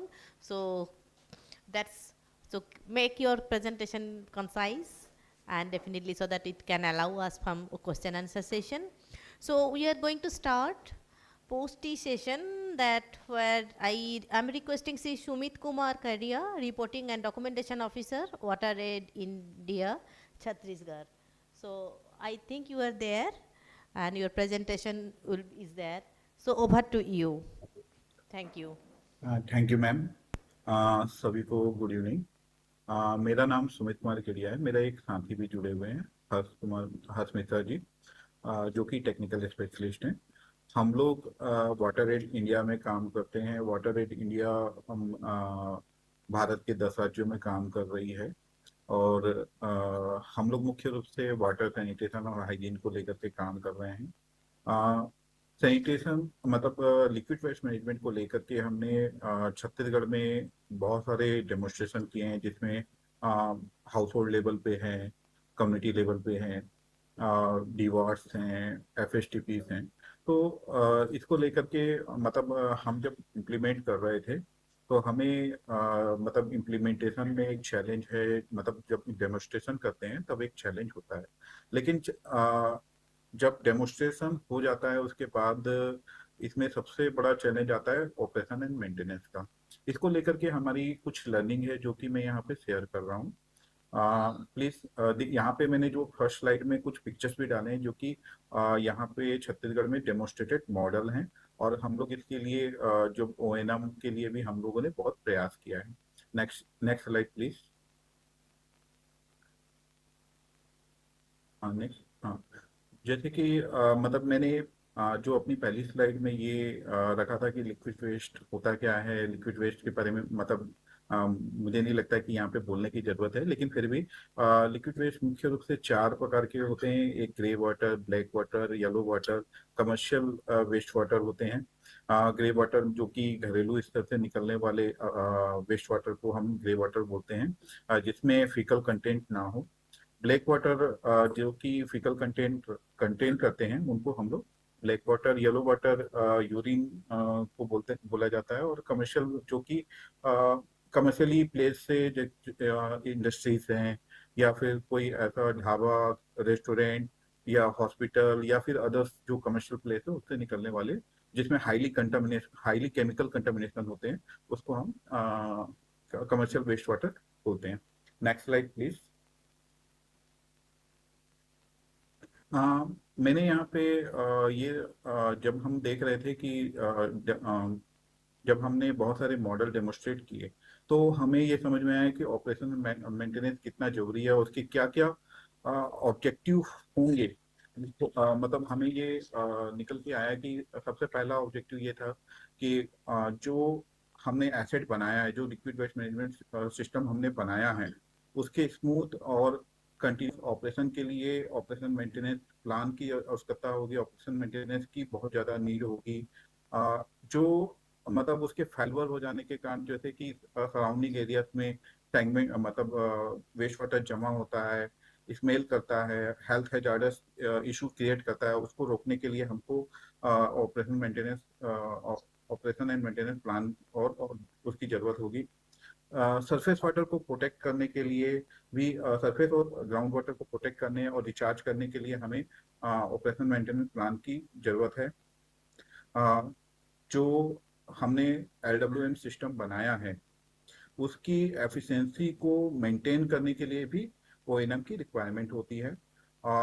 जो हमारे जैसे मतलब उसका जो treat होता है LWN से हम लोग जो लिक्विड वेस्ट को ट्रीट करते हैं उसके रीयूज के लिए भी हमें ONM की रिक्वायरमेंट है। हम इस ONM प्लान से हम जो कॉस्ट है ONM की उसको रिड्यूस कर सकते हैं। ये गवर्नमेंट के कंप्लायंस में भी है कि जैसे कि गांव मतलब रूरल एरिया में वेस्ट वाटर फैला हुआ नहीं होना चाहिए, ये सब चीजें वो कंप्लायंस भी हम फुलफिल करते हैं। और लोकल लेवल पे कैपेसिटी की भी रिक्वायरमेंट होती है ONM प्लान को लेकर के। इसको अगर हम मतलब बहुत बड़ा एक मेजर चैलेंज भी है और ये रिक्वायरमेंट भी है। और प्लीज नेक्स्ट स्लाइड। जब हम फील्ड पे काम कर रहे थे तो हम लोगों ने ये देखा कि किस तरीके से हम लोग ONM प्लानिंग करें।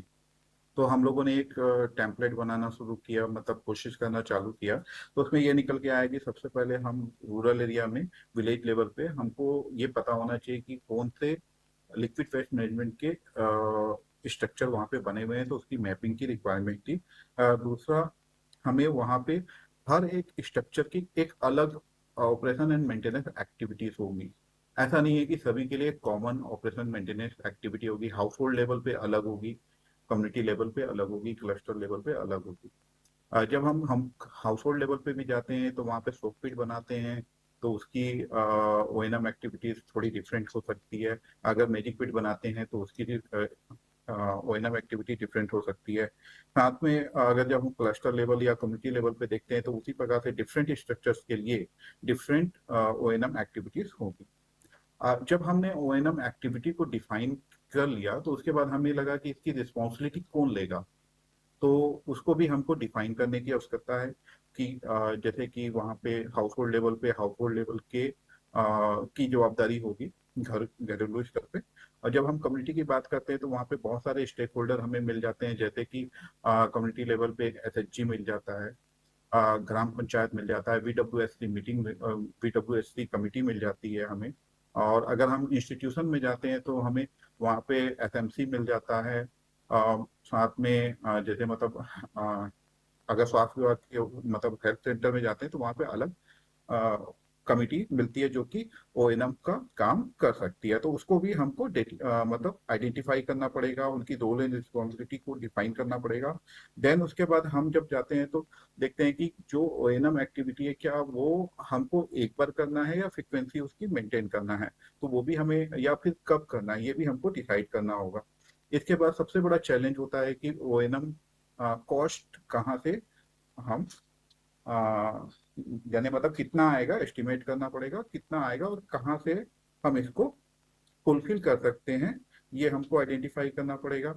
और साथ ही साथ हमें पैरेलली हमको इस चीज को देखने की मतलब आवश्यकता महसूस हुई कि कैपेसिटी बिल्डिंग भी इसकी जरूरत है।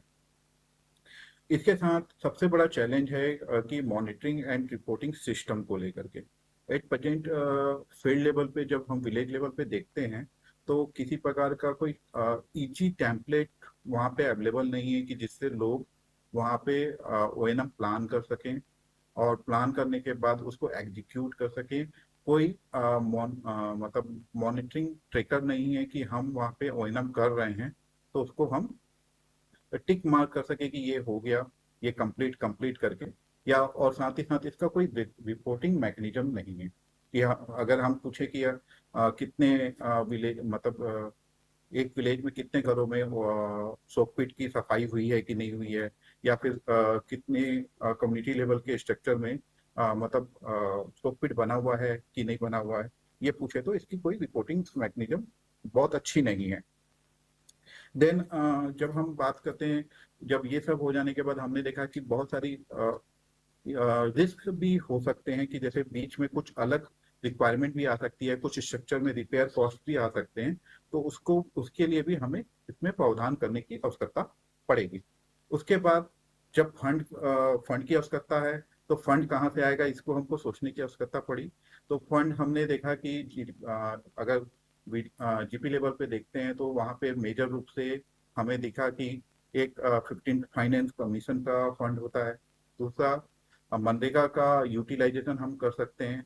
तीसरा हमने देखा कि वहाँ पे जो खुद वहाँ पे यूजर चार्जेस हैं हो सकते हैं, या जीपी का कुछ अलग फंड भी वो यूज कर सकते हैं। Next slide please. तो ये एक ओवरऑल एक ओएनएम प्लानिंग का एक प्रोसेस हमने वहाँ पे समझ में आया और इसको हम लोग इम्प्लीमेंट कर रहे थे। इसी आधार पे हम लोगों ने कुछ जैसे मतलब मैंने यहाँ पे कुछ हाउस होल्ड लेवल के जो स्ट्रक्चर डेवलप किए हैं उसके ओएनएम एक्टिविटीज को डिफाइन किया, उसकी रिस्पॉन्सिबिलिटी को चेक किया, उसमें कौन रिस्पॉन्सिबल होगा, कौन मॉनिटरिंग करेगा और फंड कहाँ से होता है वो मैंने बताने की कोशिश की है। जैसे कि हाउस होल्ड लेवल पे सोक पीट है, लीच पीट है, मैजिक पीट है, किचन गार्डन है, तो उसके लिए अलग अलग होता है। जैसे कि अगर वहाँ पे सिल्ट चैम्बर बनता है, सिल्ट चैम्बर में क्या होता है कि वहाँ पे पानी जाता है तो उसमें जो सॉलिड पार्ट होते हैं वो ना जाए, उसके बाद उसकी क्लीनिंग वीकली हो, मंथली हो, ये सारी चीजें होनी चाहिए। तो इसकी जवाबदारी कौन रखेगा? हाउस होल्ड लेवल पे, जैसे मैंने पहले बताया कि हाउस होल्ड लेवल के लोग ही स्वयं से करते हैं, तो उसका कॉस्ट पंचायत या फिर अपर लेवल पे नहीं जाता है। Next slide please. जब हम कम्युनिटी लेवल पे जाते हैं तो लिक्विड वेस्ट मैनेजमेंट के लिए बहुत सारे स्ट्रक्चर होते हैं। सबसे पहला देखते हैं तो हम लोग ड्रेनेज सिस्टम बना होता है जो कि लिक्विड वेस्ट मैनेजमेंट के लिए सबसे जरूरी होता है। तो उसकी भी रेगुलर सफाई होना, रेगुलर ऑपरेशन मेंटेनेंस होना आवश्यक होता है। तो वो हमें उसके लिए एक्टिविटी डिफाइन करनी पड़ी और उसकी रिस्पॉन्सिबिलिटी, प्राइमरी रिस्पॉन्सिबिलिटी जो हम लोग देखते हैं तो एसएचजी के पास चली जाती है ग्राम पंचायत के थ्रू। अगर वो एसएचजी उस चीज को करती है तो मॉनिटरिंग ग्राम पंचायत के द्वारा की जा सकती है, या फिर अगर ग्राम पंचायत डायरेक्टली उसको समय समय पे कराता है तो उसकी मॉनिटरिंग ब्लॉक लेवल से, ब्लॉक एसपीएम से भी की जा सकती है। इसका जो फंड होता है 15 फाइनेंस कमीशन से या यूजर चार्ज कलेक्ट करके हम लोग वहाँ पे इनिशिएट करवाएं। इसके बाद जैसे सोक पीट है कम्युनिटी लेवल पे, मैजिक पीट है, डिवास स्ट्रक्चर है। डिवास जो इसमें जो ओएनएम कॉस्ट है, मतलब जो सोक पीट, मैजिक पीट और ड्रेनेज सिस्टम, इसमें थोड़ा कॉस्ट कम पड़ता है। लेकिन जब हम जाते हैं डिवास पे तो ये एक तरीके से 10-12 घरों के पानी को ट्रीट करता है। तो इसमें हम लोग देखते हैं कि थोड़ा सा कॉस्ट ज्यादा लगता है, तो उसमें हम लोग यूजर चार्जेस की भी बात करते हैं। और साथ ही साथ अगर यूजर चार्ज पे नहीं होता है तो वहाँ पे पंचायत को जीपी मतलब 15 फाइनेंस कमीशन से भी इसके लिए प्रावधान करने के लिए हम लोग मोटिवेट करते हैं और ग्राम सभा में प्रस्ताव पारित करवा के इसमें काम करते हैं। Next slide. हम लोग ग्रे वाटर के साथ साथ ब्लैक वाटर को ट्रीट करने के लिए भी डिवास स्ट्रक्चर बनाते हैं। इसके बाद वेस्ट स्टेबलाइजेशन पॉन्ड का भी निर्माण हमने किया, उसका भी रख रखाव करने आवश्यक है। उसके बाद हमने एफएसटीपी पे भी काम किया है। एफएसटीपी पे यहाँ पे हम लोग व्हीकल मैनेजमेंट और एफएसटीपी के ऑपरेशन मेंटेनेंस पे काम कर रहे हैं, जिसमें बहुत ज्यादा डिटेल काम करने की आवश्यकता है। और उसमें मतलब हम लोग 3 मॉडल पे काम करते हैं। एक एसएचजी के थ्रू चल रहा है एफएसटीपी, दूसरा पंचायत स्वयं से चलाती है, तीसरा जो है वो प्राइवेट एजेंसी को भी दिया जा सकता है। तो उसमें हम लोगों ने कुछ जैसे कैलकुलेशन किया था, तो अराउंड जो साइज के अकॉर्डिंगली करीबन 10,000 से 25,000 के रूप में 25,000 पर मंथ ओएनएम कॉस्ट आता है, जो कि यूजर चार्ज के द्वारा व्हीकल का मैनेजमेंट आसानी से हो जाता है। और अगर रेगुलर स्लज एफएसटीपी में आता है तो यूजर चार्ज से वो भी मेंटेन हो सकता है। इसके बाद स्लज से हम कंपोस्ट भी बना सकते हैं। कंपोस्ट को सेल करके भी हम यहाँ पे मतलब जो मेंटेनेंस कॉस्ट है उसको फुलफिल कर सकते हैं। अभी रिसेंटली छत्तीसगढ़ में 10 एफएसटीपी को डिसलेजिंग वाहन दिया गया है, जिसमें से ये निकल के आया है कि 10 के 10 फंक्शनल है और सभी में मतलब अभी वो प्रॉफिट मॉडल पे चल रहे हैं। Next slide please. Sir, time is almost up, Please. so my request is to conclude this little early. Ma'am, please, please. Next slide, please.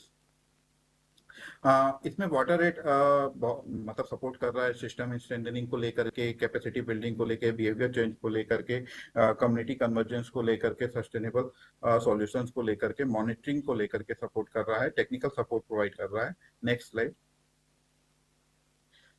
इसमें ये थोड़ा इम्पोर्टेंट है कि हमने जब देखा कि जब हम इम्प्लीमेंट कर रहे हैं, तो ये मैंने बीच में भी कवर किया है कि सबसे बड़ा चैलेंज होता है कि जब हम डेमोन्स्ट्रेशन करते हैं उस समय हमारे मॉडल में मतलब सही मॉडल अगर हमने डेमोन्स्ट्रेट किया है तो भी एक बड़ा O&M कॉस्ट हमको बियर करना पड़ता है। अगर सही मॉडल रहेगा तो ये बेसिकली मतलब सारा मैंने कवर कर लिया है। Next slide. जब हम लोग देख रहे थे 15 फाइनेंस का, तो 15 फाइनेंस मुख्य रूप से 3 कंपोनेंट होते हैं, टाइट फंड, टाइट फंड और परफॉर्मेंस बेस्ड हेल्थ ग्रांट्स होते हैं। तो इसमें जो O&M कॉस्ट का प्रावधान है, मतलब नॉर्मली पंचायत क्या करती है कि डेमोन्स्ट्रेशन के लिए तो पैसा रखती है लेकिन O&M के लिए पैसा उसमें नहीं रखती है, तो वो एक बड़ा चैलेंज है। दूसरा कि मतलब अप्रूवल का प्रोसेस है वो बहुत स्लो हो जाता है, और जो मतलब क्या बोलना चाहिए, फंड का यूटिलाइजेशन है वो भी कम होता है डिले होने के कारण। ये मेजर चैलेंज वहाँ पे नहीं। Please, thank you. Thank you so much. Is there any question? Those who are have joined online, any question? Else we will move to the next from WaterAid only. So my request again, try to keep your presentation within 12 minutes, and because it is online, so sometimes I also feel, you know, to stop you there, putting you in between that discussion. So may I request Sri Himanshu Shekhar, Program Coordinator, WaterAid India, Bihar. Over to you, Mr. Shekhar. And thank you so much, Mr. Kadia, for your, and actually I was also there in WaterAid for some time, so it is good to catch up. Over to you, Mr. Shekhar. Thank you so much, ma'am. Thank you.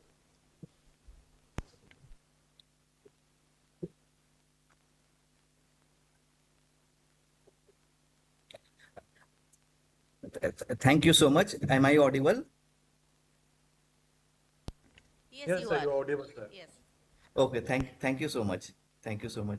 So I'm Himanshu. So I work with WaterAid Bihar team. So I will stick to the timeline and share my learnings with working with WaterAid, how we implemented program in uh, within the stipulated time. So I will talk about the community saturation approach which we implemented in Bihar with collaboration with the Luhya Swachh Bihar Abhiyan. So it's a unique approach which we we started since last year with the department, and it's like still continuing in the phases in the Bihar. So we work at around 69 gram panchayat in 6 districts in Bihar. So the core focus of this our work is like system strengthening and also giving more productive in less investment work. So please, next slide, please.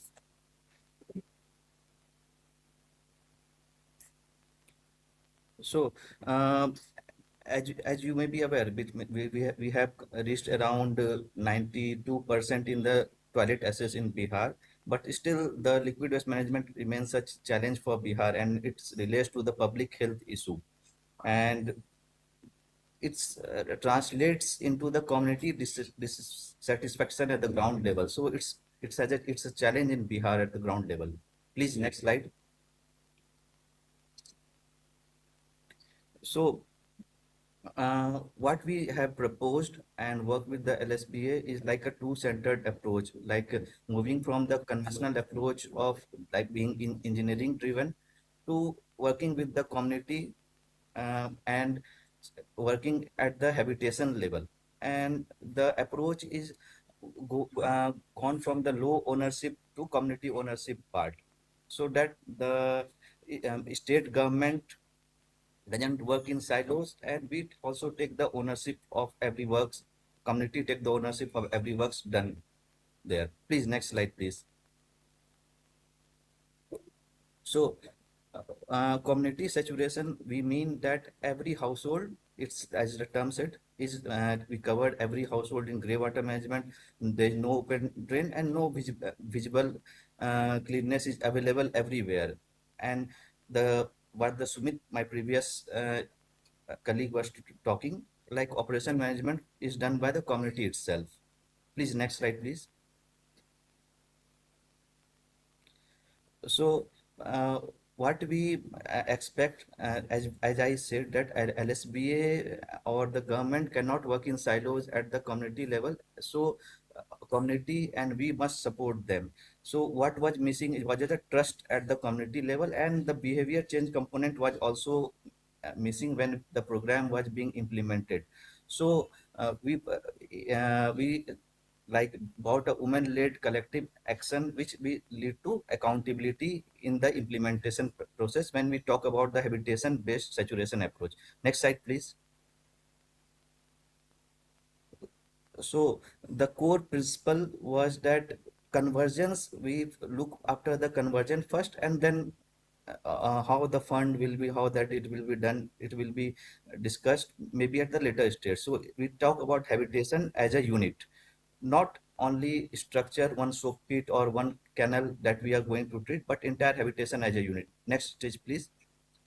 And we consider women leaders as the core drivers of the change. So the main thing which we at the community level means पानी जो हर घर से निकलता है उसी घर को इसकी जिम्मेदारी लेनी होगी. हम लोग बातें करते हैं किचन पानी की, बाथिंग पानी की. लगभग बिहार में लगभग 70 एलपीसीडी पानी सभी को दिया जाता है, जिसमें 49 एलपीसीडी हम लोग लिक्विड वेस्ट बोल सकते हैं. अगर उसको डेली मैनेज नहीं होगा तो वो गंदगी होगा ही. ये सिंपल मैसेज हम लोग कम्युनिटी को दिए कि हर घर से जो पानी निकलता है आप ही को जिम्मेदारी लेना होगा. Next slide please. तो इसमें हम लोग ने देखा what we looked at habitation selection, how they are ready to do the work, household level solution, operation management and community level, how what can be treatment measure for reuse and treatment. Next slide please. So the steps were that for the selection, we selected one like active habitation which can be done willing panchayat, which we do in our work. Like first we look after that habitation which can support in our work, which are limited geographical areas. Then in the second part we have developed the triggering tool. That triggering tool, community triggering tool, developed by the water aid, which we used along with the LSBA. Next slide, please. And that tool installed like assessment and all the components, how it can be done. Third is household level saturation, where we measure expectation from each household. And LSBA, we expect to install a motivation from their field functionaries and also support the vulnerable household. Fourth step is street level solution, and in which like how water coming from the household can be treated in the catch pit. LSBA supports in community agreement and protection from misuse. Next slide, please. So in the next step, we talk about the community level treatment. After household level, we go after community level, in which mini DWATs and several sand gravel filters can be said. For the mainly it is for high household density and place dry areas. Next, please. So before going to the what technologies choice, we have to answer 4 key question. Means पानी कहाँ जाएगा, कहाँ वो जमा होता है पानी, कौन इसको साफ करेगा, और क्या हम लोग उसको रीयूज कर सकते हैं. ये 4 क्वेश्चंस हम लोग चर्चा के दौरान कम्युनिटी से ये बात करते हैं. Next slide please. तो इस दौरान LSBA इंजीनियरिंग टेक्नोलॉजी और साथ में कम्युनिटी टूल्स दोनों को मिला के हम लोग काम करते हैं. बिहेवियर चेंज एक महत्वपूर्ण एस्पेक्ट है, जिसमें हम लोग काउंसलिंग वुमेन्स ग्रुप के साथ और बैरियर्स और नॉर्म्स को कैसे ब्रेक डाउन करें ताकि हम लोग रोल आउट कर पाए. ये भी एक महत्वपूर्ण एस्पेक्ट है इस कम्युनिटी सैचुरेशन अप्रोच का. Next slide please. इस दौरान हम जो इंडिकेटर्स हम लोग यूज करते हैं कि गांव में कोई भी ग्रे वाटर विजिबल नहीं हो, कम्युनिटी ही साफ सफाई करने का रूटीन तय करे, महिलाओं की ग्रुप जिनकी हम लोग बात चर्चा कर रहे थे वो लोग ही इसकी मॉनिटर करे.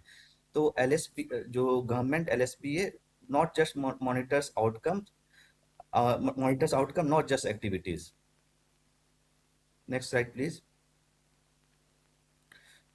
सो ये पूरा प्रोसेस में कुछ रिस्क भी आते हैं, लेकिन हम लोग उसके रेस्पॉन्स भी के लिए भी तैयार थे। जैसे ONM फेलियर रहता है तो कम्युनिटी लेड उनको उसको ओवरकम करती है। फंड डिले के लिए हम लोग फेज्ड अप्रोच अपनाए ताकि वो लो कॉस्ट सोल्यूशन हो पाए। Next slide please. So this is my final slide. So we are talking about कैसे हम लोग पायलट से स्केल पर जा रहे हैं। शुरुआत में हम लोग 1-2 मॉडल से ही करेंगे, लेकिन वो मॉडल एक तरह से दूसरे के लिए एक अच्छा case story change, visible change के लिए हो सकता है, और बाद में हम लोग हैबिटेशन लेवल से पंचायत लेवल पर जा सकते हैं। की लर्निंग्स हमारी ये रही कि सैचुरेशन अप्रोच जो है वो विजिबल होता है और इसकी न्यूज और इस spreads faster and people can see the success. So thank you. Any questions? You can please. Thank you so much for your KISS presentation, and also the from implementation to scale. That is very important to know about it. And if there is any question from this house and also from who have joined online, please. Anish, is there any hand raised? You have a question, please. Show me. Mr. Himanshu, you have a question from here. Yeah. Hello, I'm audible. Yeah, Himanshu. Yeah, yes, sir. Himanshu, Yes, sir, you are audible. I'm also aware of about the Bihar scenario. I've also worked with the LSBA last time. So my question is that कि आपने बोला कि community मतलब आप जो ONM part जो है आप कम्युनिटी से ही आप लोग कर रहे हैं, बट मेरा क्वेश्चन ये है कि क्या कम्युनिटी इतना कैपेबल है या उसका ऑनरशिप है जो वो ONM के लिए रेडी है, या वो उसके लिए करते हैं वो लोग? That's my question. हाँ, thank you sir for your question. And ये एक्चुअली जिस समय हम लोग स्टार्ट कर रहे थे उस समय एक बड़ा चैलेंज था, लेकिन हम लोग ने उसको एक छोटे से लेवल पर स्टार्ट किया, हैबिटेशन लेवल पर, और एक ट्रिगरिंग टूल जो हम लोग ने डेवलप किया था उनको यूज के लिए, और ये एक लंबे समय का प्रोसेस रहा जिसमें हम लोग ने साथ में मिलकर काम किया। तो एक चैलेंज तो है सर, लेकिन एक अगर हम लोग सही community identify, regular in touch उनके साथ रहें गवर्नमेंट के साथ, तो उसके साथ हम लोग ओवरकम कर सकते हैं sir. Okay, let me see. Okay, thank you. Okay. So thank you so much once again, Mr. Himanshu. So we'll be moving ahead with the next presenter. So may I request Sri Shuman Desharkar, District Support Officer, Water for People, India, West Bengal. So thank you and welcome, Mr. Shuman Desharkar. Yeah, and please try to complete it in time. Thank you. Okay. Thank you, madam. On behalf of Water for People, Dolon can present now. Dolon, please. Thank you, Shuman. Thank you, Shuman. Hello, everyone. This is Dolan Dipani from Water for People India. Today, me, Shuman, and Aditya, we three are going to give a presentation on solid waste management, basically biodegradable waste management, and in liquid waste management on special focus on drainage water treatment system. So before start my presentation, I am going to thank for giving us such. There is some background noise over there also. Can you once again check? Yes. Yeah. Yes. Please.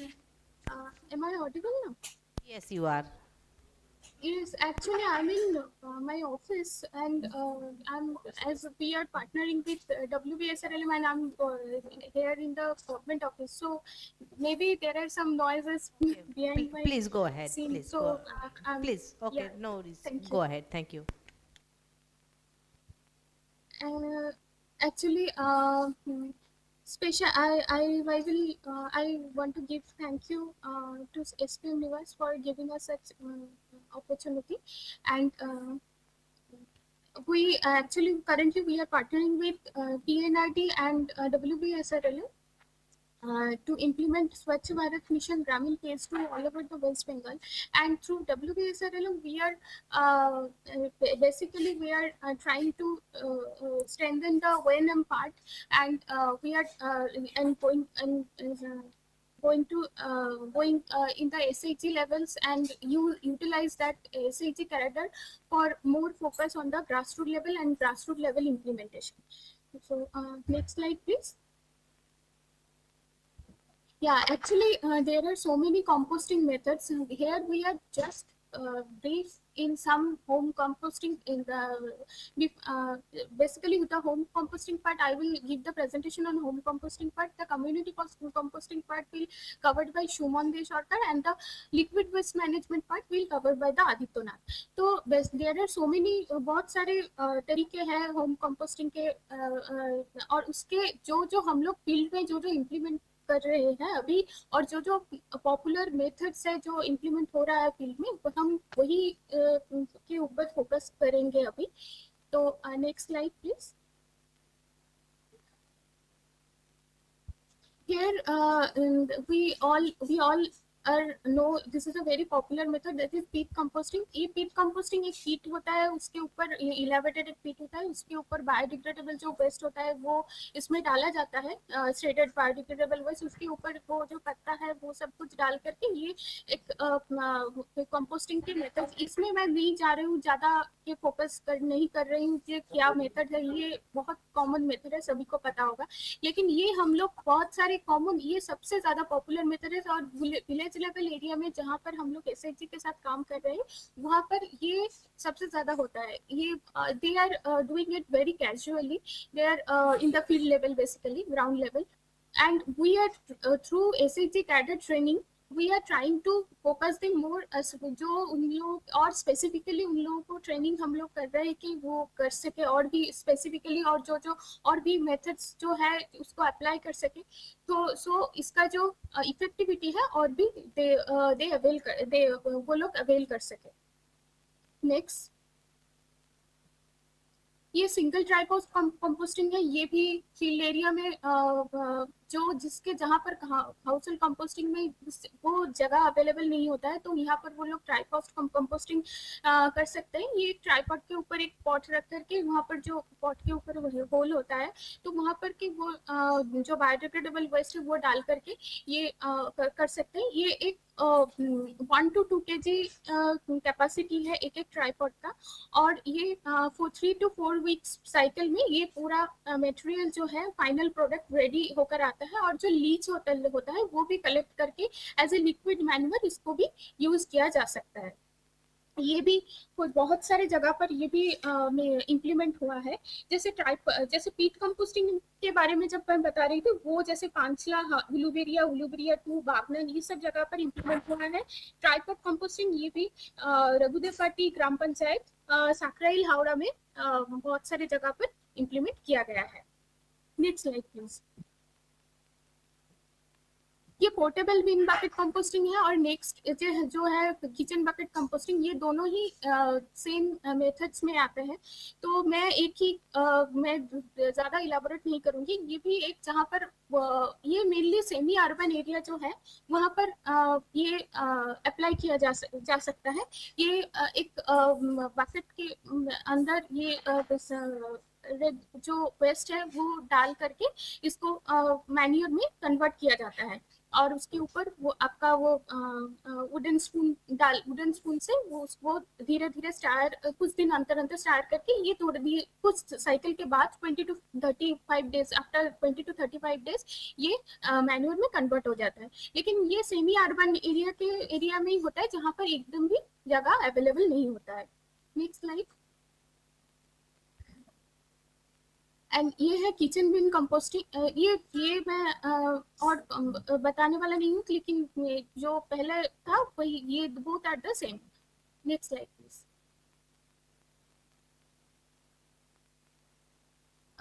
ये pipe compost ये जो PVC pipes है वो वहाँ पर PVC ये mainly rooftop जहाँ पर हार्वेस्टिंग कोई किसी जगह पर होता है या फिर बहुत छोटा जगह पर हार्वेस्टिंग होता है, तहाँ पर ये पाइप कंपोस्टिंग किया जा सकता है।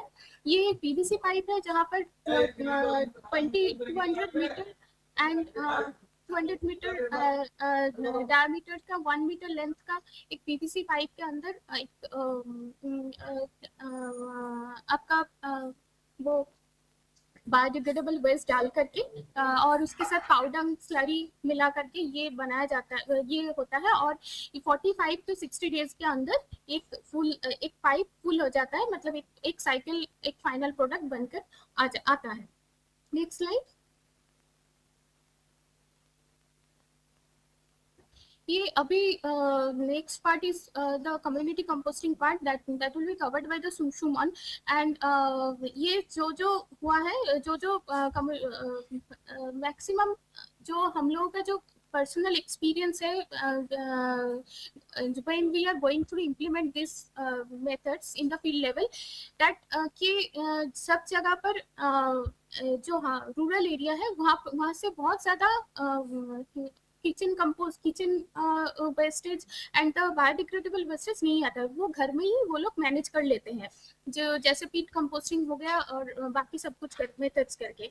और ये कम्युनिटी कंपोस्टिंग भी होता है कुछ कुछ जगह पर जहाँ पर एकदम भी घर में जगह नहीं होता है, वहाँ पर कम्युनिटी कंपोस्टिंग जो मेथड्स है वो अप्लाई किया जाता है। Over to you Suman. Thank you Dolan. अभी हम लोग डिस्कस करेंगे कम्युनिटी कंपोस्टिंग के बारे में। बेसिकली कम्युनिटी कंपोस्टिंग जो है वो विलेज एरिया में इसको मैनेज मतलब करते हैं और यूनिट पे भी ये मैनेज किया जा सकता है। Next slide.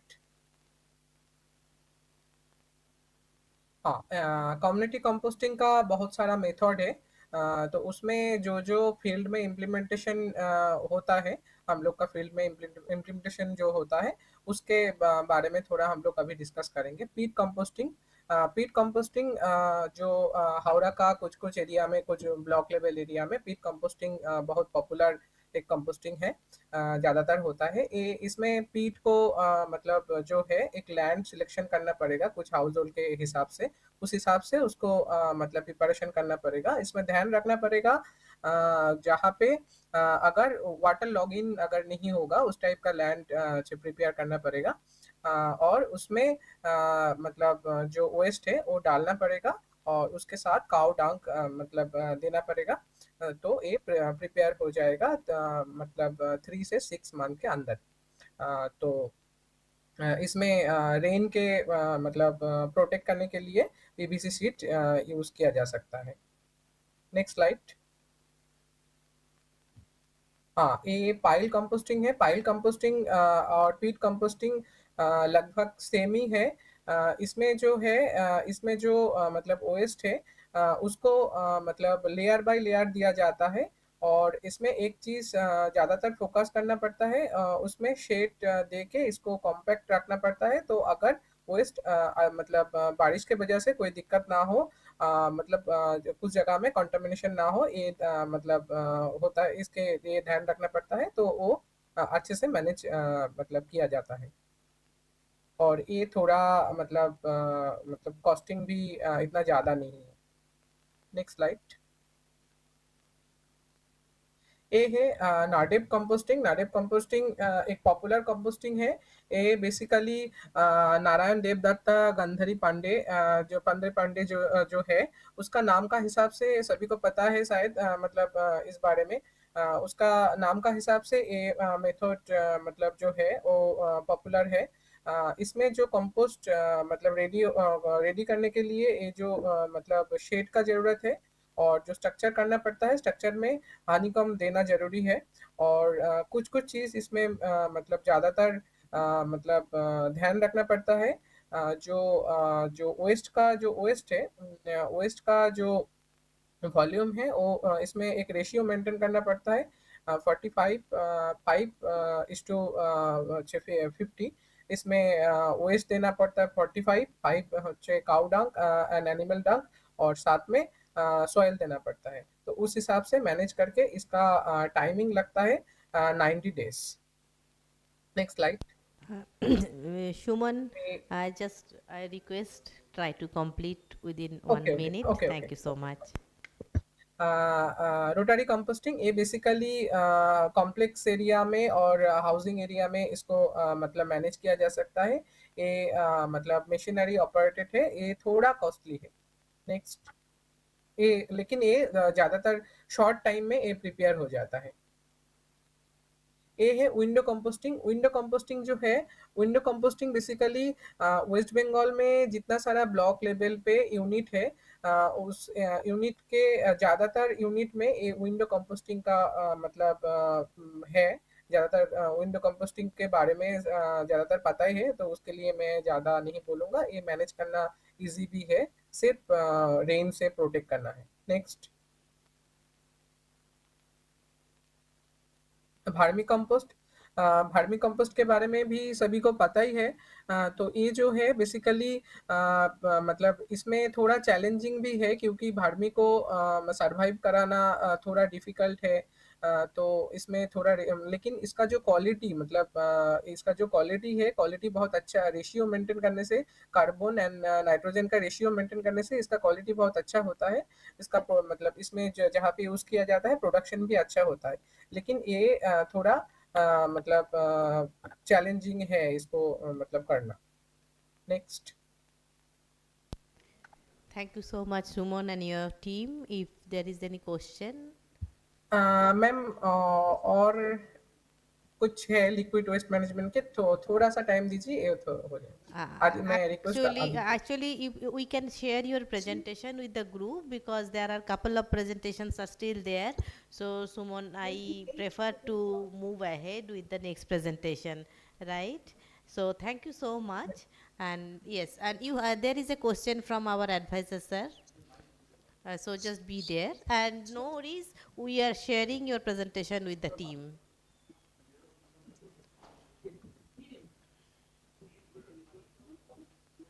Okay, thank you, ma'am.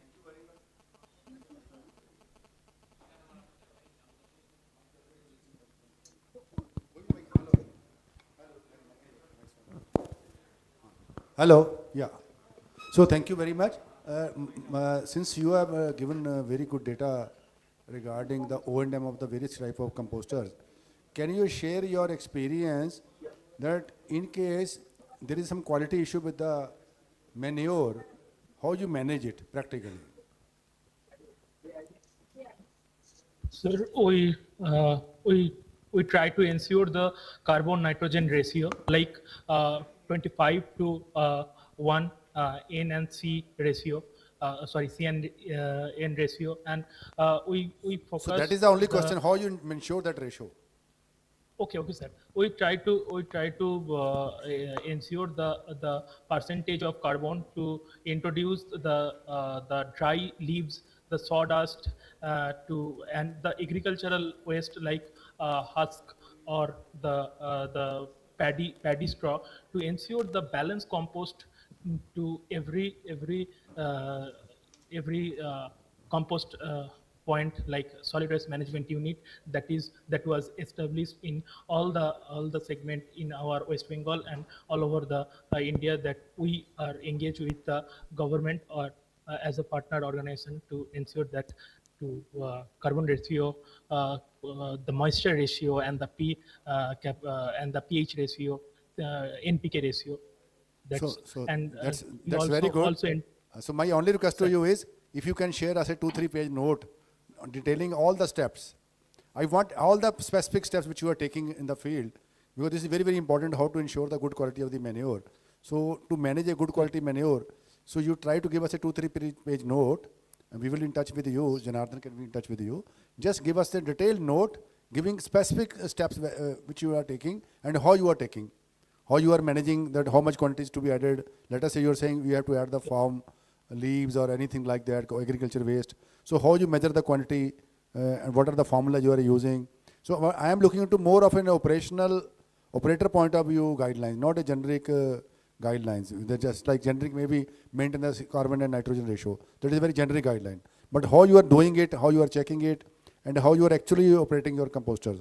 That's very important for this manual. Thank you. We definitely do this, and we will share with you, sir. Thank you, sir. Thank you. Thank you. Thank you once Sir, again, I just Suman. wanted to add, sir, hello. Yeah, please. Sir, I just wanted to add one thing that if there are some case studies regarding this, can we share with you this? Yeah, definitely. Please send us. Okay. Thank you so much, So in Suman. fact, it is for all the participants. After the workshop is over, we will share you a Google form link by which you can send us all the case studies or the detailed operation guidelines, whatever the note you want to send to us. So we will share after maybe tomorrow morning in the group only, which we have found for the workshop. So that form can be utilized to submit the detailed data. Okay, thank you, sir. Thank you, team from Water for People. And we have been listening from development partners. Now we are moving to academia and research institutions. So here I request Dr. R. Ramesh, Professor, NIR DPR, Hyderabad. Sir, over to you. Thank you, sir.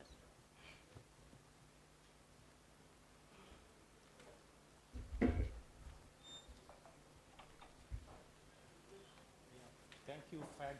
At the end of the day, 550, 520, I still see a lot of energy. Thank you very much. So this one is a quick presentation like as Madam is very strict on the 12 minutes and let me try to stick to that 12 minutes. So this is about financing and managing finance, rural solid waste management. So does this work or how do we move? Yeah. You see, in many places it is started because there are amount of money was sanctioned to construct a segregation shed, and so they started, but they got into this also and started collecting waste, all that.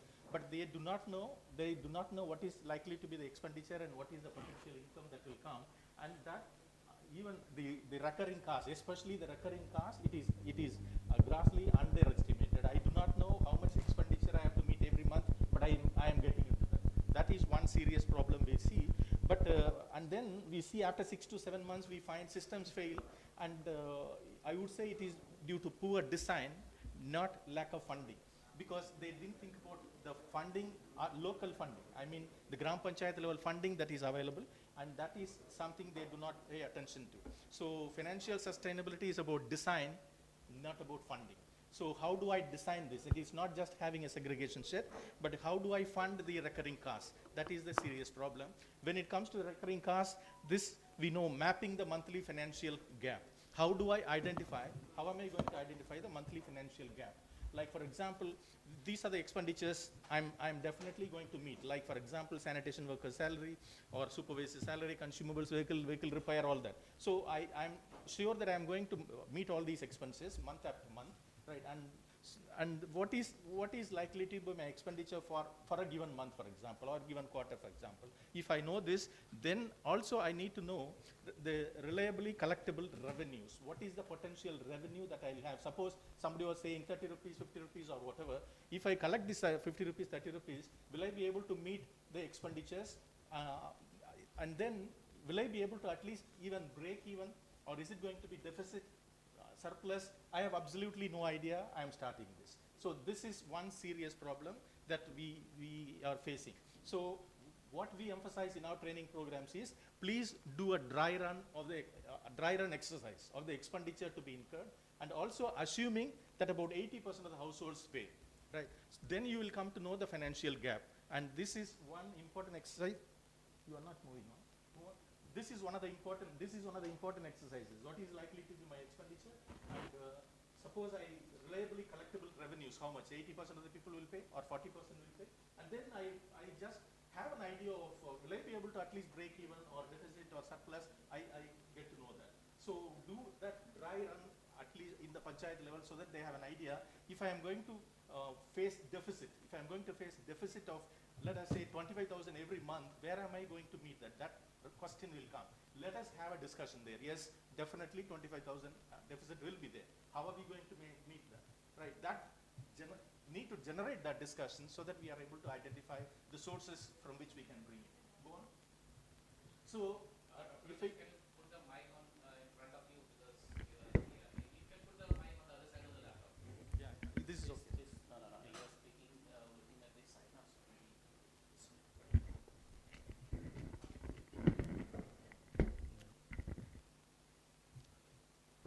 So if we ask about revenue drivers, one other thing is that in many conferences, seminars, we talk about waste to wealth, waste to wealth. But the thing is that we have conducted a series of case studies. Several states, several villages, we have done case studies. We find the one that panchayats that are claiming to be very successful, wherever they claim to be successful, and one that is, we are fortunate to be working in NIAD, National Institute of Rural Development, Panchayati Raj. We are able to go and see how successful they are able to do that, right? So we have seen mostly they are able to recover only 20% from sale of compost or dry waste or sale of scrap, plastic, paper, metal, whatever they do, and they are able to recover only 20%. If they are spending 100 rupees, they are able to recover only 20 rupees. 80 rupees deficit will be there, right? This is something we need to know. That I mean, this waste to wealth, yes, waste to wealth is possible, but if you spend 100 rupees to be able to earn 20 rupees, that understanding we need to have, that is one. And the second driver is, please go on. We go for house to house, I mean, user charge collection. In this user charge collection, it cannot be, I mean, flat rate. It cannot be flat rate. Maybe we can have households paying about 50 rupees or 60 rupees. And then suppose there are households that refuse to segregate, and maybe they should be ready to pay unsegregated, unsegregated waste, they should be ready to pay double the amount. And I'm not suggesting this. The Solid Waste Management Rules 2026 says this, that you can, right? This is one. So from the base, 2 times. Similarly, if you have some commercial like tea stalls, eateries, grocery shops, 2 times or 3 times of the base, like if it is 50 rupees for the others, 2 times or 3 times, you can go like that. And there are also, in the Solid Waste Management Rules, again, 2026 suggests that there are extended, there are bulk waste generators, like for example, marriage halls, for example, right? So those are called bulk waste generators. They should pay at least 5 times, 6 times they can. And there is another one they are saying, extended bulk waste generators responsibility. They call EBWGR responsibility. That is, I am a bulk waste generator, but I will not segregate. If you segregate and if you want to manage within your marriage hall, you manage, that is one. But suppose you say you will not segregate, you would want to give it to the panchayat, then you need to pay 10 times of the money, 10 times of the base price. Like this, differential rates.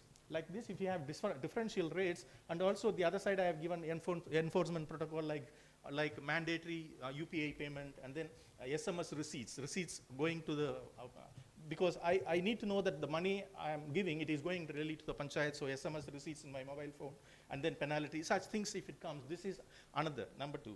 And number 3, we have, go on.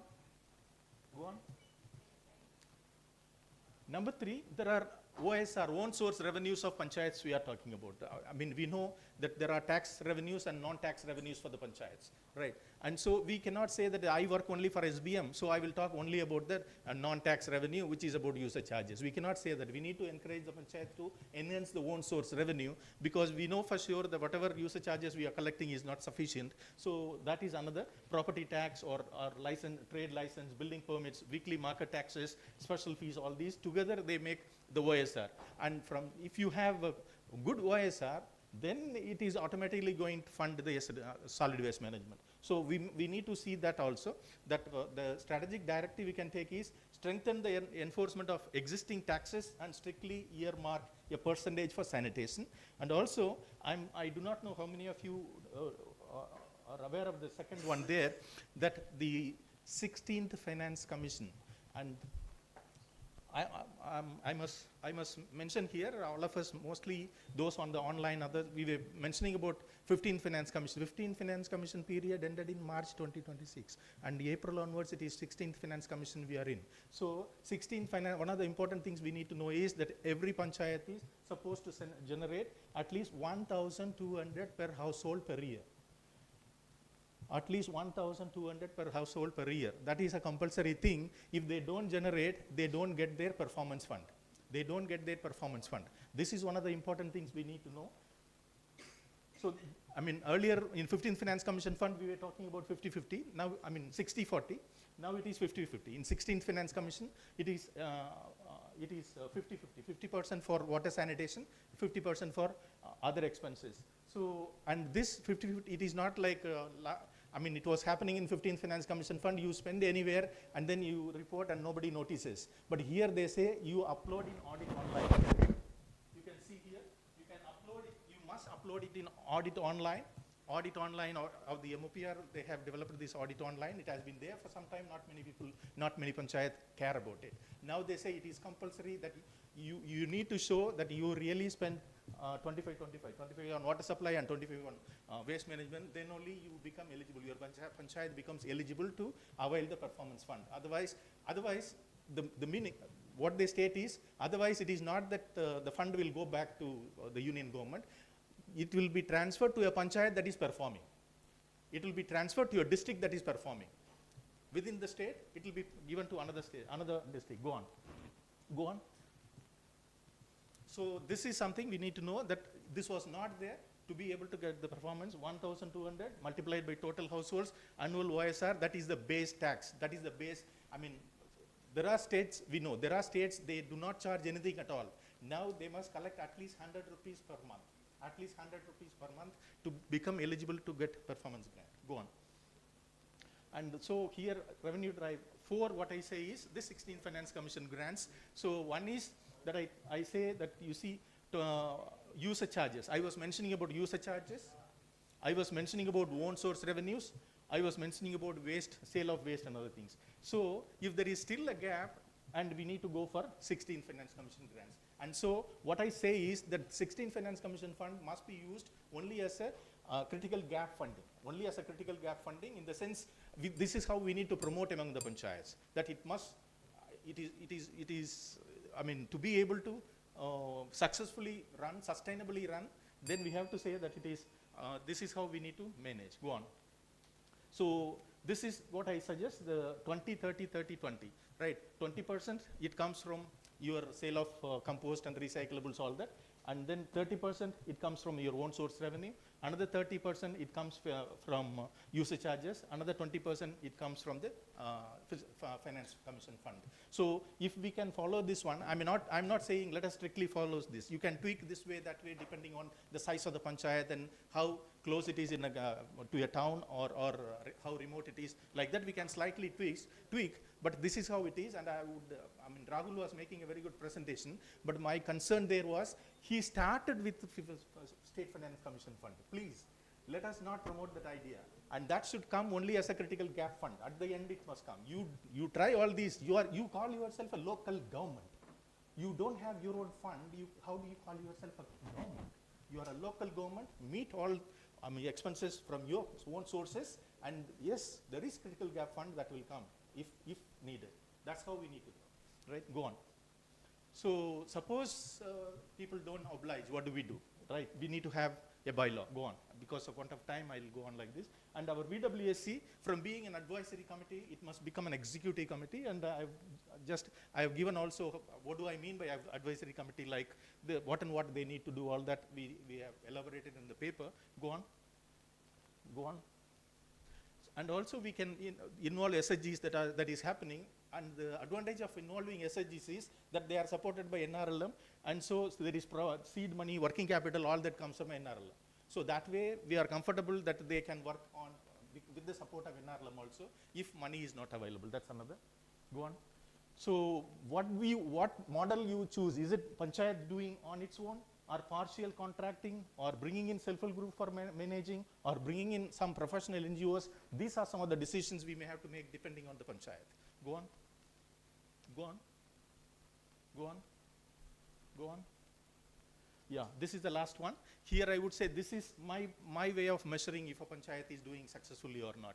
Number 3 here is that percentage of households that segregate waste at the household level. When we entered the panchayat the first time, we saw none of them were segregating. Slowly, in 3 months' time, we could make about 25% segregate, 50% segregate, 75% segregate, about 90% of the households, over 90% segregate. This is my collection efficiency. If I have to measure collection efficiency and what is the percentage of households that are segregating, that is one. And then treatment, yes, of course. The result is, result of saying that it is successful, SWM is successful, we would say that initially 100% dumping was taking place. You see number 8, column number 8. Initially 100% was being dumped, and slowly 75% was dumped, 50% was dumped, 25% was dumped. Now I can say only 10% is going to the landfill. 10% is going to the landfill, the remaining 90%. The remaining 90%, they are scientifically managed. So if you can manage 90% scientifically, only 10% should go to the landfill. That is the real indicator of success. Right. Thank you very much.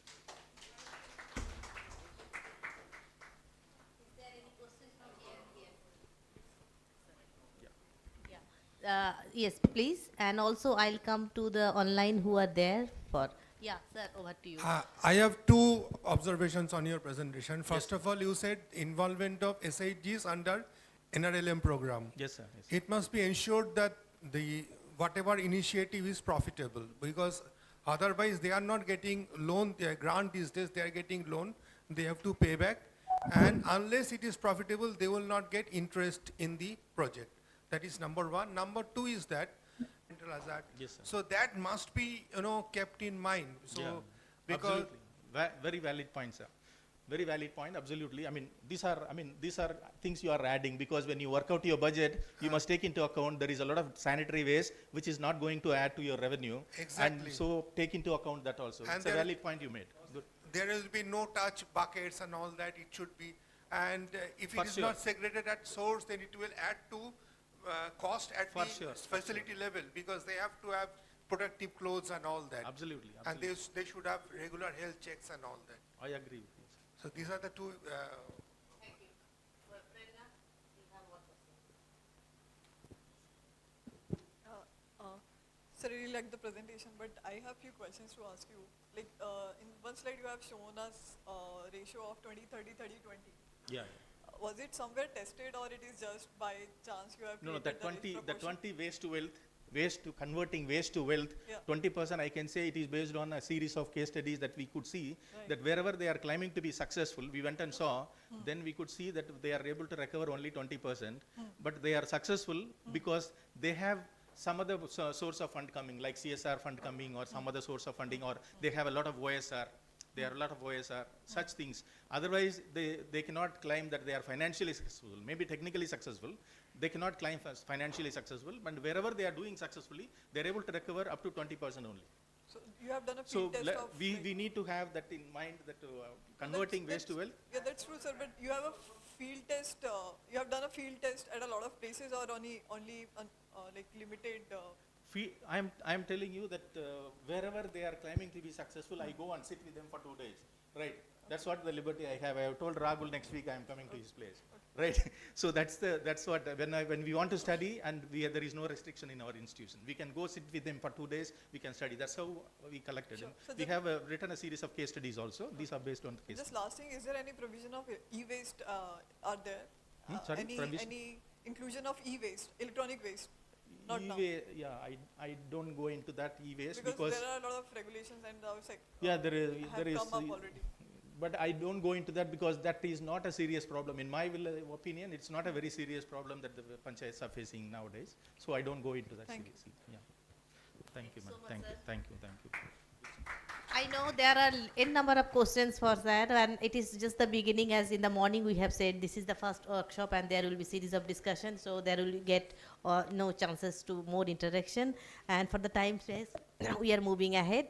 So our next presenter, Sri Shubrata Datta, teaching, field supervision, research professor.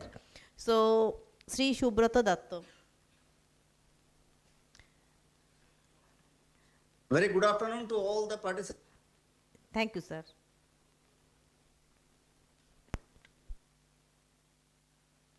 I'm repeating that your time for presentation is 12 minutes, sir. So, okay, sure. Yeah, thank you. So can you please just start my slides over there, and I'm just muting my video. Sorry, I'm just putting up my video so that the network connectivity will be fine that time. Sure, sir.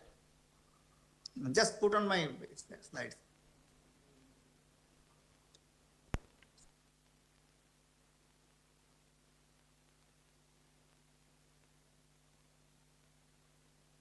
So very good afternoon to all once again. So can I put the first slide, please? Your slide is there. Please. Yeah. Can you see fine. your slide? Yeah. So as the topic is basically solid waste management and its connection to that. Now here India's approach to solid waste management has shifted from simple garbage collection to waste to wealth. What is the basically the waste to wealth meaning for that is? That means waste is not as an end collection. It is actually transporting as a recycling. Recycling means it is as a product. We are going to do it. Next, GeoIS has launched several flagship schemes to modernize infrastructure, improve service delivery, and formalize the informal waste picking sector. Specifically, if you just go to the Bombay and others, there is a very common name, that is the rag pickers. This is the very common term, the rag pickers. Even there were certain NGOs were involved who are making the rag pickers association and rag pickers cooperative like this.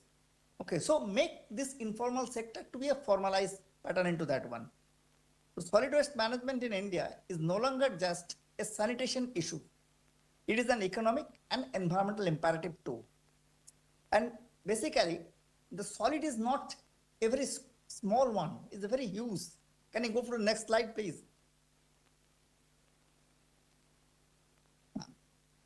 At present, India is managing 62 million tons, and that is going to be 165 million in 2030. That means we are almost in the verge of 2030. So it is going to be almost triple time by that time. So this is a very biggest challenge to all of us. How these are the things to be maintained. Earlier concept, and even I cannot to be honest, it cannot be say that everything has been drastically changed. No, till the concept of picking and dumping somewhere is going on. However, our approach is to make a better one is going on. So with the urbanization acceleration, this figure is projected, fine. Historically, waste management in India was annoyed with the dumping, and already I told. And however, in the last decade, I think there is a paradigm shift with the concept integrated solid waste management. So with this concept, actually, the different things comes together. Integrated approach have been adopted. Next slide, please.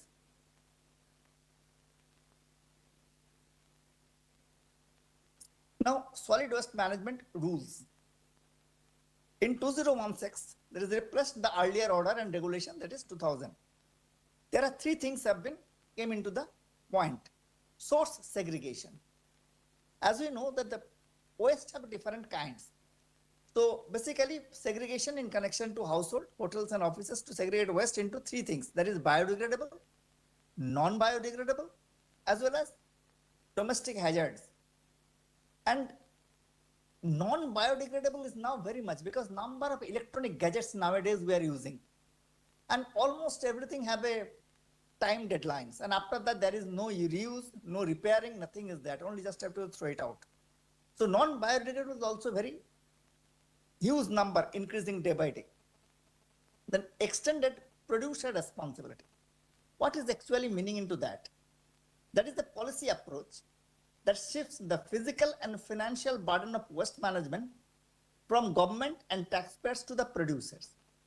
That means those who are actually producing plastics or plastic bottles or like this, which is not biodegradable.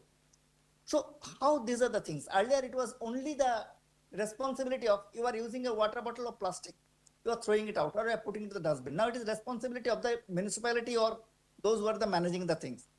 Now it is set, who are the producer? So you have to bear or create certain systems so that it can be recycled. In simple terms, if a company makes money by selling a product in a plastic bottle, they are now legally responsible for ensuring that the bottle does not end up in a landfill or in the ocean. So very common issues, and you can ask me the question how it is can be possible.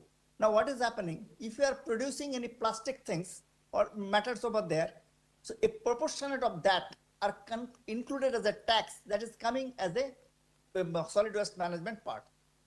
The user fees and spot fine. Local bodies, specifically municipality, municipal corporation, these two specifically in the urban sectors, were empowered to charge the collection services and penalize the littering.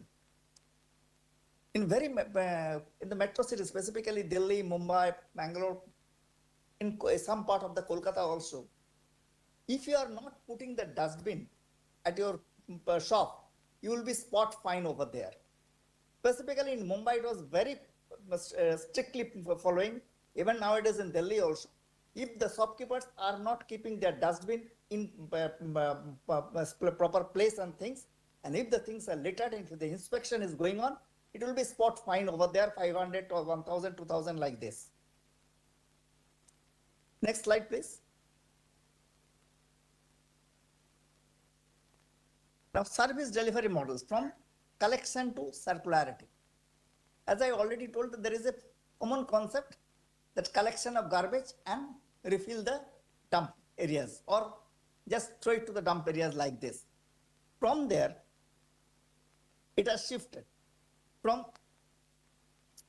service delivery counter as a combination of technology, social inclusion, and private sector efficiency. The three things.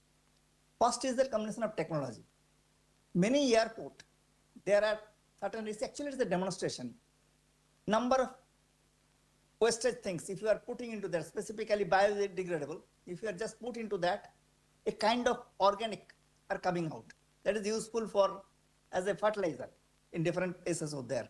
So a technology improvement, actually transforming the waste into a recycle another materials, what they're using into that one.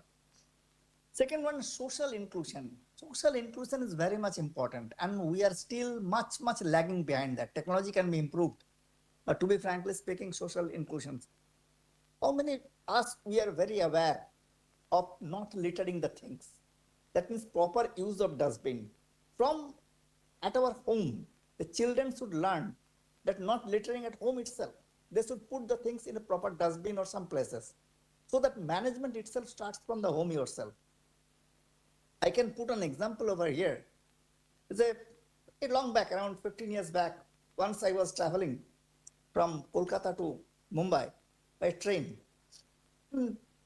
After that, one of my fellow passenger was there, and he told that I will be going to some Belapur area, CBD Belapur area in Bombay. Then I says, better you, instead of taking the taxi, you get down into the CBD station and take the local train. I will also take, and I will get down before a few stations of your ride. Then once he boarded into the local train, he says, the train is very clean. It was in the evening, it was almost in the night, 10 o'clock. I say, yes, it's like this. So I could not understand why he said like this, because local train in Mumbai is like this only. Then once I was coming to Kolkata, and then the train I was supposed to catch, it was left by the time in the morning. It was around 6:30. So I catch another train to come down to another station. So the train was a local train, and the train was full of dirties. Lot of things were lotted into the compartment. So I asked a fellow passenger, it was so dirty. He says, yes, the train has started at 3 o'clock. That means train has started from 3 o'clock. It is normal that it will be completely full of dirties by the time of 6:30. Okay, so the differences of concept, differences of users in the two cities. Okay, that is why I say social inclusion. It is our own concept. We should segregate, we should properly maintain, we should not lotter like these other things are there.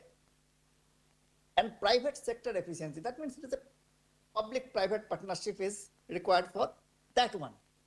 And here three things is there, the formalization of the informal sector. The formalization of informal sector is basically, already I told that there is a certain rag pickers, or specifically those who are actually managing, these are the waste, are the people.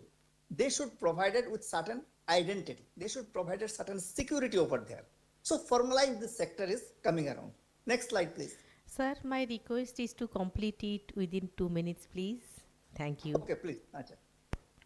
Door-to-step collections. It is the first mile, that is service starts from daily collections as it is going on. Second is tagged bins.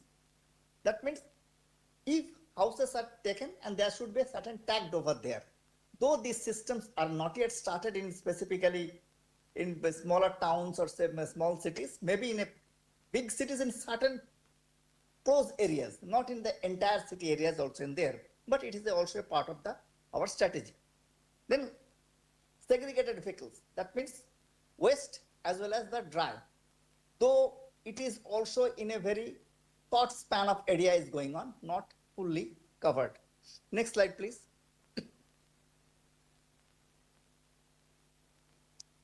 The formalization of the informal sectors. That is, the waste pickers in India has estimated 1.5 to 4 million informal waste pickers. So it's a huge number. These people who are working should be properly treated with provide their at least day-to-day income concerning their income, salary, and other things is that. And these urban local bodies are now issuing I-cards.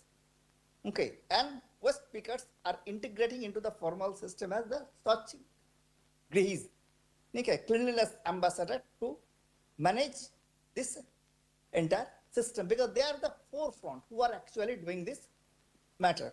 Next slide, please.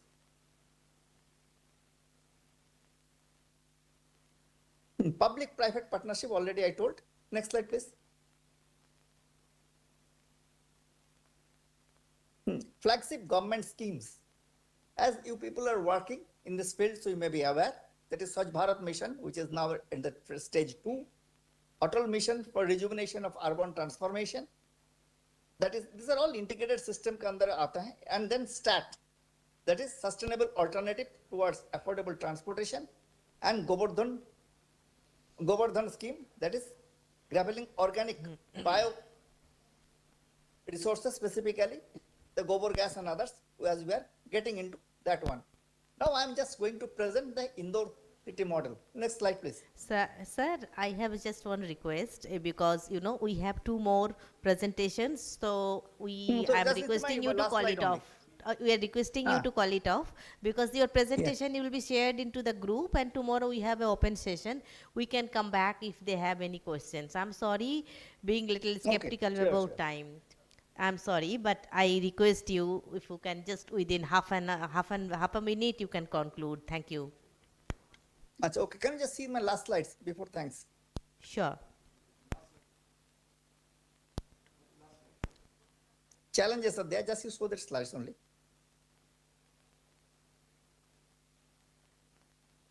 Next slide.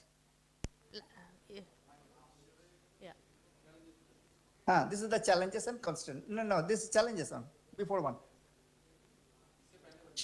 Is Anish Ragetta. Yeah, this one. This is the challenges, and that is the questions is that is the plastic. First of all, the main basic challenge is the plastic management. You know, until and unless we have an alternative to the plastics, specifically the plastic bags and things that is we are using for different regular things that for as an use and throw system, we need an alternative. Otherwise, just time and again in many towns, many things, many areas, it was just said, even in Kolkata, in the last cities, the plastic is polythene bag is completely banned. Yet people are using it. So we need an alternative into that one and change our habit system. So thank you. I'm just concluding here. If you have any questions and queries, you can ask me by mail. I can give it reply. Okay, thank you so much for this.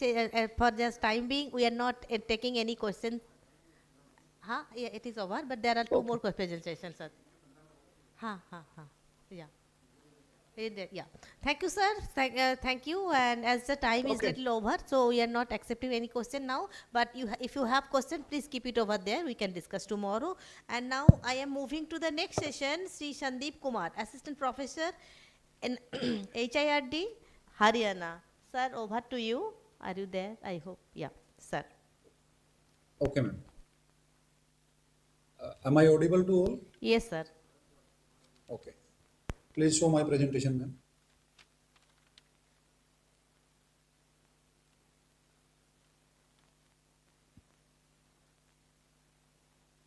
Sir, just a reiteration, try to complete it by 12 minutes so that we can have some 2 minutes in hand. Thank you. I will complete my presentation, ma'am, before 12 minutes. Thank you so much. Good evening, everyone. I am Sandeep Bhardwaj, Assistant Professor in Haryana Institute of Rural Development. I am coordinating training programs for Swachh Bharat Mission Gramin, Mahatma Gandhi Nrega, and environment management related training programs in the state Haryana. So my topic is monitoring, governance, accountability, and sustainability of solid and liquid waste management. Next slide, ma'am. So many speakers have already discussed on these issues of sustainability on solid and liquid waste management. I will not repeat the things that have already been discussed. We all know solid waste management is essential for promoting environment sustainability, public health, and resource conservation. And the inefficient waste management practices lead to detrimental impact on ecosystem, human health, and climate change. So a holistic approach is necessary, emphasizing waste reduction, reuse, recycling, responsible for the waste disposal techniques. Next, ma'am. Before me, Lakshmikant Sinde sir and Professor Ramesh from NIRD have discussed about some of these issues. In sustainability, as I am doing my research in 38 Gram Panchayat in district Kurukshetra of Haryana, I can say I cannot show my results here because these are not published yet. But I can say out of these 38 Gram Panchayats, only 50% of the Gram Panchayat there is door-to-door collection. 25% of the Gram Panchayat started door-to-door collection, but they discontinued it. And 25% of the Gram Panchayat, they never started door-to-door collection activity in their Gram Panchayats. So there are many issues. There was in the Gram Panchayat, those are carrying door-to-door collection. Still they have some issues. Not all the habitations were covered by the Gram Panchayat. The coverage was 85% to 100%. Only 8 Gram Panchayats, there is a 100% door-to-door coverage. I have seen through my direct observation, there is defunct infrastructure. I can say कि अगर हम वहाँ पे waste processing facility बना देंगे तो इसका मतलब ये नहीं है कि उस गांव में उस ग्राम पंचायत के अंदर साइंटिफिक डिस्पोजल ऑफ वेस्ट की कोई सर्टेनिटी नहीं है. Mere making the construction of waste processing facility in the gram panchayat does not ensure scientific disposal, or making any wastewater treatment plant does not mean the scientific disposal, or they are managing their wastewater efficiently. So I have seen there was a lack of sanitary worker. There was a shortage of sanitary worker, I can say, in many Gram Panchayat. The Gram Panchayat just they have 1 or 2 sanitary worker, and the household were 300 to 500 to 600 household. So in most of the Gram Panchayat there is a lack of sanitary worker. और मैं आपको बड़ी उससे ये बात बताना चाहूँगा कि जिन ग्राम पंचायतों के अंदर जो सैनिटरी वर्कर पुराने टाइम से काम कर रहे हैं, जो डिपार्टमेंट से लगाए गए हैं, वो door to door collection activities में कोई पार्टिसिपेट नहीं करता है. जो सैनिटरी वर्कर ग्राम पंचायत ने अपने बेसिस पे लगाए हैं, 15 फाइनेंस कमीशन से लगाए हैं, या जिनकी फंडिंग ग्राम पंचायत अपने सोर्सेज से दे रही है, जिनको केवल वही sanitary worker door to door collection में काम कर रहे हैं. The old sanitary workers say this is not our work. They will only कि वो स्ट्रीट स्वीपिंग करते हैं या जो हमारी ड्रेन्स हैं उनको साफ करते हैं. I have felt that बहुत सारी ग्राम पंचायत, कुछ एक ग्राम पंचायतें ऐसे भी हैं जिनके अंदर कोई स्पेस अवेलेबल नहीं है इंफ्रास्ट्रक्चर बिल्ड करने के लिए. They don't have space to make waste processing units or even wastewater treatment facilities. Denial of user charges ये कॉमन प्रॉब्लम है. इस पे बहुत सारे स्पीकर्स ने ऑलरेडी बताया है कि 30%, 35%, 50% वाज मैक्सिमम के ग्राम पंचायतों में जो यूजर चार्जेस हैं वो कम्युनिटी उसको पे कर रही है. ज़्यादातर लोगों का यही मानना है कि ये रिस्पॉन्सिबिलिटी ग्राम पंचायत की है और इसको ग्राम पंचायत ही बियर करे. हरियाणा में बहुत सारी ग्राम पंचायतें ऐसी भी हैं जिनके पास बहुत अच्छा रिसोर्सेज हैं ऑन सोर्स ऑफ रेवेन्यू के भी, और बट दे जो प्रधान है ग्राम पंचायत के, जो सरपंचेज हैं, they are not willingness. Sanitation उनके लिए प्रायोरिटी नहीं है, उनके लिए अदर प्रायोरिटीज हैं. they want to do other developmental works rather than sanitation. और जो फंड्स का डाइवर्सिफिकेशन है, जो 15th फाइनेंस कमीशन का जो टाइड ग्रांट है, वो फंड्स भी जो वाटर एंड सैनिटेशन की बजाय दूसरे हेड्स के अंदर या दूसरे डेवलपमेंट काम के अंदर उनको यूज किया जा रहा है. Next slide please. यस, जहां पे हम सस्टेनेबिलिटी की बात कर रहे हैं, आप देख सकते हैं इन स्लाइड्स के अंदर, ये मेरे पर्सनल डायरेक्ट ऑब्जर्वेशन है, आपको शेड दिखाई दे रहे हैं but they are closed, they are defunct, और solid waste is disposed outside this waste processing facilities. Next. आप देखिए कि एक शेड में I visited in one gram panchayat and there was alternate use of this shed. एक कम्युनिटी ने इसको अपनी धर्मशाला के तौर पे इसको यूज करना स्टार्ट कर दिया है.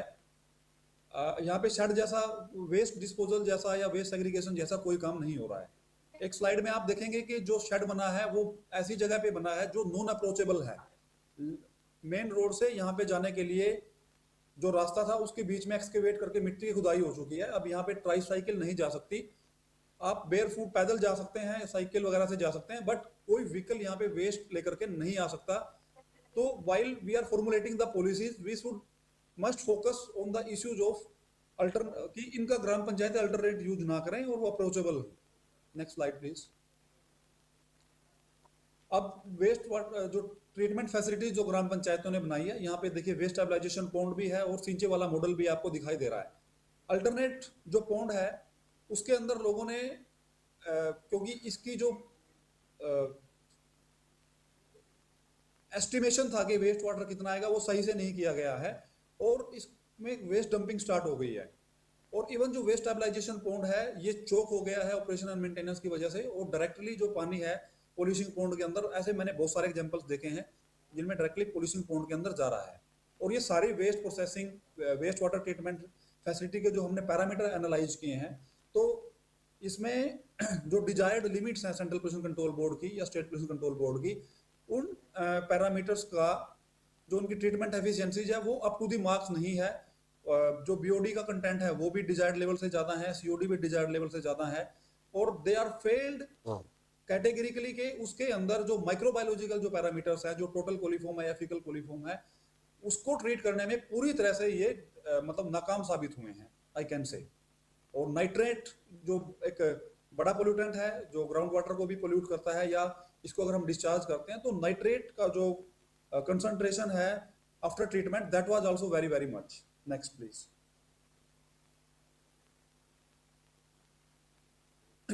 ओके, जो हमारा गवर्नेंस का जो मॉडल है स्टेट लेवल पे, डिस्ट्रिक्ट लेवल पे और ब्लॉक लेवल पे and the gram panchayat level, in all the state there is secretary sanitation, mission director, state project coordinator. District level पे हमारा चीफ एग्जीक्यूटिव ऑफिसर है जिला परिषद का, और उसके नीचे हमारा डिस्ट्रिक्ट प्रोग्राम मैनेजर होता है. ब्लॉक लेवल पे BDPO and block programme manager होता है. And village level, next slide please. And village level there is sarpanch, gram सचिव and VWSC, village water and sewerage committee बनी हुई है पब्लिक हेल्थ डिपार्टमेंट ने. नेशनल पंचायत अवार्ड वेरिफिकेशन या state award verification में हम लोग देखते हैं कि इन जो कमेटीज बनी हुई हैं इनकी कभी भी कोई मीटिंग नहीं होती है. मतलब आई कैन से कि these committees are not functional. सभी जगह सरपंच सेंट्रिक डेवलपमेंट है ग्राम पंचायतों में, जो सरपंच चाहते हैं ज्यादातर वही काम होते हैं. एंड ब्लॉक लेवल से और ग्राम पंचायत के लेवल के बीच में कहीं पे भी कोई एक ब्लॉक के अंदर फॉर एग्जांपल 50 to 100 ग्राम पंचायत हैं, बट इसके बीच में कोई स्ट्रक्चर एग्जिस्ट नहीं करता है. तो मेरा ये सुजेशन इसमें आगे भी मैंने डाला है कि क्लस्टर लेवल पे भी कोई ना कोई इसमें हमें सिस्टम बनाना पड़ेगा. ब्लॉक के नीचे क्लस्टर कोऑर्डिनेटर जैसी कोई स्कीम के अंदर अगर प्रोविजन हो, जैसे गवर्नमेंट ऑफ इंडिया अगर स्कीम बना रही है या जो मैन पावर रखने के लिए जो प्रोविजंस देती है, तो 10 to 15 ग्राम पंचायत के ऊपर भी कोई ना कोई मॉनिटरिंग के लिए कोई क्लस्टर मोटिवेटर या क्लस्टर कोऑर्डिनेटर जैसी आदमी को हमें इसमें लगाना पड़ेगा. नेक्स्ट. या जो हमारे एग्जिस्टिंग ग्राम पंचायत हैं तो मैंने इसमें डाला है ताकि इसकी गवर्नेंस, सस्टेनेबिलिटी, वो सारे चैलेंजेस जो आ रहे हैं, और एक तरह से प्री ऑडिट जो ग्राम पंचायतें अमाउंट खर्च कर रही हैं टाइड ग्रांट का, तो उसको भी मॉनिटर किया जा सके कि वो प्रॉपर हेड में उसको खर्च कर रही हैं नहीं कर रही हैं. Please next slide. तो यही मेरे सुजेशंस हैं कि मैंने यूजुअली देखा है कि कोई विलेज सैनिटेशन प्लान नहीं बनाया गया है। प्राइम मूव ने एक अच्छा विलेज सैनिटेशन प्लान के फॉर्मेट्स दिए थे, मैंने पर्सनली एक ग्राम पंचायत का प्लान भी बनाया था, लेकिन व्हाट आई हैव सीन के ग्राम पंचायतों के अंदर प्रॉपर प्लानिंग नहीं है, वो अपने लेवल पे ही इस काम को स्टार्ट कर लेते हैं और फिर बीच में उसको बंद करना पड़ता है। टाइड ग्रांट जो है वो एक्सक्लूसिवली सॉलिड वेस्ट मैनेजमेंट पे खर्च नहीं हो रहा है, हमें रीडिजाइन करने पड़ेंगे हमारे वेस्ट प्रोसेसिंग फैसिलिटीज भी, अप्रोच रोड को देखते हुए, या ग्राम पंचायतों में जिसका बड़ा साइज है, पॉपुलेशन बहुत ज़्यादा है, उनके शेड के डिजाइन छोटे हैं, ये भी एक बड़ा चैलेंज है। और जिन ग्राम पंचायतों के पास अपना कोई ओन सोर्स ऑफ रेवेन्यू नहीं है, उनको गवर्नमेंट ऑफ इंडिया या स्टेट गवर्नमेंट एडिशनल ग्रांट दे, क्योंकि वाटर और सैनिटेशन का कंपोनेंट है। वाटर के कंपोनेंट पे कई बार जो इलेक्ट्रिसिटी से जो मोटर है वो खराब हो जाती है, उस पर भी बहुत सारे पैसे खर्च हो जाते हैं, थोड़ा सा ग्रांट आता है, तो वो भी उनके लिए एक चैलेंज है। और जो फाइनल प्रोडक्ट है, जैसे रोड प्रोसेसिंग, रोड मेकिंग में यूज हो रहे थे, रोड कंस्ट्रक्शन में यूज हो रहा था प्लास्टिक, और उसके अलावा भी वैल्यू चेन, अगर कोई रिसाइकलर हम इसको आइडेंटिफाई करके जिसमें हमारा वेट वेस्ट भी फाइनल प्रोडक्ट को वो ले ले और उसको ले ले, तो वैल्यू चेन इसको जोड़ना पड़ेगा। और इफेक्टिव इंप्लीमेंटेशन जो सॉलिड वेस्ट मैनेजमेंट रूल्स हैं 2026 के, उसको हम करें विद पेनल्टी प्रोविजंस। लोग मानते नहीं हैं और उन पे पेनल्टी प्रोविजन किए जाएं, बायलॉज बनाए जाएं ग्राम पंचायतों के। तो मैं इन्हीं शब्दों के साथ आप सभी को थैंक्स करना चाहूँगा, मुझे टाइम दिया SPM निवास ने। Thank you very much. Thank you so much, and it's a good help because I did not to tell you that your time is up. It's really, thank you so much. If there is any question from house or anyone who have joined online.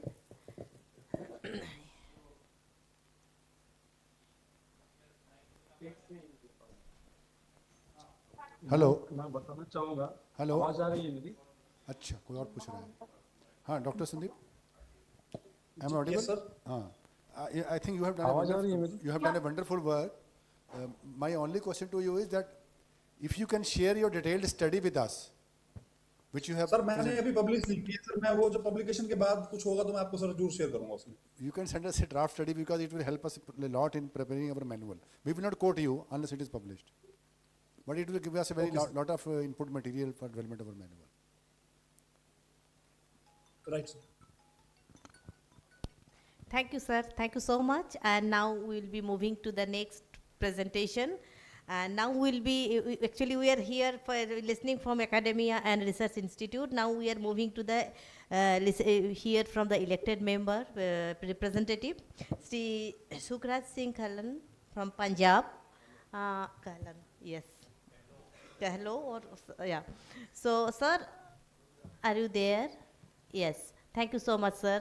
And it is last but definitely not least, because we will be coming back tomorrow with the same discussion. Sir, over to you. Okay. हाँ जी, नमस्कार जी। नमस्ते। Good evening. मैं सुखराज सिंह, ग्राम panchayat पेरोशा, block Shri हरबंदपुर, Punjab से presentation दूंगा। जी, मेरा village पेरोशा, जहाँ हमने solid waste management बनाया हुआ है, और ये 2020 में हमने इसको रेडी किया, क्योंकि बहुत सारे हमारे गांव में प्रॉब्लम ये थी कि अलग अलग जगह कूड़ा और वेस्ट जो है वो बहुत उसकी समस्या आती थी, जिसके कारण लोगों को हेल्थ की समस्या और लोगों को पोल्यूशन की समस्या का सामना करना पड़ता था, और जगह जगह गंदगी के ढेर थे। और उसके बाद ग्राम पंचायत ने एक आपसी मीटिंग की और मीटिंग में डिसाइड किया कि इसको कूड़ा से हमने इस गांव को कैसे मुक्त करना है। सो उसके बाद अपने ग्राम पंचायत ने सहयोग किया, मनरेगा डिपार्टमेंट ने, और उन्होंने हमें ग्रांट अवेलेबल करवाई, और हमने एक सॉलिड वेस्ट मैनेजमेंट का पूरा एक इंफ्रास्ट्रक्चर तैयार किया। जैसे कि आप देख रहे हैं, जी हमारा सॉलिड वेस्ट मैनेजमेंट का ये जो प्रोजेक्ट बना हुआ है, इसमें 3 पिट बने हुए हैं और ये ऊपर से कवर्ड है, और ये रोड पे है। इस जहाँ जितनी भी कलेक्शन थी उसका आना जाना सही था। सो आप देख रहे हैं कि हमारा मेरी आवाज आ रही है? बहुत बड़ा गाँव नहीं। हाँ, अब तुसी बोलते चलो स्लाइड दे नाल के नेक्स्ट स्लाइड जो तुसी स्लाइड चेंज कर दे स्लाइड बोलते चलो। ठीक है जी, ठीक है सर। हाँ जी, इस तरह सर ये ਅਸੀਂ ਆਪਣੇ ਪਿੰਡ ਦੇ ਵਿੱਚ ਜਿਹੜਾ ਪ੍ਰੋਜੈਕਟ ਬਣਾਇਆ, ਔਰ ਇਸ ਪ੍ਰੋਜੈਕਟ ਦੇ ਨਾਲ ਸਾਨੂੰ ਬਹੁਤ ਸਾਰਾ ਇਸ ਚੀਜ਼ ਦਾ ਫਾਇਦਾ ਹੋਇਆ ਕਿ ਅਸੀਂ ਆਪਣੀ ਕਹਿੰਦਾ ਸਰ ਮੇਰੇ ਇਲਾਵਾ ਹੋਰ ਕਿਸੇ ਪੰਜਾਬੀ ਸਮਝ ਨਹੀਂ ਆਉਂਦੀ, please switch over to Hindi again. मेरे अलावा किसी को पंजाबी नहीं आ रही, आप हिंदी में बोलिए. मैं ट्राई करूँगा सर. सर ऐसे है कि मेरे गांव में भी जैसे आम गांव की समस्या होती है, प्रॉब्लम होती है कि जो अपना वेस्ट होता है, वेस्ट की प्रॉब्लम हमारे गांव में थी और हमने पंचायत ने फैसला किया कि इसका प्रबंध कैसे करना है. और उसके बाद हमने सॉलिड वेस्ट मैनेजमेंट प्रोजेक्ट बनाया और गांव में एक जो कमेटी बनाई गई और कमेटी को पूर्ण अधिकार दिए गए. हर एक वार्ड से उसके मेंबर लिए गए. 6 मेंबर ही हमने उसकी कमेटी को बनाया और उस कमेटी ने काम करना शुरू किया. और आप देख रहे हैं कि जो हमारा शेड बना हुआ है. हाँ प्लीज नेक्स्ट. आप प्रॉब्लम हमारे आगे ये थी कि ये प्रोजेक्ट कैसे बनाना है और मनरेगा ने हमें लगभग 3 लाख रुपया दिया. उसके बाद हमने ये सारा प्रोजेक्ट बनाया और उसके बाद जो हमारी कमेटी बनी उसने फैसला किया कि 80 रुपीज़ हाउस होल्ड पर मंथली उनसे जड़ा वो कलेक्शन की जाएगी. और इसी तरह जो हमारा प्रोजेक्ट जब हमने शुरू किया. Please next. हेलो. हाँ जी.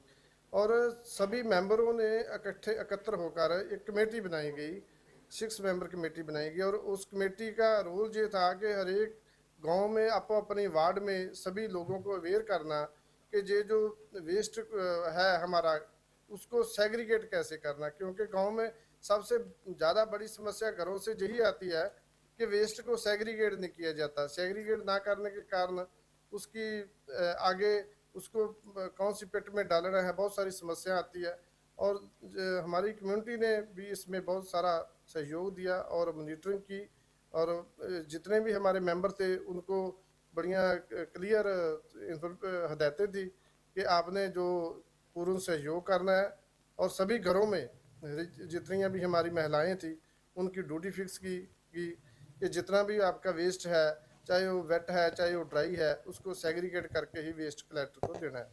हाँ प्लीज नेक्स्ट. हाँ जी, हमारे आप देख रहे हैं जी वेस्ट कलेक्टर हैं लखविंदर सिंह. ये बहुत अच्छा पिछले 4-5 साल से हमारा काम कर रहे हैं. पीछे आप देख रहे हैं 3 हमारे पिट बने हुए हैं और इस पिट में हम जब घरों से डोर टू डोर कलेक्शन लेके आते हैं और उसको इसमें डाल के जब इसकी अब हम इसको डीकम्पोज करते हैं.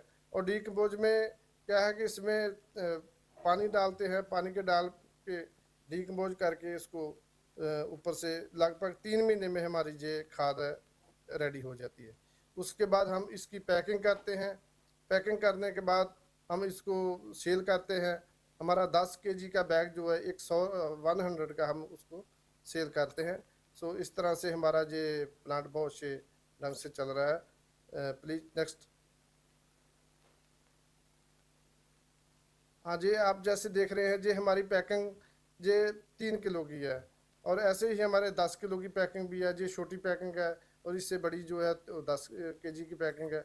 और हमें बहुत सारा चैलेंज अभी ये आ रहा है कि इसको जब सेल करने की हमें समस्या आ रही है कि हमारे लोकल गाँव में हम जितना हो सकता है सेल हो जाती है और कई बार हमारे पास काफ़ी बड़ी मात्रा में ये कलेक्ट हो जाती है और हमें बेचने के लिए, सेल करने के लिए समस्या हमें आ रही है. लेकिन इसका रिजल्ट जड़ा है बहुत अच्छा है. इसको हमने ब्लैक गोल्ड का नाम दिया है और उसके तहत जो हमारी अच्छी बिक्री हो रही है. नेक्स्ट. जैसे आप देख रहे हैं ये जितना भी हमारी पिछले सालों की जो कलेक्शन है ये लगभग 3500 किलोग्राम हम हर साल इसका डीकम्पोज तैयार करते हैं और उससे लगभग 76,000 हमारी इनकम ग्राम पंचायत की हो जाती है. Next please. और इसमें से आप जैसे देख रहे हैं 76 लगभग 1000 हमारी कलेक्शन हो जाती है जो गाँव से, घरों से हम लेते हैं लोगों को 80 रुपये पर हाउस होल्ड हम उसकी कलेक्शन करते हैं. इसी तरह हमारी जो कंपोस्ट है वो 35,000 का उसका आ जाती है, इनकम आ जाती है. ऐसे अदर सोर्स जितनी हमारे खर्च करके लगभग हमारा प्रोजेक्ट बहुत अच्छी तरह से चल रहा है। हर एक साल हम उसको अच्छी तरह से चला रहे हैं और हमें खुशी है कि ये हमारा प्रोजेक्ट बिल्कुल सही दिशा में काम कर रहा है। लेकिन इसके चलते बहुत सारी प्रॉब्लम्स हमें ये आती है कि लेबर की प्रॉब्लम आ रही है, क्योंकि पंचायत के पास और कोई सोर्स नहीं है। हमारा छोटा गांव है, गांव की कोई आमदन नहीं है, उसके कारण इस प्रोजेक्ट को चलाने में समस्या तो आ रही है। लेकिन इसका फ़ायदा ये मिला है कि गांव में बहुत साफ़ सुथरा इन्वायरमेंट है, लोगों की हेल्थ में भी सुधार हुआ है। Please next. तो इसके कारण हमारा गांव जो है वो बिल्कुल क्लीन है, उसका एनवायरनमेंट में बहुत सारा चेंज आया है, लोगों की हेल्थ इम्प्रूव हुई है और कम्युनिटी में भी सहयोग करने का एक बल मिला है कम्युनिटी को, क्योंकि जब गांव में साफ़ सफाई का अभियान चला तो उसके तहत लोगों ने आप अपना आला दुआला साफ़ सुथरा करना शुरू कर दिया और गलियों में किसी भी तरह का आपको पॉलीथीन नहीं मिलेगा, कूड़ा करकट नहीं मिलेगा। सो हमारा गांव का जो कार्य हुआ है उसके कारण हमारे गांव में बहुत सारा साफ सफाई है और बहुत सारे लोग जड़ियाँ पंचायत ने हमारे गांव को देखने आती हैं और हमें खुशी है कि हमारे गांव में हमने अपने गांव को कूड़ा मुक्त किया है। Thank you.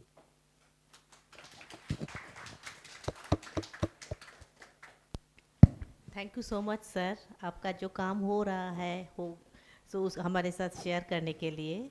अगर कोई सवाल है किसी को?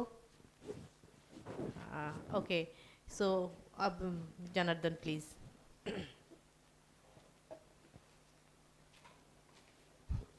Good evening, everyone. So we have reached the final call for the day today. So I am Janardhan. So I was coordinating for all of you on behalf of this day. I believe you have patiently, she's patiently attended all the entire session today. It's a day-long session we have attended. So today we have completed presentation by government functionaries. We have completed by administrators, development partners, then presenting academic research institution, elected representative.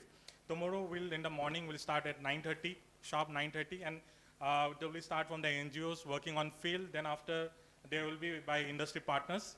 Then we'll have a short group work activities. Then there will be presentation on the group work, and after that we'll have an in-house discussion among us. Then we'll conclude the day for tomorrow. Thank you so much for attending today, and I hope to see you tomorrow morning by 9:30 a.m. Yeah, thank you so much for all the participants who have joined in online, and thank you so much for sharing all your inputs in regard to the topics, and we hope that we get your continued support throughout this year in this work. Yeah, thank you all.